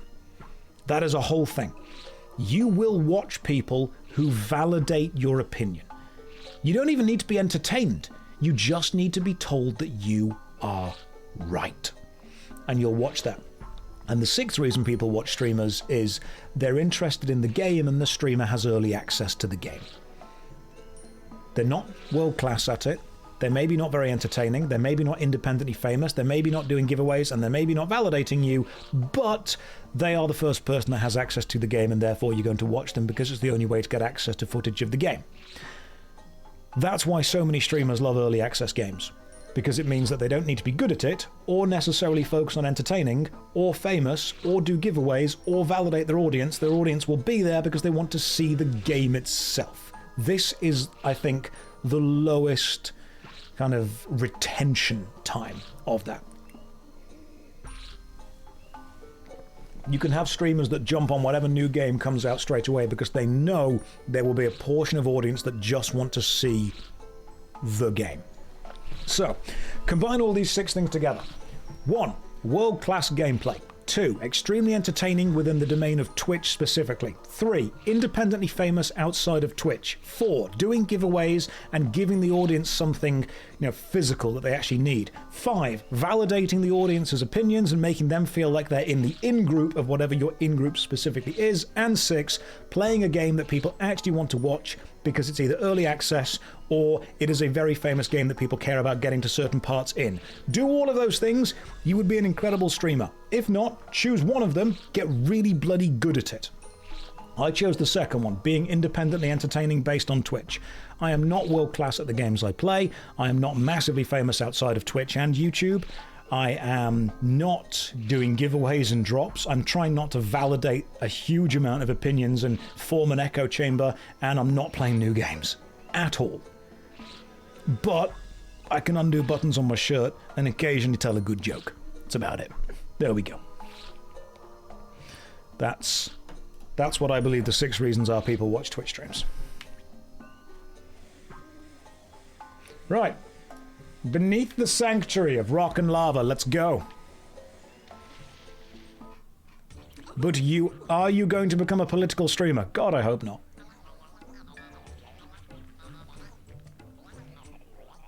I think you've missed a seventh reason, the community. I feel that's a kind of a general overall vibe that gets created by people staying for it. Because it's also nice to have a consistent community. I think the community of viewers, and this is a really important point you've raised actually, I think the community of viewers become formed around the other 6 reasons. Like, if you're world class at the game, then your community become people who want to be good at the game themselves. If you're really entertaining, your community become people that just want to hang out and be entertained. If you are doing giveaways, your community become people who just want to take stuff away from you. If you're independently famous, your community just become fans of you. If you are validating people's opinions, your community just becomes an echo chamber that wants to be validated. And if you're playing a brand new game, and this is what I think is difficult, if you as a streamer only play brand new games and you keep constantly changing games, you actually struggle to form a community at all. Because people are only there for the brand new games, not there for you. Now, another really interesting one is... Oh, good, we've got some new abilities. People have said that variety streaming can work, and I think that the truth is variety streaming, which is what I've started doing now, only really works if you already have a viewer base. It's very difficult to build a viewer base or a community unless you have a core that brings all those people together at the start. Feeding says, you've seen good entertainers and good streamers fail because they kept on interacting and focused on hostile comments or trolls to the point where even viewers who had never been hostile started writing hostile things because they were otherwise being ignored. I agree. And unfortunately, negativity gets spread far more than positivity, and it's very important that occasionally I step back and I'm like, okay, you know what, we're going to reassess this, we're going to reset. We're just going to chill out for a bit and relax. In a way, you agree. Communities can crystallize around a ton of things. They can. I think that if communities crystallize around the wrong thing, it can become detrimental to the streamer or to the creator. Right, so we have a new power. We now have the power of... Oh. We have the power of the helicopter. God damn. Which can constantly go up now. So we can ascend.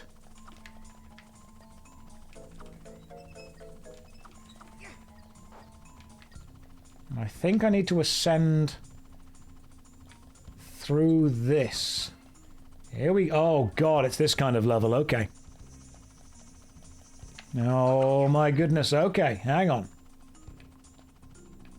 Right, press and hold. Oh, goodness me. Right. This is going to be a real... I've got to lock in for this one, guys. Because if I touch the walls at all, I die.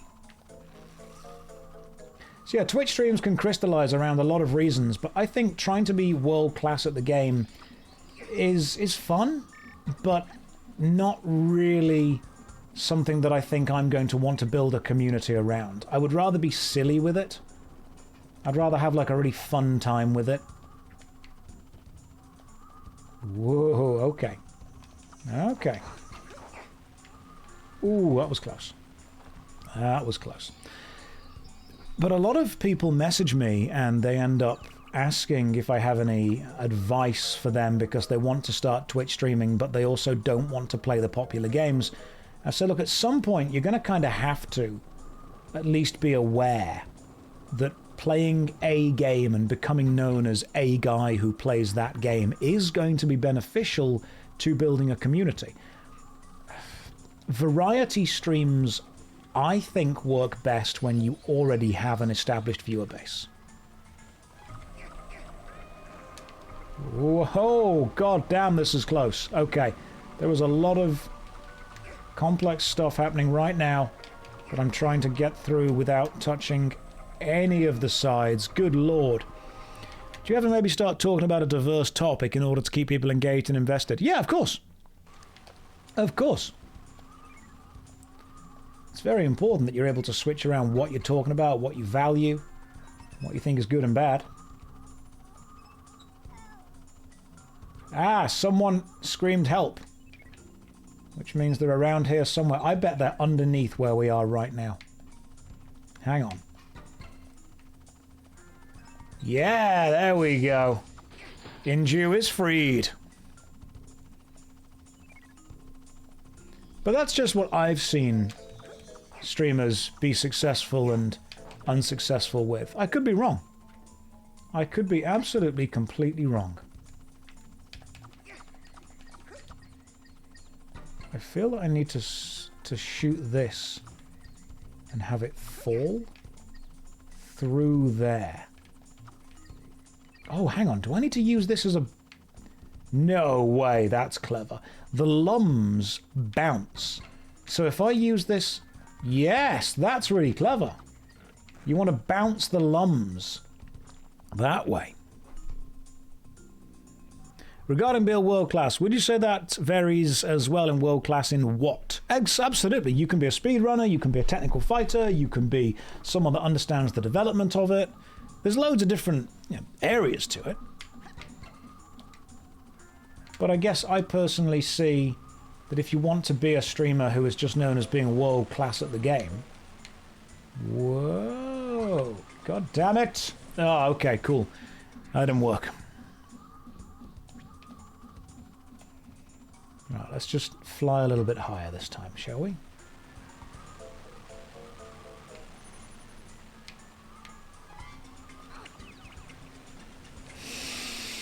How?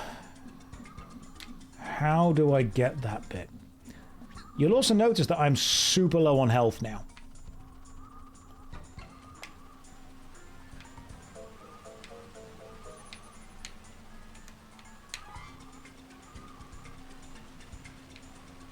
Trying to get the lums as well, while also not taking a ton of damage. I've got to really lock in for this level. I'll be able to read the chat after I've done this. Hang on. Oh, goodness me. Okay. Rayman gets really hard. Right, we've got a green, which is good. Not, however, got a red, which is bad. Oh, I should have never tried to get that.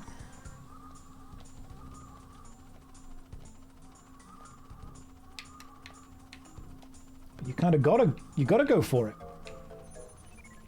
If anyone's got any really interesting points, don't make them in chat yet, because I cannot pay any attention. Make them in chat soon, when I can.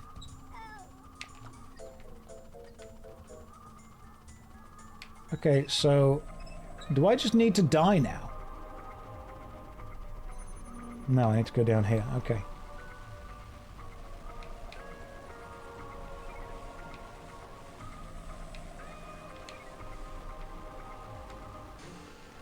Is this close to one of the levels?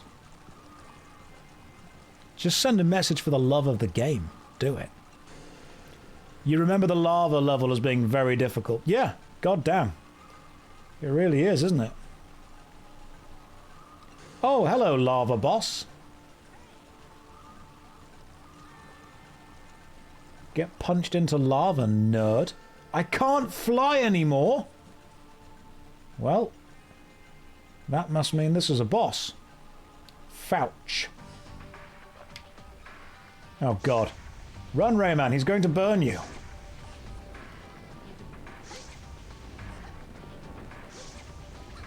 Right, I've got to time the jumps to avoid his attacks with the jumps to get over the platforms that are now in front of me.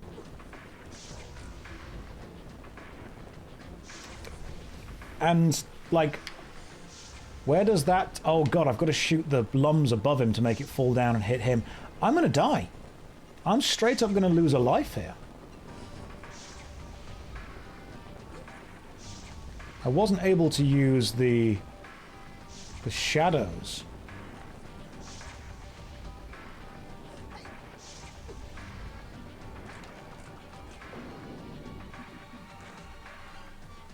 And then I fell into him.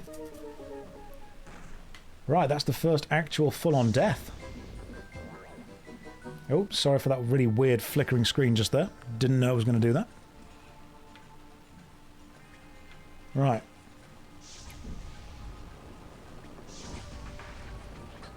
Never died before. Didn't know what the effect was. It was not a bad run, though, to get this far. With one death. So I need to do damage to him by hitting the thing above him just there. And I'm guessing the stalagmites... No, stalactites, sorry. Oh, he's got different fire attacks now. I'm guessing they respawn? Yeah, they do. Okay. Right, so one more hit and he is down. We've done it with one death so far. And he's sending 2 different types of flame at me. And he's also vastly increased the speed of the fire.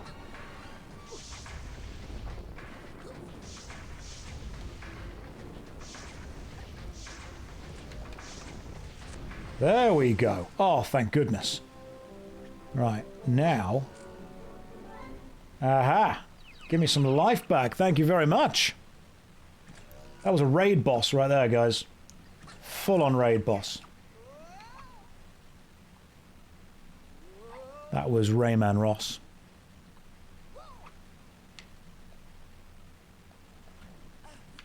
And I think that gets us the 3rd mask. I would goddamn hope it gets us the 3rd mask.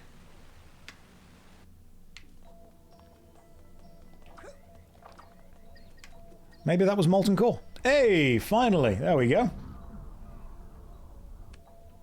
That gets us the 3rd mask.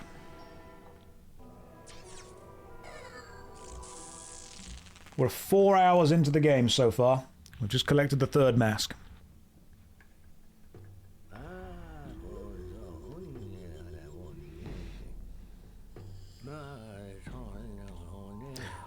This was on PlayStation 1, PlayStation 2, N64, and Dreamcast. The next level is long. Is it longer than it was previously? We only need 4 masks. Oh, God.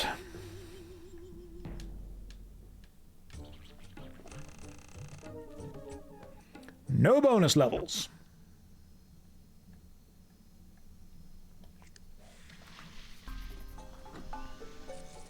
Tomb of the Ancients. Was it on Dreamcast? Was it Dreamcast or GameCube? I always get those 2 mixed up in my own head. Nick, that's true. What, I don't know why they really loved collecting masks or orbs of power in older games.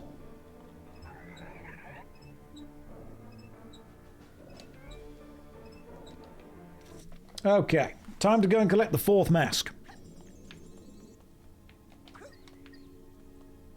I have memories of this level as a kid.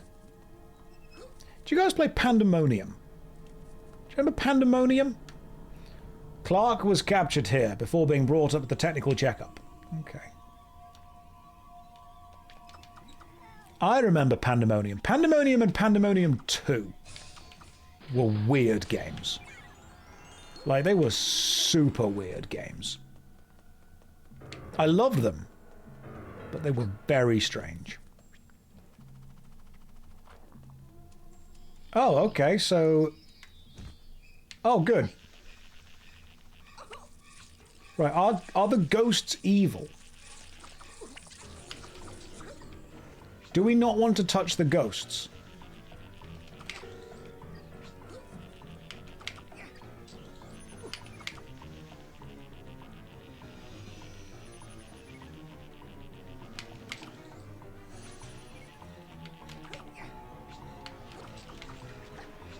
Right, do we... Right, I don't need to kill the enemies, there's no experience for doing that. I just need to get away from them. So we just go now. This is where the levels get a lot harder from what I remember. And they're frickin' mazes. Like, where are we meant to go?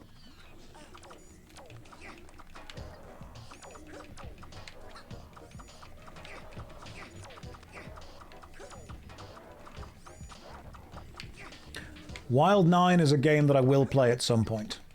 I do remember playing Wild 9. It was a good game.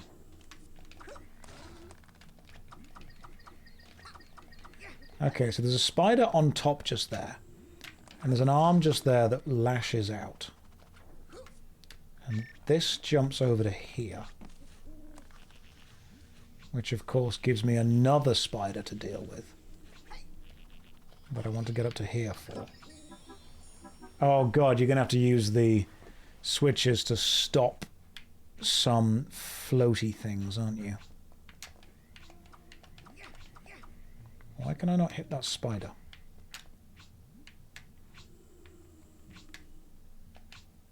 Is this the only thing I needed from this room? If I played Wild Arms, that was another PlayStation 1 game, wasn't it? The name is familiar. Why is the name familiar to me? Was that the kind of like 2D side-scroller style one?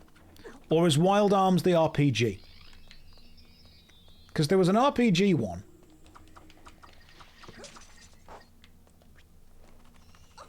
Okay, so ghosts are bad.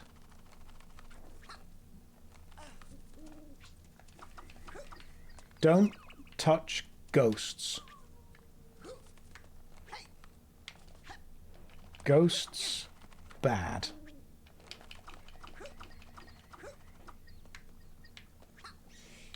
I'm trying to work out what the... Oh, there we go. Another switch. There's going to be like 3 switches that I've got to activate. Touching ghosts steals all of your life moisture. Yeah, because they're obviously... Yeah, that makes sense. Because they're so dry. They need your life moisture. Okay. Got you. Haven't done you, you, or whatever's up here.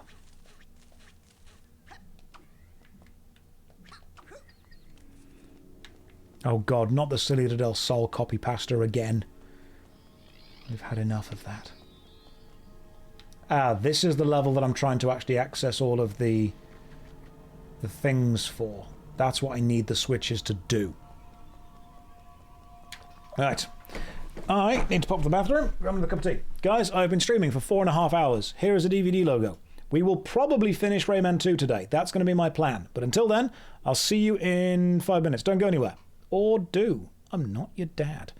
Let me just get the old countdown timer on so you know how long I'm going to be gone for and you don't miss me too much.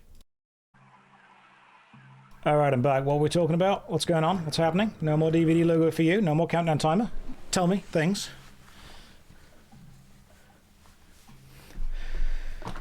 Josh hasn't even done... What's that? Hang on. What have I not done? Wait, Josh, those 6 pillars, where do the people who are just creatives, artists, crafters, or musicians, I don't know, entertaining? They're independently entertaining. They are going to be independently entertaining people.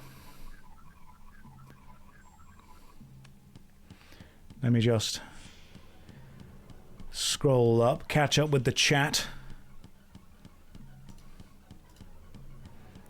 Here's a bit of philosophy. What part of Rayman is Rayman? I think, honestly, his essence, his vibe. I'm kidding, it's his left hand. You loved Heart of Darkness. No, you have Stockholm Syndrome about loving Heart of Darkness. Heart of Darkness itself is sadness in a game.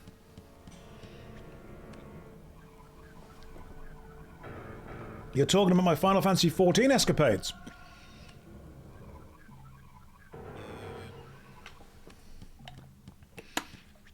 About how I haven't done my job quests. I have done my job quests. I'm just an archer. And I'm a very good archer. So before you start saying, oh, you haven't done your job quest. I have. I have done the job quest of archer. Right, now. There should be one more switch somewhere. Which I assume is back here somewhere. Because I can't bloody find it anywhere else. Why can I not hit this spider? There we go. Right. Is there one more switch back here somewhere? This might have been asked a million times, but how can I enjoy games anymore? I lost the motivation to play them. You don't need to play them then. Hey, there we go. What was your motivation to play them before? Because that's actually a good question, and I think that is a thing that we are discovering more and more. Has anyone in chat realised that they have just lost desire to play games? Does anyone sit down at a console or a PC and look at their kind of library of games and then just not play anything? I've done that before. I've launched games, looked at the title screen and then quit. So, what was your motivation to play them before? Why did you play them?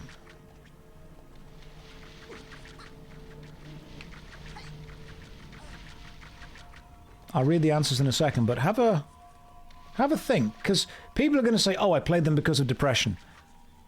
I mean, maybe not as a kid you didn't. What made you play a video game before? This is remarkably dark, this level. God damn, we're jumping into an open grave. Escapism, for fun, because it made you happy. Normally it was because it made you happy.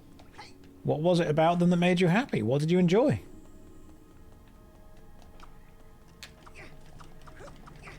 Okay, so if I click you, and then I can just run around and jump on the barrel. The adventure, the newness, the joy. But here's a question. Were you feeling that newness, that adventure, that joy because you didn't have anything else going on in your life to distract you from it? What makes you... What removes the newness, the adventure, and the joy? What removes that? And if your answer is you feel that they've just become a delivery system, a vehicle for monetization, you are actually probably making a good point there. If you feel the answer is you have seen mechanics before and you want to experience something new and you don't feel games are doing something new, that's also a legitimate answer. What is your reason to play a game? Because ultimately all video gaming is sitting down in front of a black mirror and watching it show you different colored pixels until you feel a sense of accomplishment, until you feel happy. That's what it is. You're pressing a different series of buttons on a different controller, which makes colors on a screen change, and eventually those colors change into a correct order that makes you feel accomplished. Which is weird to say, but that's pretty much all TV and film are as well. It's a bit reductive. It's reductive, but it's also literally exactly what it is. There are a series of colors on the screens, a series of pixels that, when shown to you in a certain order, will make you feel happy. Also, we heard a help just then. Where are you? I bet I've got to use this to get you at some point.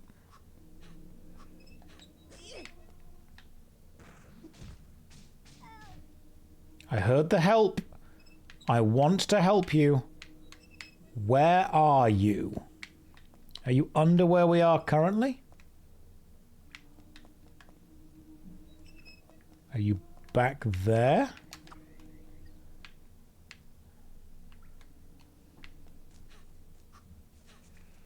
I want to help them. I really do. But I don't know where they are. So I can't. You know what? That's fine. We don't need them.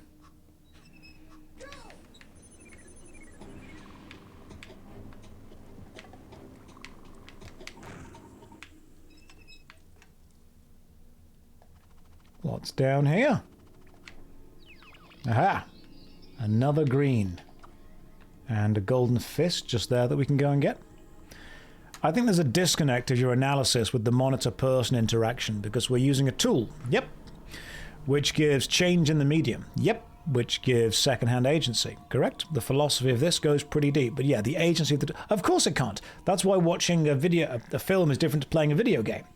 It is the personal input. It is the idea of you are responsible for the actions on the screen. People love that. People want that. There you are. Found you.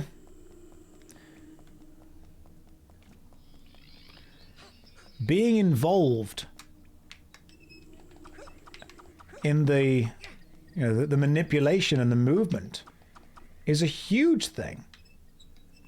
If anything, it's the main reason people play games.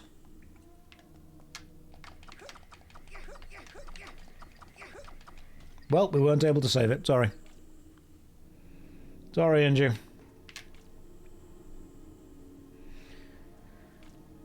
But if we reduce down video games to, purely what they are in a physical form, it is simply a series of pixels that we manipulate and are involved with and are rewarded with for correct manipulation.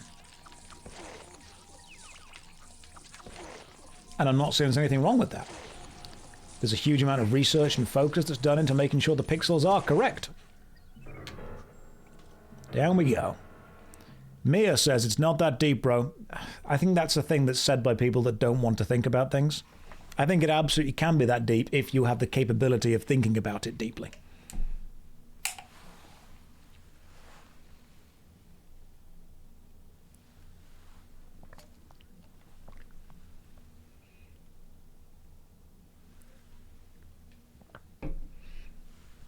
I think any topic can be deep if you're talking about it with someone who has the capability and the ability to think deeply about it.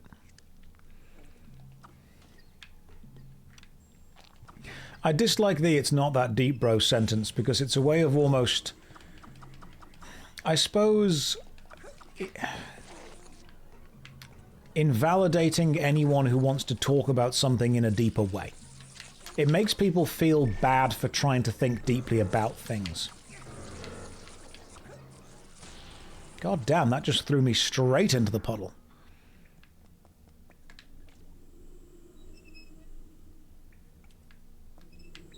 Right, how do we get that? Oh, hang on, you just stand here. That works. Saved you, Inju. You're welcome.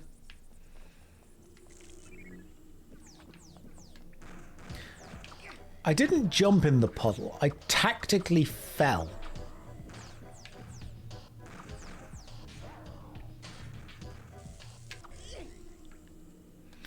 Yeah, I sometimes feel that when someone says it's not that deep, what they actually mean is, I would love to talk about this, but I feel insecure talking about it, so what I'm going to do is make you feel bad for talking about it. What do I think about people thinking deeply while looking at a blank canvas? If that's what gives you a catalyst of deep thought, then go for it. I'm not going to make someone feel bad for using anything in the world as a focus point, as the nucleus point that thoughts and ideas then crystallize around. I've used a blank piece of paper to explain this before to acting students that I've taught. And I've tried to explain it using what people kind of hate as modern art. And I can explain it to you guys as well. So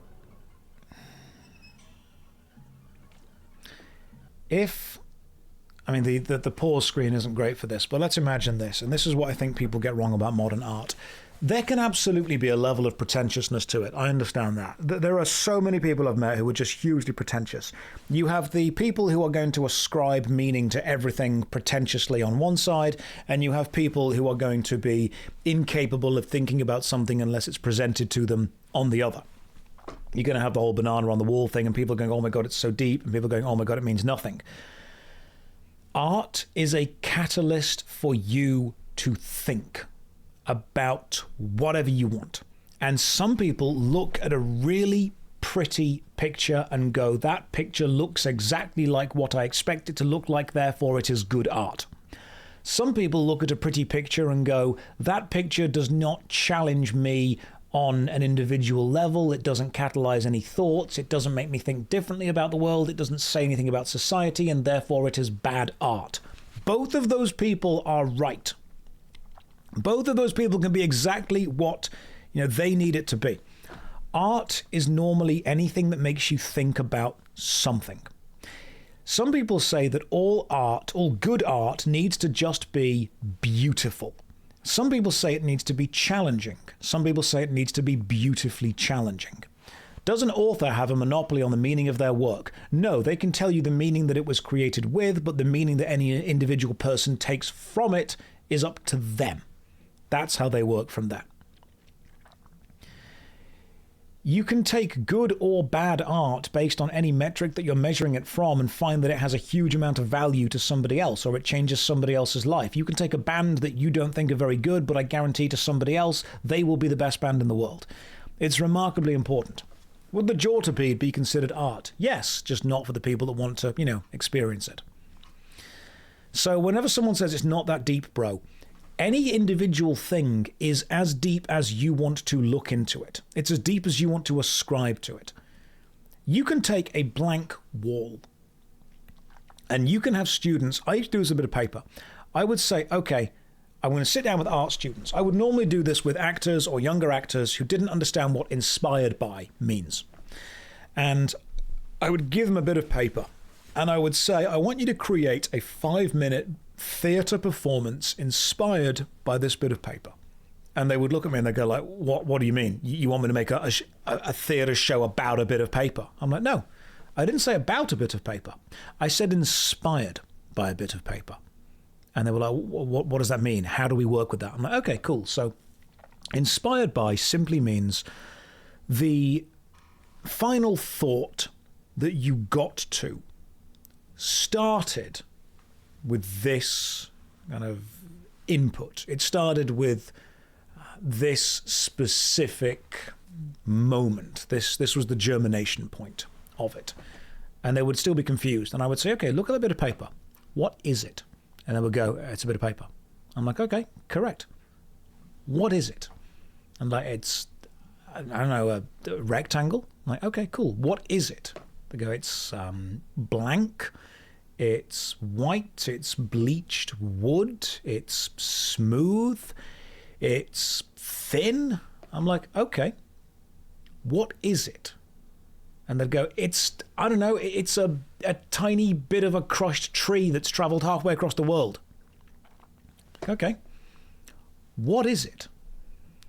And they'd get annoyed and they'd be like, it's nothing, it's pointless, it's useless, it doesn't do anything, it could be something, but it isn't. It can't be bigger than it is, it can't be smaller than it is, it's this. I'm like, okay, cool, but what is it? They're like, right now it's irritating, right now it's annoying, right now it's the tiniest thing in the world to me, but it is irritating because you keep constantly asking me what it is. I'm like, okay, that'd be an interesting play to watch. A play about someone who is incredibly irritated by a really small thing to everyone else, but to them it's actually the most important thing in the world. Because then you get to see that something that might seem insignificant to you is actually remarkably important to somebody else. And they'd go, okay, so what if I were to write a 5-minute play about someone going through hardship in their life, and what we're watching is the final straw, the straw that breaks the camel's back, if you will, and that's the dramatic bit, and what we want to do is crystallize how the other characters don't understand how this is as important as they're making it out to be, but the matter of the story, the actual focus is, this isn't the main thing, this is just the final thing in a long series of things that maybe we don't see. I'm like, yeah. And that play would be inspired by a bit of paper, because that was where you started and this is where you got to. Maybe you want to write a play about, I don't know, the history of squares or rectangles. Maybe you want to look at trees, at forests, maybe logistics, maybe the idea of potential. But all of this stuff comes from me just saying, what is it? With a bit of paper. And when people say it's not that deep, bro, it's as deep as you want to think about it. The bit of paper itself doesn't have anything special about it. All it is doing is acting as a catalyst for your mind to explore any aspect that it wants to explore. That's what modern art does.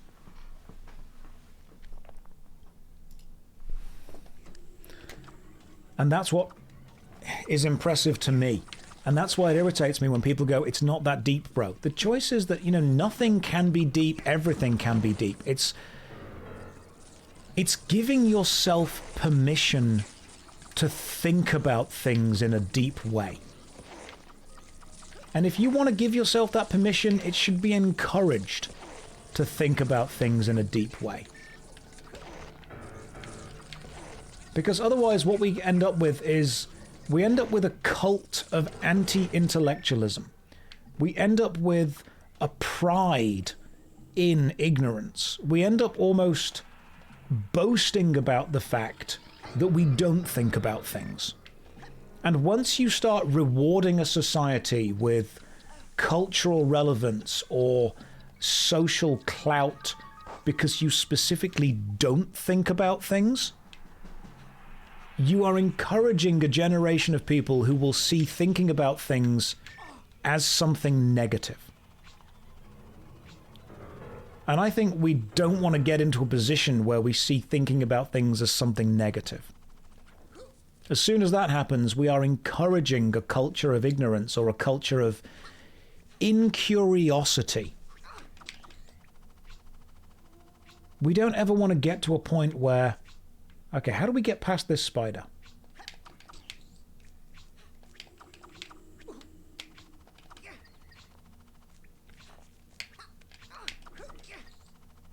This is super stupid.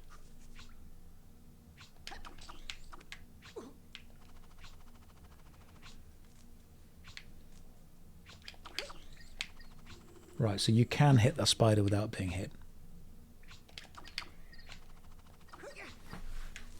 I'm going to slap the spider. But have you guys ever met someone who prides themselves on not knowing things? There's a pride in ignorance.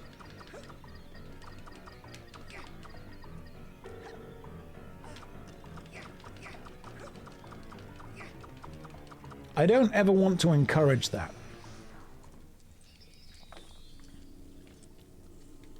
I don't think we want to be necessarily hugely rewarding people or encouraging people to not know something.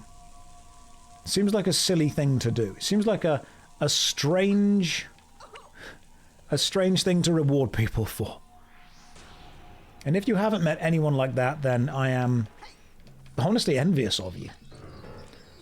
I've met many people who pride themselves on how they don't know something. And I thought, how can you find pride in that? I'm not saying that you should tease people that don't know things. We should absolutely be encouraging people to learn. We should be encouraging and supporting people that want to learn things. We shouldn't be mocking people for learning things. We should encourage people to learn.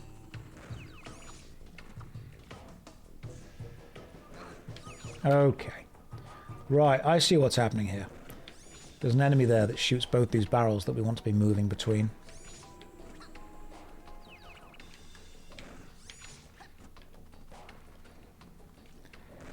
But when people say it's not that deep, bro, I think it gets to me because I've seen what happens when kids who have a natural desire to learn, a curiosity to learn, have that curiosity, have that flame dulled, extinguished by people who almost take a level of joy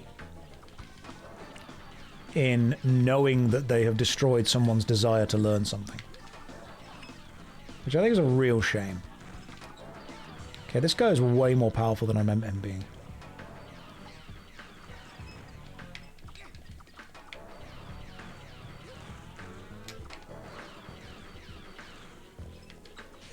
And that makes me very sad.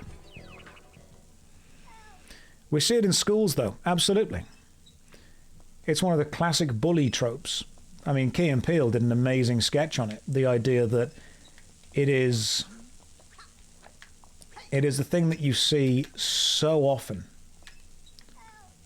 Right, someone's saying help, but where are you saying help for? I'll find you in a second. Do you think it's not that deep, bro? May just have the capacity to think about something in the moment, like they've got too much going on. Arson, yeah, really good point.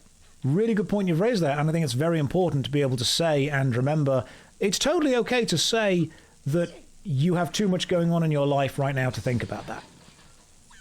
That's okay. We've all got complicated things going on in our lives. It is okay to be able to say that you don't have the capacity to think about that right now. You haven't got the energy. You've not got the bandwidth to think about that. And that's okay. But what I think that matters is the communication. The way you communicate that thought is then very important. Oh no, it's our friend. Oh no, he's going to be mind controlled with that weird hat. Rayman. Clark.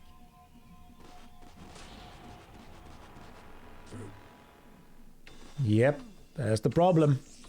Right, he's now going to be an enemy. He's being controlled by Clank from Ratchet and Clank.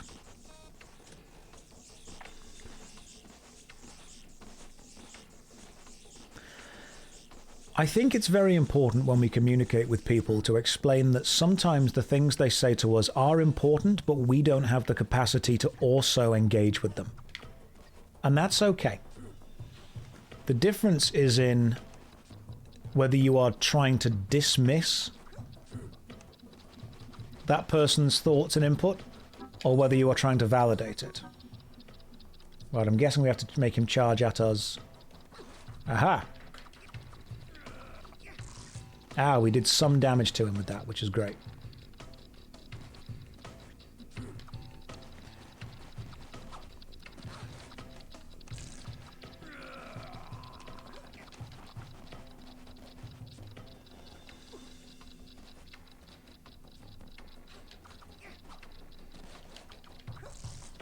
Sometimes people are just venting to look for input, connection and feedback as well. So many people sometimes just get angry and they vent, and you have to say to them, you know, do you want to find a solution together, or do you want to just be annoyed? Because there is a value in just being annoyed at something. It can be cathartic. But there are a couple of sentences that just sometimes irritate me. And it's not that deep, bro, is one of them. Because I think it shows it's a symptom.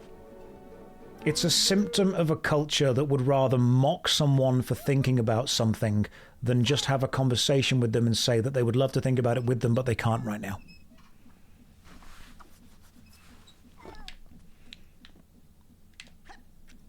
Can I use you now?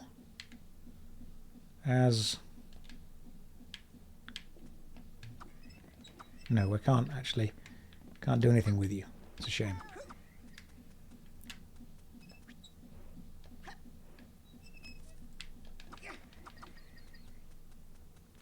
I feel that I should be able to somehow, like, ride this guy. Don't take that the wrong way.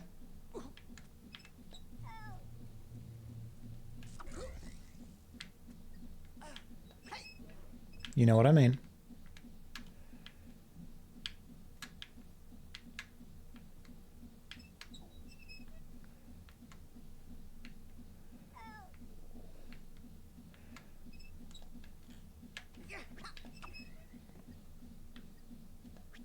Oh, there you are. Ah, you'll be the king, won't you? Hey, there we go.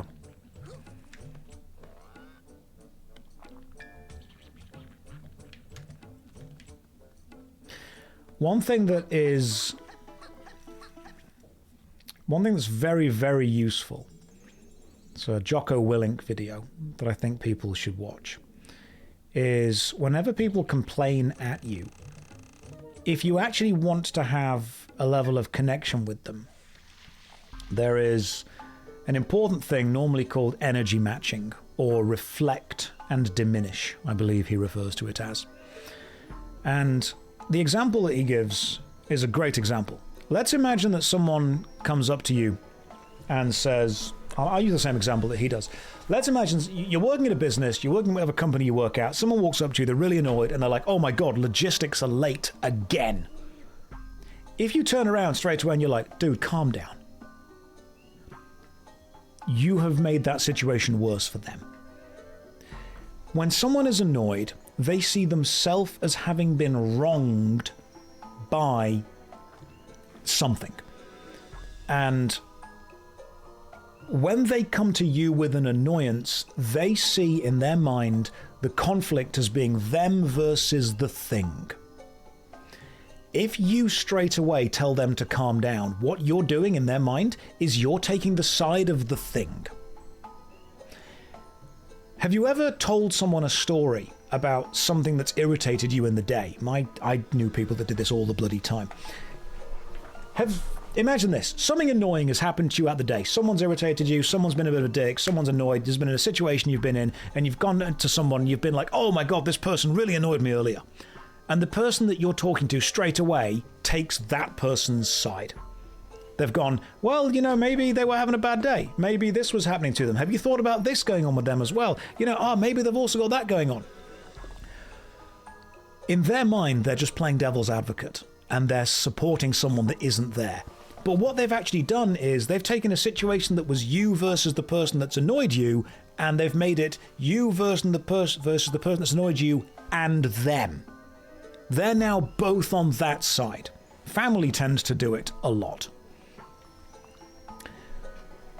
If you actually want to be able to connect with someone, the best thing to do is to immediately take their side and be annoyed. Someone comes up and they goes, oh, logistics are late again. Instead of turning around and going, oh, you know, well, calm down. You can be like, oh, goddamn logistics, man. They're always awful. They're always fucking up. And then that person sees you as an ally. And you straight away go, oh, yeah, absolutely, irritating. What can we do? What you've done then is you've immediately set yourself up as on the same side as the person who's annoyed, but you have then reduced the annoyance and you've changed the energy from let's be annoyed together to how can we now fix this together? You do not want to start any kind of interaction as a confrontation. Because if you start an interaction as a confrontation, especially if it's in business, you are immediately setting everything else up to be seen through the lens of confrontation. If someone comes to you with an irritated energy, match that energy and be on their side. Josh, normally I would always find your opinions correct and wise, but in this case you are so wrong. In a situation you cannot fix anything. You can just tell them it sucks. We should play MMORPGs. John, I get it, man. I agree with you. But let's imagine that that situation doesn't happen. What could we then do to match the other person's energy? It's the company politics game, man. If you want someone to be on your side with a decision that actually matters, do not start your interaction with them as a confrontation against them. Start your interaction with them as an acceptance. You are reflecting. You are validating their feelings. And when they know that you're on their side, you can slowly start to change the energy into the direction you want it to go.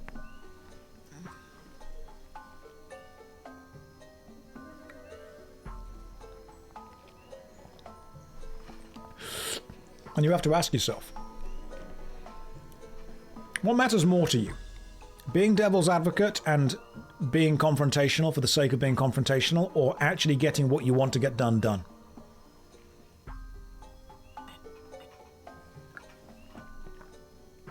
Yeah, you're not fixing the thing, you're showing them it's valid to be annoyed or to help them find a way to figure it out. Yeah, of course. You are immediately validating them straight away, and then you are working out how you can help them on their side. Do I drink Soylent? No, it's just a chocolate milkshake with some added protein to it. It's like fiber, protein, stuff. It's probably got soy in it. It's mostly tapioca. Yeah, soya protein, chicory root fiber, tapioca, citrus stuff, coconuts, almond butter, oats. Just like a kind of calorie drink meal thing. Because otherwise, I'm not getting anywhere near enough calories in while I'm just sitting playing video games for like 8 to 9 hours a day. Maybe the added protein is people. Maybe it is.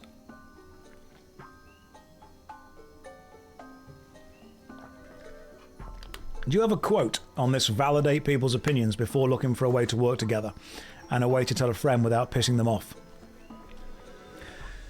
If you want someone to work with you, you need to set themselves up. So set yourself up as their ally, not their enemy. People want to work with their friends. People want their friends to agree with them. And people always say something like, oh, but that's just manipulation. Oh, but I'm just being honest. Oh, but I'm just telling the truth. Oh, but I'm just being real. Oh, but I shouldn't need to validate other people's opinions and feelings to get this done. Oh, but other people shouldn't have to do this. Listen, I'm not going to talk to you like an idiot. You're working with human beings. Human beings have emotions. If you don't understand that, you are missing out on one of the biggest things that can get you ahead in life. People don't want to work with you because you're right. People want to work with you because they like you. If people like you, even if you're wrong, they'll give you the benefit of the doubt. If people don't like you, the moment you are wrong, they will never let you forget it. If you want people to work with you, well, people need to like you. Being likable will get you far further in life than being right. Being likable and right is fantastic. But if you have to choose one of those two within a team of people that you're working with, being likable will give you more leeway to make mistakes and get you more help from the people who are capable of helping you. I know it might sound manipulative. It might sound like you're using psychology. It might sound like you're just exploiting a weakness in human emotion, and that's because you are. The amount of people that I've met that say, I just tell it like it is, I'm just real, you know? People don't like me because I'm confrontational. People don't like me because I don't have any bullshit, okay? Those people are insufferable to work with. And even if they are right, you're never going to praise them. You're never going to reward them. You're never going to want them to get involved in any kind of off-the-clock activities, coming and hanging out. Working as part of a team, as part of a tribe, as part of any kind of collective, requires a level of social cohesion. And I guarantee that understanding how the social fabric is knitted together is going to be far more beneficial to you than absolutely understanding logically how to solve all the problems within this. I know that we have a load of TV shows about people who are arseholes but logically solve the problem, like House, like The Mentalist, like any show where it's a drama about a gifted genius who is always right but also not many people like. And the reason those shows do so well is because there's a huge amount of audience of people who are socially oblivious and confrontational but often right, and they watch these shows as a form of validation. Shows like Sherlock and stuff like that. Now, I don't think these shows are bad. I think there is an unfortunate amount of people that are using these shows as a blueprint of how they actually need to act, without understanding that those shows are about creating manufactured drama and conflict within a situation where it just wouldn't happen. Because if you actually acted like that, you would lose your job. Doesn't this just devolve into people-pleasing at some point? I mean, Slowpukes, not necessarily. You don't need to please everyone. You just need to understand that working with people is also navigating an emotional battlefield, as well as a physical, practical, logistical, material one. It's not just about how you feel. It's about how other people feel about you. House would immediately be fired. Sherlock would not work with the police like that, and if he did, then Anderson would lose his job because he's giving information out that shouldn't be given out. Do you want to be friends with a complainer? Selenius, I can give you generalities and I can give you specifics, but I can't jump between both. Who you want to be friends with is up to you, but ultimately if you want something or access to a network that somebody has, it's going to help if they like you.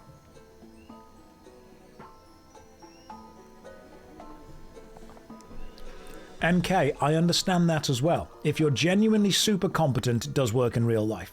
You had a co-worker. You can't fire the most competent worker even if nobody likes them. The boss can. The boss can absolutely do that if they don't like them, and many bosses do. I'm sure many of you have got stories of whoever was in charge getting rid of someone who was actually business critical, who was actually super important. We see stories like this all the time. The boss fired the person that works the hardest and now the business is going downhill. If the boss liked that person, they absolutely wouldn't have fired them, even if they did work the hardest as well. I'm not saying it's important that that person become best friends with the boss. I'm saying that you will meet and deal with a huge amount of people in life who completely forget that humans are emotional creatures. And sometimes the best way to get to the outcome or the situation that you want to get to is to include the emotion within whatever kind of formula you're trying to build for how you get there. Connections matter. Are you going to be fired if you're the most competent, important worker? Probably. If the boss doesn't like you. It's unlikely, but it could happen. Are you going to be fired if you're best mates with the boss? Probably. Especially if you aren't working and people are pointing that out. But if you're both incredibly business critical, competent, and people like you, you're never being got rid of.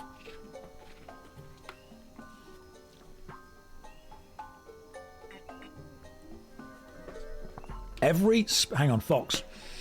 Pretending to like people and being fake positive is soul-crushing, though. Okay, Fox.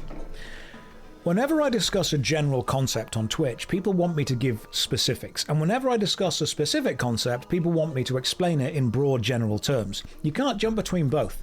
Being fake nice to people is, of course, soul-crushing. It absolutely is. It's a level of emotional labor that you are adding to yourself.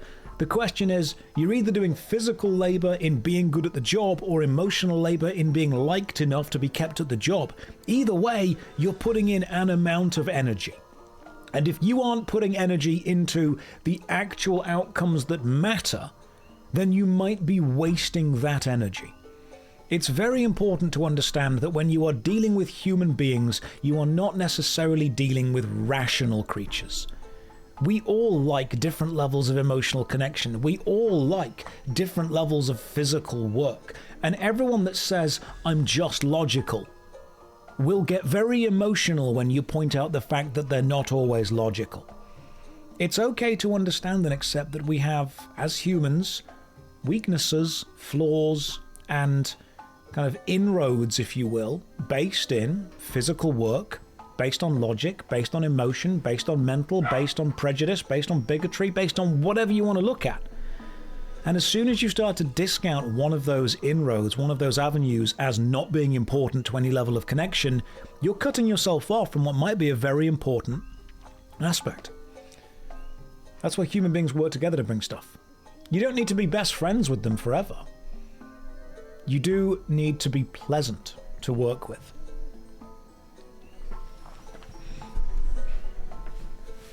What if you fucked up and you're stuck with people who already hate you and you can't leave them for the foreseeable future? Cal, if you're in that situation, then sorry, man. I feel that's sucky for you. I can't really help you with that.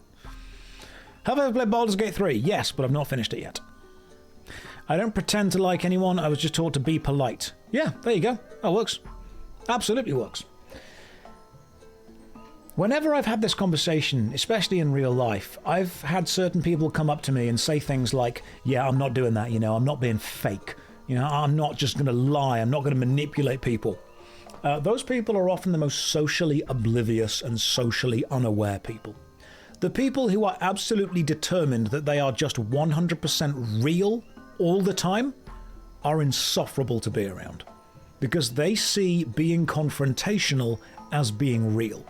They see constantly questioning people, constantly being devil's advocate. They see their position within kind of the fabric of society as being the person who has to be the dickhead, the confrontational one, the questioner, the checker. And it's very important to ask questions, but when that's your entire personality, that just gets really, really draining to be around.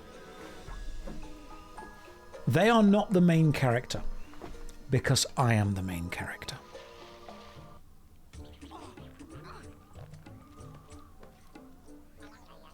Right. Next mask thingy, I think.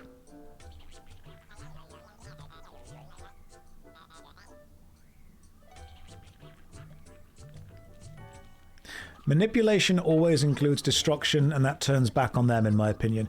Noise, do you see being polite to work with as manipulating someone? Would you say to yourself, I really don't like this person, I think they're a dickhead, but I'm going to be nice to them. I'm going to be pleasant and civil and polite, instead of telling them that I think they're a dickhead. Do you see that as a level of manipulation onto them? No, that's restraint. But many people would call it manipulation. They would say you want to do one thing, you're acting in another way. Right, here we go. This looks like an absolutely god-awful level. I have spoken to many people who pride themselves on just being real, when in reality they're actually completely unable to read social cues and tell people that they're just being real as a way to effectively avoid the responsibility of needing to read social cues. Right, what have we got here? This looks like a complicated level. What does that button do? Okay, oh god, this whole thing spins around.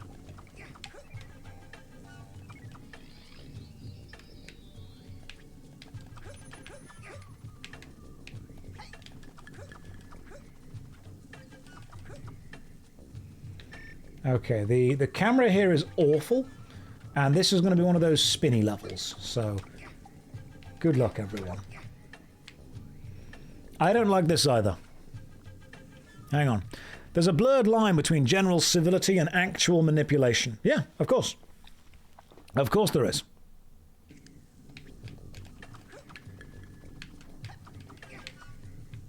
I'm trying to hit that button, and yet I seem unable to hit that button. Right, so that button has been hit. That button has not.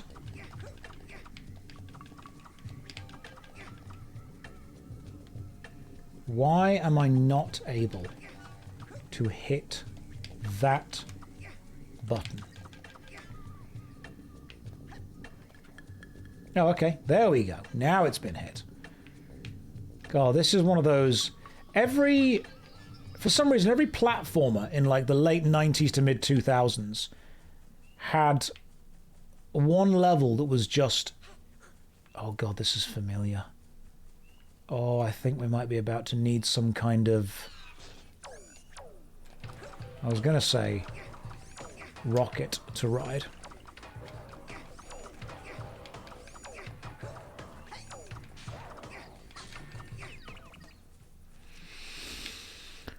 Whew.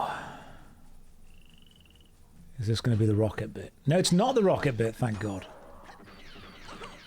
Oh. What if I just run away from this fight and not get involved? Does that work? Nope. Right, let me just... The difference between manipulation and politeness and kindness is motivation. If you're kind to get ahead and help yourself, then you're manipulating. If you're kind because you believe people deserve kindness and respect, despite how they might see you, you're being kind. If you are aware of the differences, surely you would at some point be able to say, I am being kind to you because I know it has benefits to me.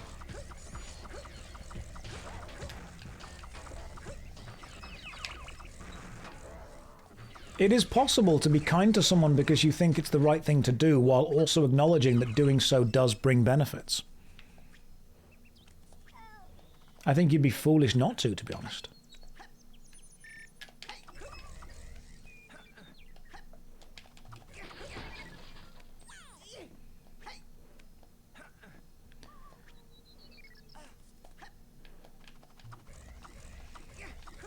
It's possible to want to be nice and polite and kind to someone, while also acknowledging that that will bring benefits. You have often heard, to make it in the professional world, you need sharp elbows to assert yourself, and anyone who lacks them will be exploited. and I witnessed the practice in several working places.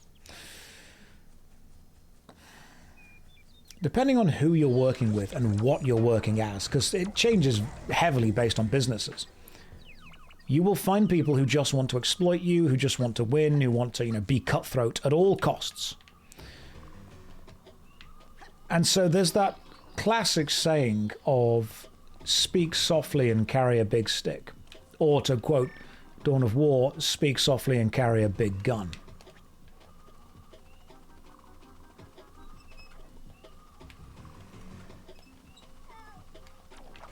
But there is absolutely a level of business acumen that I believe will be understood by people who know what it's like to work with other people that want to manipulate them. I've met a lot of people who say that they're good with people, but they're really not. I've met a lot of people that say they're just logical, but they forget to include human emotion, which, if you're making any kind of logical system, should be one of the first things you decide to include. Are we about to land on this balloon? Rayman has really gone off the rails. I have no idea what we're meant to be doing anymore. Moderation is key with it. You worked in retail and now you hate people. Here's an example. If I tell you, this is an information hazard. If I tell you this, you're never going to be able to unknow it. Which means you're going to choose to actively use it or not use it whenever you're in this situation. Okay, this is a boss. Have you ever, if you've worked in retail, you'll understand what I'm about to go on about. Okay, so these things, I think, yeah, they're important. They're dangerous. Let's imagine you work in retail. Cursed knowledge is the best knowledge. Let's imagine that you are serving a queue of people. When somebody gets to the front of that queue, what do you say? Because I guarantee if you say, sorry for the wait, you're going to make their day worse. And you're going to incur their ire. But why on earth would that matter? Well, it's because saying sorry for the wait does a couple of things. First of all, it reminds them that they've had to wait, which is something customers don't like doing. Then it implies that you are to blame. This is the reformatory for disturbing children in the game, by the way. If you say sorry for the wait, you are going to immediately remind the customer they have been wronged and it's your fault. Because if it wasn't your fault, you wouldn't say sorry, and you have reminded them what's annoyed them. If instead you say thank you for your patience, you completely change the framing of what's just happened.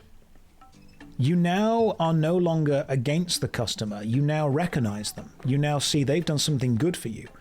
Thank you implies that they've done something well. For your patience implies that the situation itself sucks, but you can see that customer, they've been dealing with it like a champ. They've actually done an amazing thing. And straight away, you have changed that interaction from you have been wronged and it's my fault to the situation is unfortunate, but I noticed that you have been doing the best within it. And Brew says, but have one cashier is something the company can help. Okay, Brew. Brew, when I explain these stories to you, I'm not asking you to physically picture the situation and say, how do we solve this situation on a systemic level? I'm saying, do you understand that there are psychological tricks that you can use when interacting with another human being to reframe that interaction in your favor? Do you understand that? I don't want you to look at the situation and go, yeah, but like, we could have fixed it by doing this instead. I'm not saying, how do we fix the situation? I'm saying, what tricks can we do within that situation to give ourselves the advantage?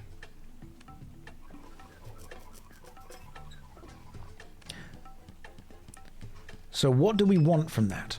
To me, what we really want... There we go. Is to be able to interact with that customer in a way that they are seen as the hero. Thank you for your patience in dealing with chat, Josh. You're welcome, Celsus. Oh, God, that's such a great way of phrasing it. Reframing is one of the most important things you can do in any level of psychology, in any level of interaction, with anyone or anything. Reframing that situation to place either yourself in a position of power or authority, or the customer. Oh, God, it's this bit. This is the bit that I remember. Or the customer in a position of support. This is the bit that I remember, guys. Okay. How do we get where we need to get to?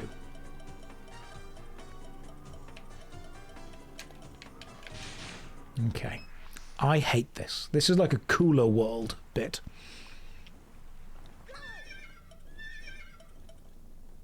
Just got put down and I want to talk to Josh. Good thing I'm a big boy with big boy pants. Yes. Yes, you are. And I'm proud of you. So where do we go now, my friends? Ah, okay. Cool. Oh, God, there's so many arrows.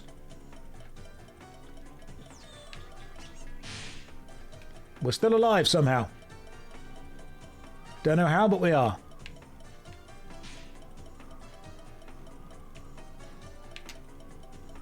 Don't think we're meant to be able to do what I'm doing right now, but we have done. Okay, we died again. This is awful. And Ruffletuff, hang on, says, as the customer, you like something else, do you? Well, people aren't a monolith. Not one thing is going to work for everyone. What did you say? As the customer, you prefer a different approach?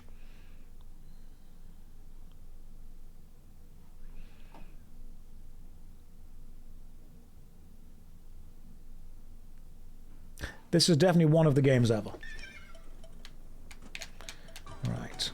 So, let's see how we go, shall we?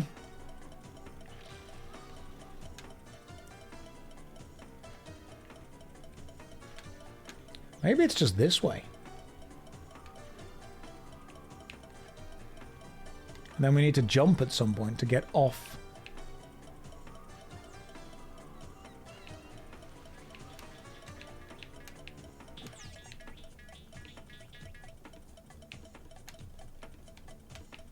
Aha! We've flicked a switch. We have flicked one switch. That will be a second switch. We have now flicked a second switch. Does that... It opens the gate. Fantastic. That was actually much easier than I remember it being. I remember that being really hard. Oh, and now we need to use this to destroy the chicken, I assume.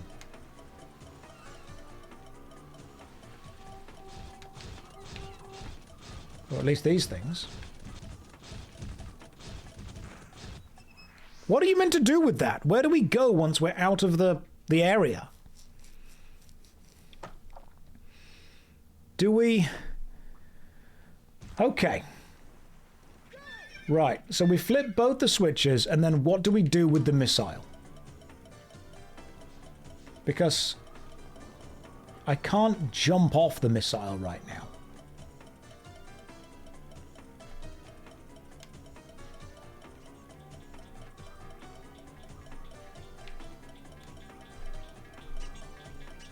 Do you get the chicken into the gate and then close the gate? There's a passage in the corner. Okay. And then you get out of there.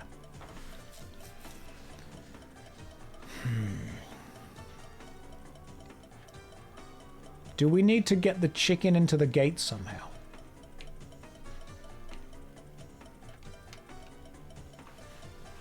Let's find out. Because it seems to be that we need to go all the way around via the ramp in order to get out of here. You remember this level because you hate it. I think a lot of people feel the same. Maybe we need to boost the chicken into these things. Hang on.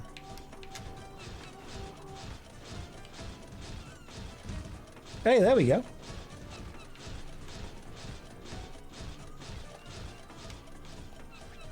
Aha, okay, there's a passage in the corner that we needed the missile to get access to.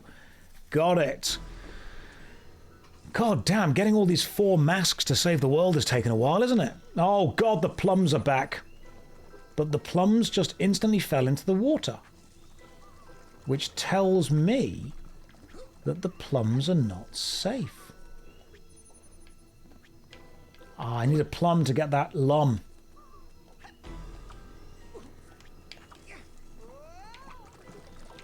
Alright, hang on. And then you hit the thing and you instantly die. God damn. I hate this game.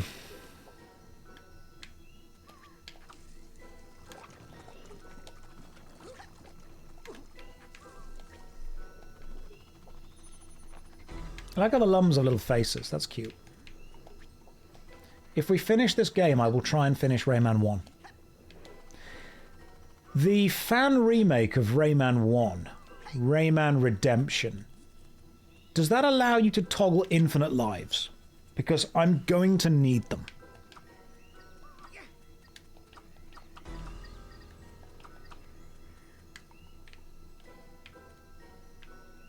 I'm thinking I will need them. Yes, it does. Good.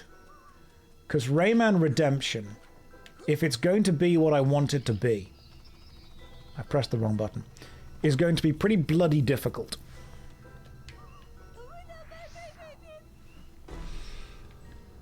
Oh, it's only infinite wives. It was a typo. Gotcha. Oh no, that's Glowbox's wife. My babies. You must be the wife because you are pink. Color theory, mid-2000s. The pirates have taken all of your babies. Oh no. Let's go and save them. Cyborged, thank you very much for raiding. Welcome in. You're joining us as we play Rayman 2. Why? You may be thinking, well, it's because I'm a professional streamer with my finger on the pulse of what Twitch wants. And I know that you don't care about windrows or whatever else is going on. You care about me driving a pirate ship stealthily while firing stuff from the top. There we go. Is this Black Flag? Yes. This is Assassin's Creed Black Flag. Oh, good. We've rescued the babies. That was really easy. I thought there'd be a level there, but apparently not. Welcome to Rayman 2, The Great Escape. When I was just a lad, looking for my true vocation,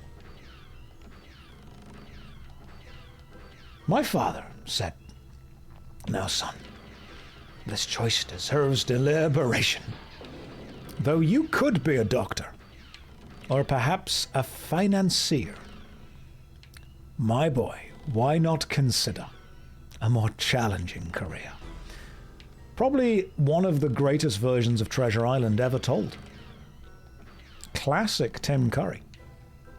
My favorite review of Tim Curry as an actor was, for every one-star film Tim has appeared in, here's the reason the film got that star."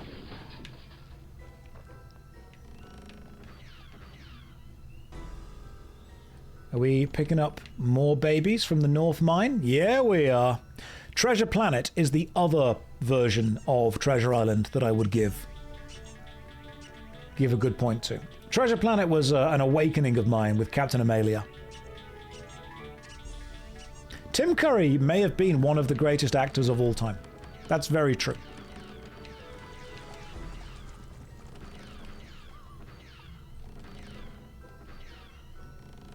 This pirate ship is way too big. Just make a smaller one. I'm not a furry, okay? I just find Captain Amalia very attractive.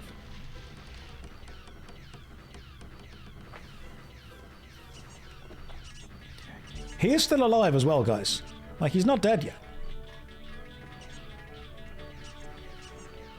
Also, Frankenfurter. What an amazing first film to be in. We can't be talking about Tim in the past tense, just a terrified Google. He will eventually go to the one place untouched by capitalism. Space. Right, so what are we doing now? I've got your babies.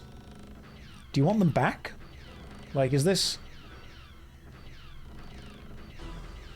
Do you want your kids back? Or am I like doing a Peter Pan thing and they're mine now? On this pirate ship? Am I Captain Hook in this? Right, the East Mine has been done.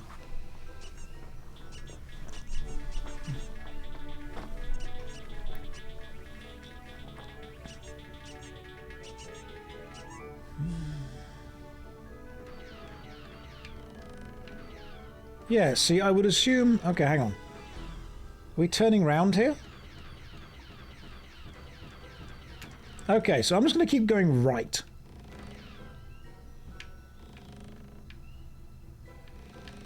I'm just going to keep turning right and see what happens. I will sort the bot out again, Inju. We will make that... We'll fix it. Whatever's gone wrong, we'll fix it. I'm just right now piloting a flying pirate ship through the land of Rayman. Because my Twitch career has taken a strange direction. Was this the way that I just went? No, it's not.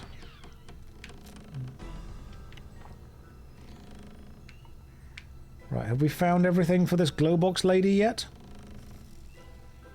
There's another mine just there, but I feel that we've already been to this one. Right, that's the north. We've already been to the north mine. Right. We've taken the northern mine. Now I've got to find where the other mines are. This is the worst section of the game so far. I don't remember this being in the N64 version of this game. We've done the west mine. Have we done the southern mine? Is this just the Dead Mines Rayman version? It was in that version of the game. Okay. What's up here, if anything? This is Assassin's Creed 4. Rayman. Well, what if we turn right here and just follow the river back up? I don't think we're meant to be going this way. Have I been to the south mine? I have... Okay, I've been to all the mines.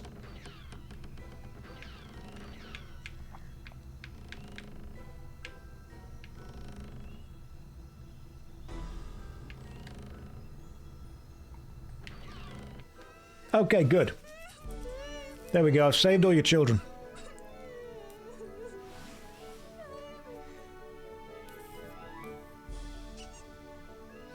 Also, like, you've got so many.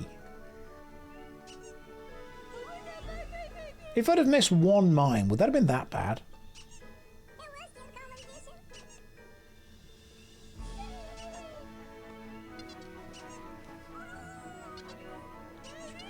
If any, too many, if anything. Look, Uglet. Here are the others. Her name is Uglet. Oh my goodness. Okay, so Glowbox is married to Uglet. Where's the dad? Glowbox is in... He's been captured. You found the fourth mask in the mine. Did they just run out of time to finish the game? Hang on. Thanks for saving us from the mine, Rayman, during that random pilot series. We found the fourth mask that you needed. Thanks. Oh, and then we just immediately teleport to the boss dude.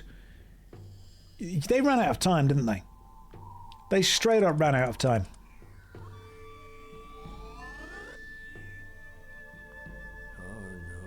The pirates won't last long. I will use my powers to destroy their fort and rid the world of the robots that infest it. Alas, my powers have limits. His arms, he's based on Long Dennis. I'm going to have a chat with Cadicarus and accuse him of being a fraud. On Earth, the lums make me invincible, but in the air, I am as vulnerable as a newborn. I have to fight. I'm going to give you maximum energy. Thanks. That's what she said.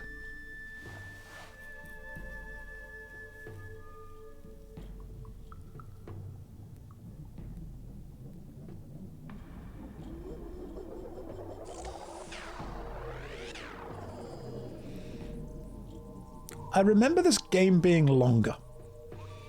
We are 5.5 hours in.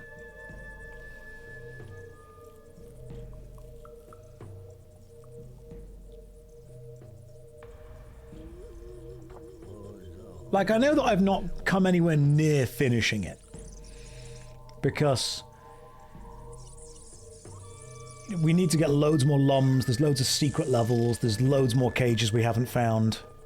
Also, let's be fair, I was rambling for like an hour or two. The game is about 8 hours to do the main story, about 16 for 100%. Okay, so we are 5.5 hours in and I've been rambling for an hour, and I'm streaming at the same time as playing it, so we might end up getting to at least closer to the final levels within 8 hours. Maybe we've still got like another, 6 hours of game to go, who knows?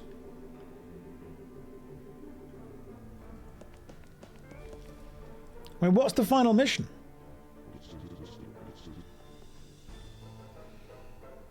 Rayman poisoning your life? I've got the antidote. Okay, cool. A big robot. This is the plot of The Incredibles. This is just straight up the plot of The Incredibles.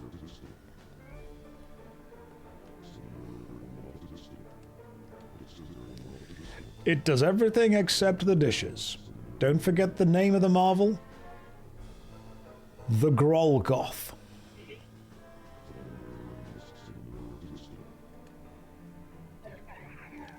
Yes. Yes, you could destroy Rayman with this robot. You should try it. Because Rayman would die.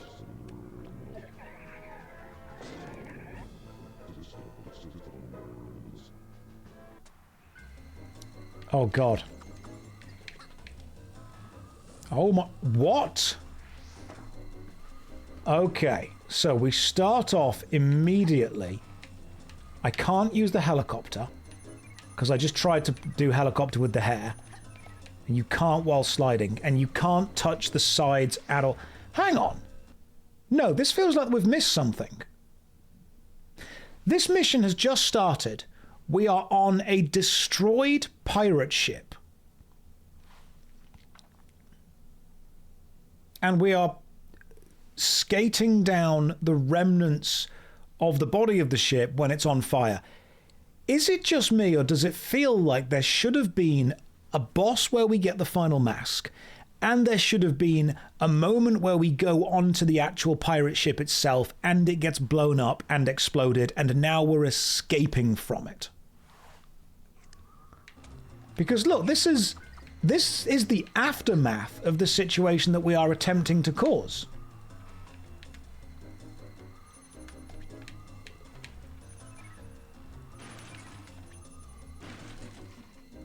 Oh my God, this level is solid. Hang on. Right, I'm trying to just control the movement.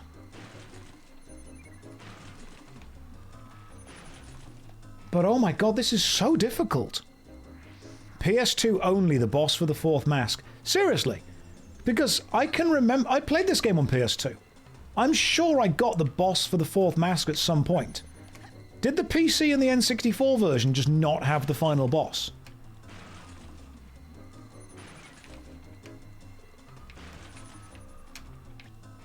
No, god damn. Why can't I use the helicopter? Okay. PS2 got a load of extra content because I'm guessing the disc was bigger. You know what I really hate about older games is when, for some reason, the final mission is just completely different to the rest of the game.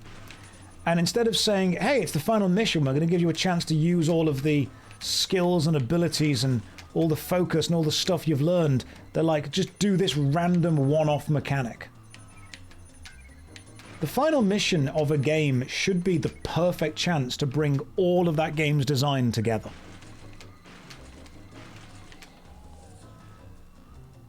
What? Oh, you've got to hit the switch. Okay.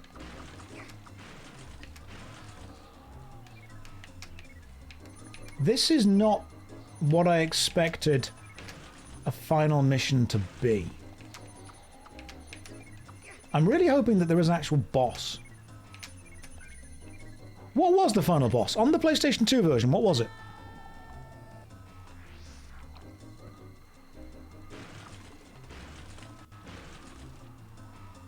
It was the robot. Do we not fight the robot in this version?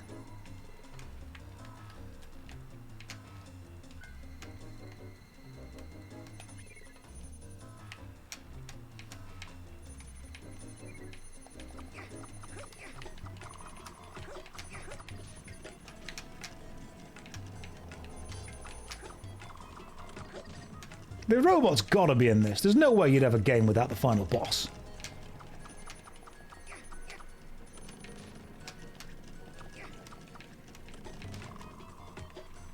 This is horrible.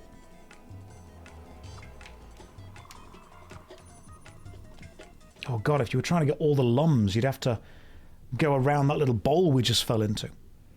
Asks chat, ignores chat. I'm literally playing the game at the same time while focusing. It's in this. Okay, it is in this. You haven't got there yet. Gotcha. Right. So, are we in the fleet now, or something?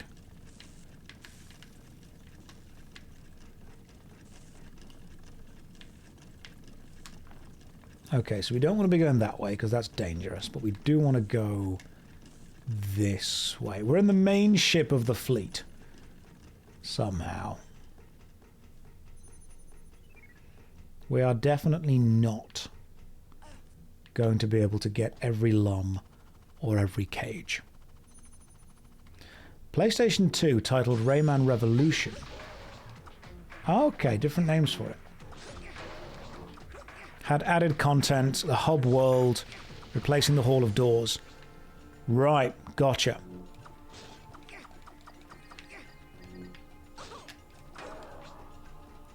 I'm just going to ignore you guys and go this way. I'm guessing I don't want to go that way.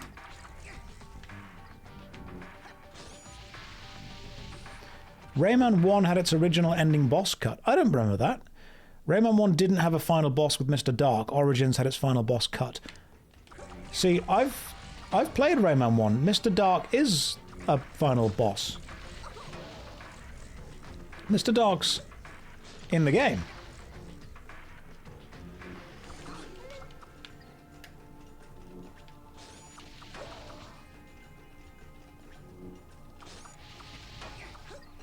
One more. Yeah, but you don't fight him. You fight all of the other bosses in like a version of him, don't you?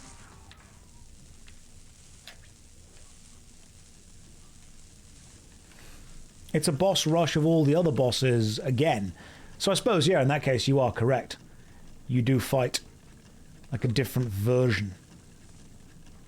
Do I need to kill that enemy or not? I'm assuming I don't need to actually kill that guy. But I could instead just kind of go this way. I'm guessing I just need to flick that switch.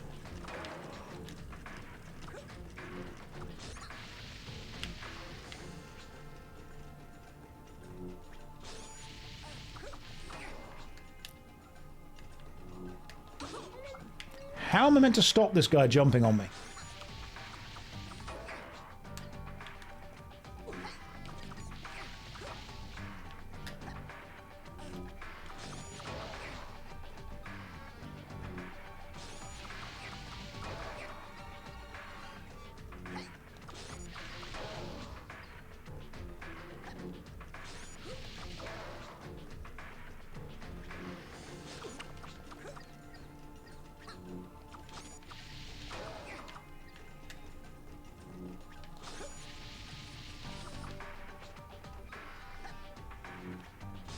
If I die because he just teleports onto me, I'd be very annoyed.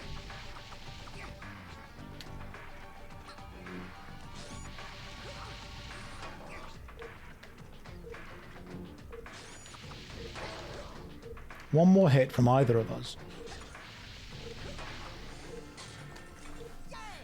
Okay, cool. We stopped you, and we got some lums. And then what happened? We hit the switch. He did teleport behind me and say, "Nothing personal, kid." That's what happened. Just there. Are we going back up? Oh, there's somebody sleeping on the side. Oh, it's going to be a missile, isn't it? It's going to be a missile. And then this is going to be a 3D flying mission. Okie dokie. Stabilize with control.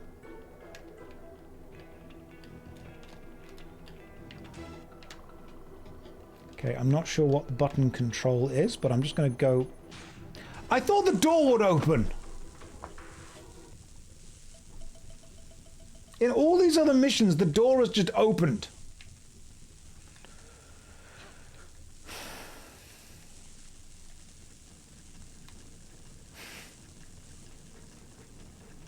Right, so I've got to stabilize with control. Oh god, okay, I see what you mean. If I hold that, it just twists and turns where it is.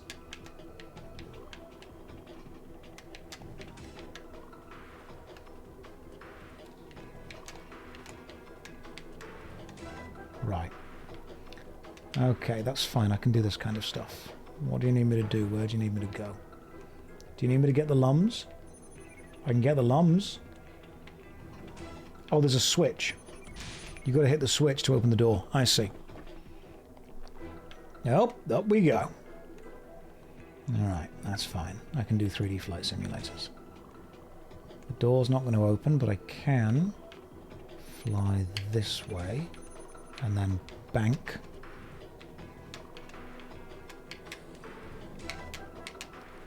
I've played flight simulators.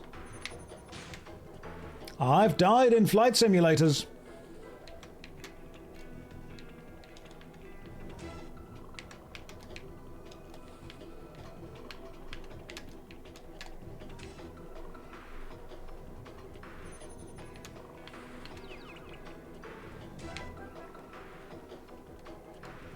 Who designs a ship like this? No ship I know looks like this.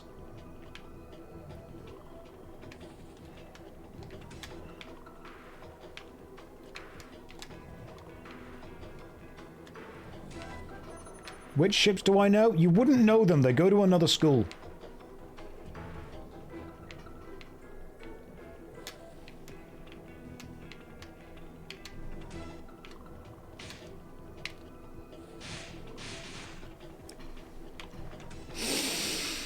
Ooh.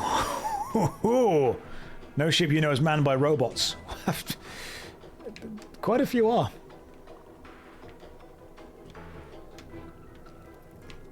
I know what we can do to have a final level of Rayman. Just make it a freaking 3D flight simulator. Am I going to lose all my lives on Flight Simulator?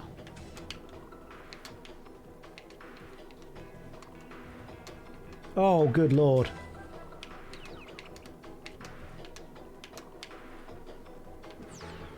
Oh, and now we're doing the freaking... Oh, what? We got shot by a laser and just knocked out the sky immediately.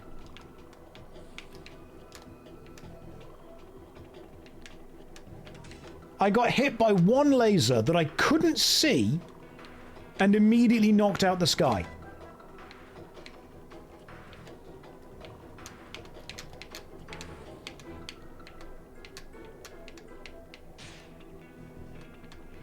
And there are seemingly no...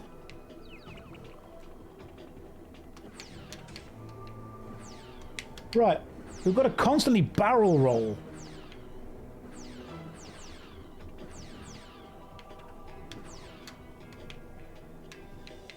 Oh, good lord, this is the ending of Fade to Black all over again. I hate this game.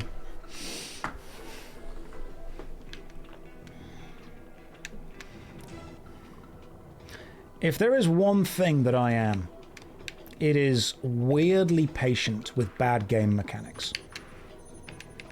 One thing as a kid that I realized that a lot of other kids found weird was that I could play irritating games for a long time. And obviously I get annoyed at not winning, but I never raged at them. I never raged.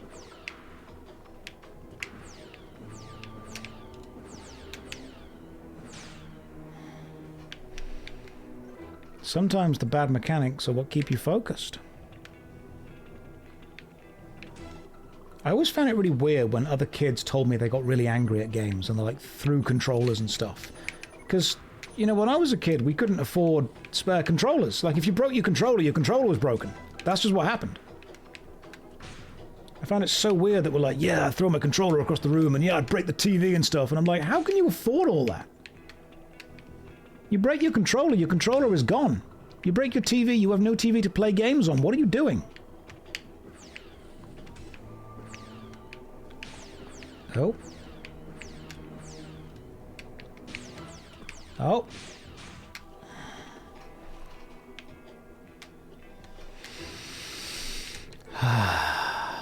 Okay.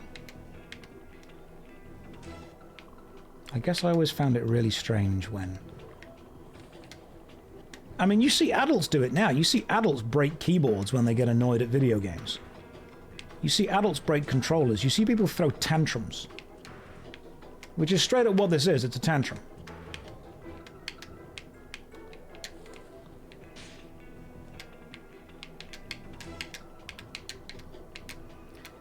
The hitboxes of the...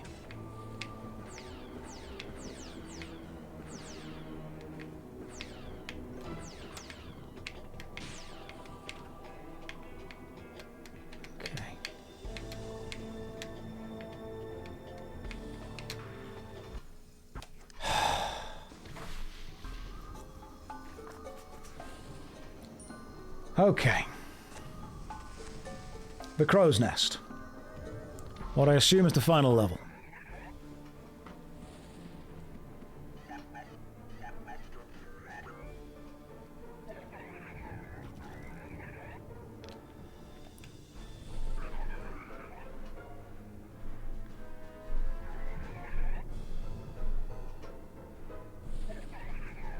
We have been playing for 5 hours and 53 minutes, and about an hour of that has just been talking to chat.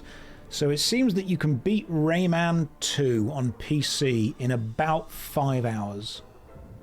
Provided you don't go for anything fully completionist.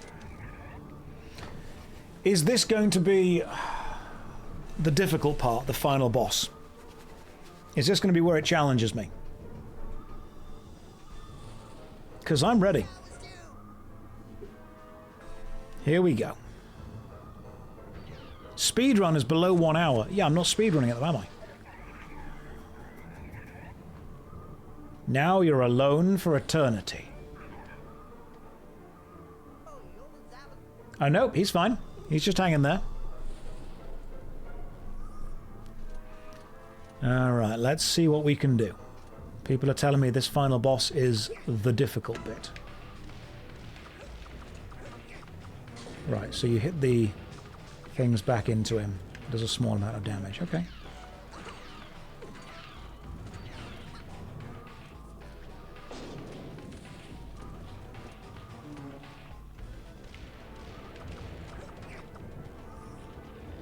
Right, so we need to make sure that we are in the correct position to shoot the bombs back at him. Gotcha. And then he shoots the things at us.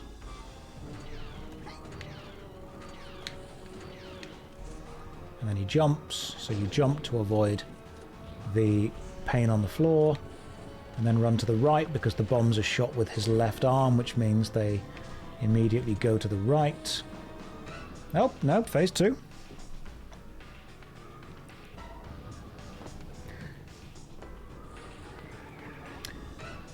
Oh, are we going to have to use a missile at some point?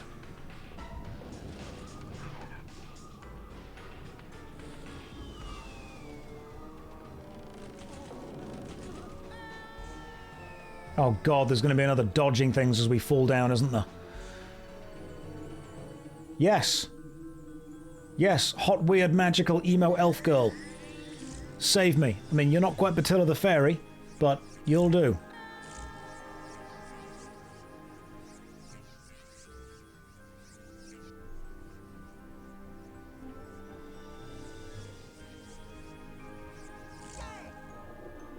Oh, good, and now we can do a weird 3D float thing. So it's kind of like the final level of Devil May Cry.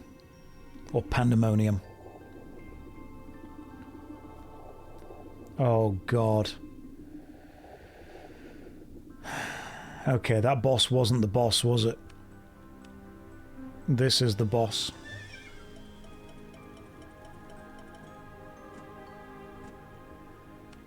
Here we go. Alright everyone, good luck. Hold on. Thank you. Bravo, Rayman, you were sensational. I know. Razorbeard is nearly beaten.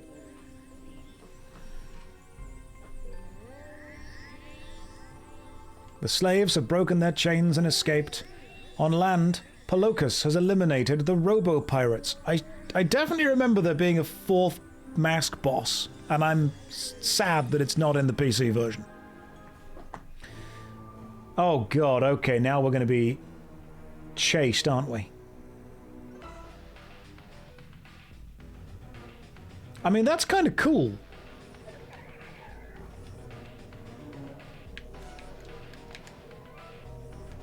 What is this, though? Oh, okay, that's going to be... And I'm going to have to fire that at him. Right, so I'm going to have to collect...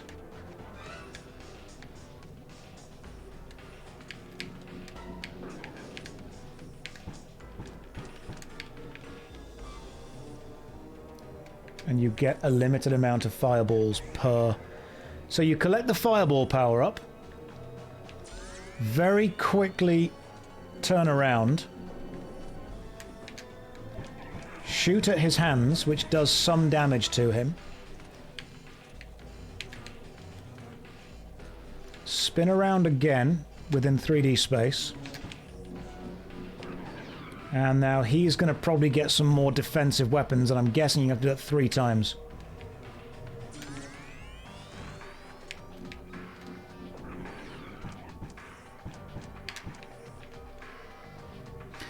Alright. And I'm going to have to also do some barrel rolls to avoid the missiles that he's going to be shooting at me. Right, that was the 4th time. No. Okay, but I'm constantly being chased. But I'm also out of fireball power. So... spin in a tight circle to pick the fireball up again. And then avoid that. Stabilize. If you hold R2, you can correct your pitch without needing to change anything else. There's no boost speed either, so... I've got to spin around occasionally like that, just to be able... Now, I thought that you need to hit each arm 4 times. Apparently, just each arm once.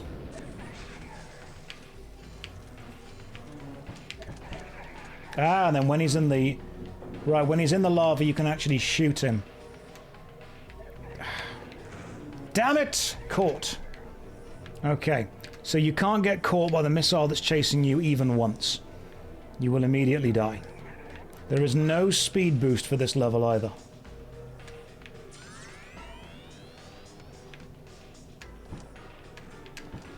Right. Alright, so we died once so far. And the boss's HP also reset, which is kind of sucky. Right. His missiles are both there. Turning around in these tight spaces with the missiles following you is super annoying. Because we have to do a full spin in order to get them kind of off our trail. And then I have to shoot 1, 2, and then hit you in the face. And after hitting you in the face, the missiles will be back at me again. So if I see a missile, I've got to do a full 360 in order to get the missile to crash into the wall.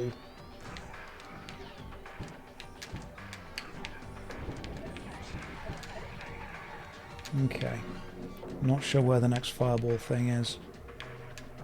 Yeah, as soon as I see you, it's not even worth trying to get the fireball. I've got to spin round. Oh god, no, the lava's raising. That's a problem.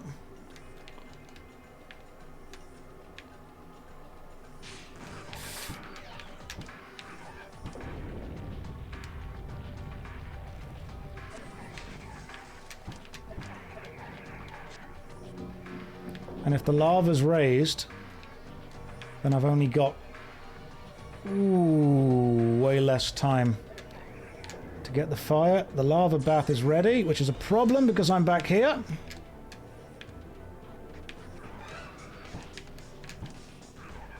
That hits both of you.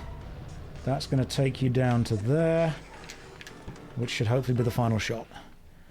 Unless there's another phase.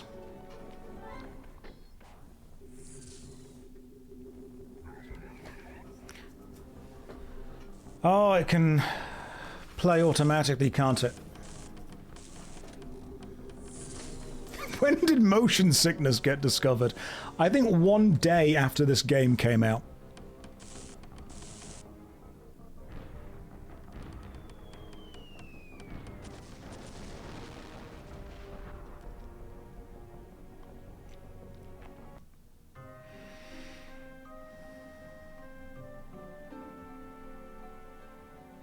I think there are aspects of the game that are better on PC and aspects that are better on PlayStation, PlayStation 2 and N64. I like the PS2 having actual bosses. And I liked the N64 I think controlled well. Oh, hang on, and now we have the single shoe because Rayman is dead.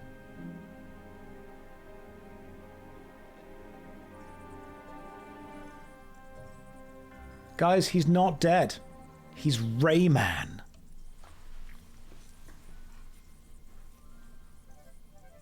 The music level of Rayman 1, you mean Bandland? Bandland was brutal.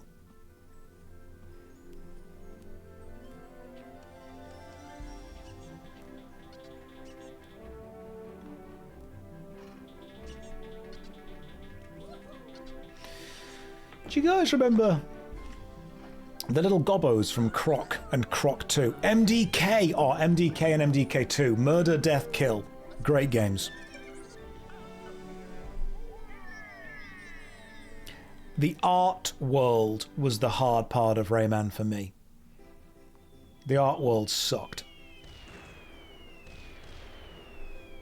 People have said Tonic Trouble, but I never played Tonic Trouble. Rayman, we honor you this evening. Thanks. Without your courage, the enemy would still be here.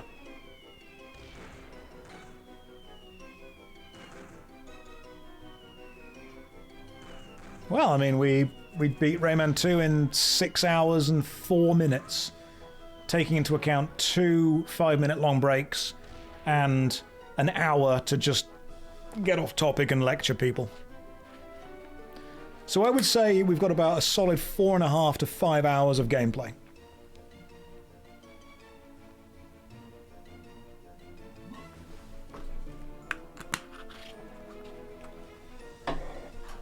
Worth it? It was fun. It was short, but it was fun.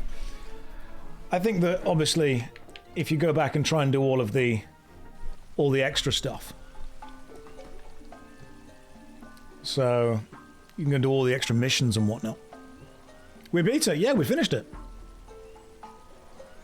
You blitzed through the final sequence. We got it. We got there. We got there and we did it. I mean, it's only... And to be fair, it's 8:30 on a Sunday. What we could probably do is the new Rayman, as in the remake of Rayman 1, next Saturday. That could be what happens. Solaris says, short but fun, like my wife. I would agree, Solaris. Short but fun, like your wife. That was a perfect game for a Sunday. It was a nice, chilled out, relaxed Sunday. We had a good time with that. Have I played Ratchet & Clank? Love Ratchet & Clank. Ratchet & Clank were amazing. Ratchet & Clank 1, one of my favourite PS2 games. I've not played 2, or 3, or 4, or 5, or 6, or however many there are. But Ratchet & Clank 1, nailed that one. That one was great. Did you get the Rhino? I did in Ratchet & Clank 1, I think. I have heard that the Ratchet & Clank games actually do get better. But I loved Ratchet & Clank 1. Captain Quark was fantastic as well. Just straight up fantastic. Okay. Do I think there's a lack of happy ending stories these days? It seems a lot of movies, games try to have grey endings in the middle. Animos, I think that there's lots of stories from all time periods that have various endings, some good, some bad, some ambiguous, and people just remember the ones that they like the most. Right. I've been streaming for 6 hours. We have finished Rayman 2. Next Saturday, next Sunday, will we return to Warcraft? Will we play Final Fantasy XIV? Will it be Neverwinter? Will we go and finish Warcraft 3? Will we play Rayman 1? Who knows? Nobody knows. I don't know. What I can tell you is that I will be streaming on the weekends from now on. I will be streaming on Saturday and I'll be streaming on Sunday. And I'll be streaming ideally from about 1 or 2 o'clock in the evening, UK time, until late. That's what we'll be doing. Saturday and Sunday, all day streaming days, works well for me. Do we have a rhyme? Saturdays at between 1 and 2. Sundays at between 1 and 2. And then we just kind of keep going. It's a beat poem. It's not as good as the old Saturdays at 7, Sundays at 4. The problem with Saturdays at 7, Sundays at 4 is that starting at 7 PM is not enough time for me to play a game, and starting at Sundays at 4 is not enough time for me to play a game. So instead, it's going to be Saturdays and Sundays most of the day. But you know what we should do right now? We should go and say hi to some other people whom are streaming. Luality is playing Everything is Crab. We should go and say hi to Luality. Because we like Duality and I've not seen Everything is Crab yet. So go and see what Everything is Crab is. It's meant to be a fun game, and you can let me know how fun it sounds. Go and say hi to Lou, tell her I say hi. For now, good night, and God bless.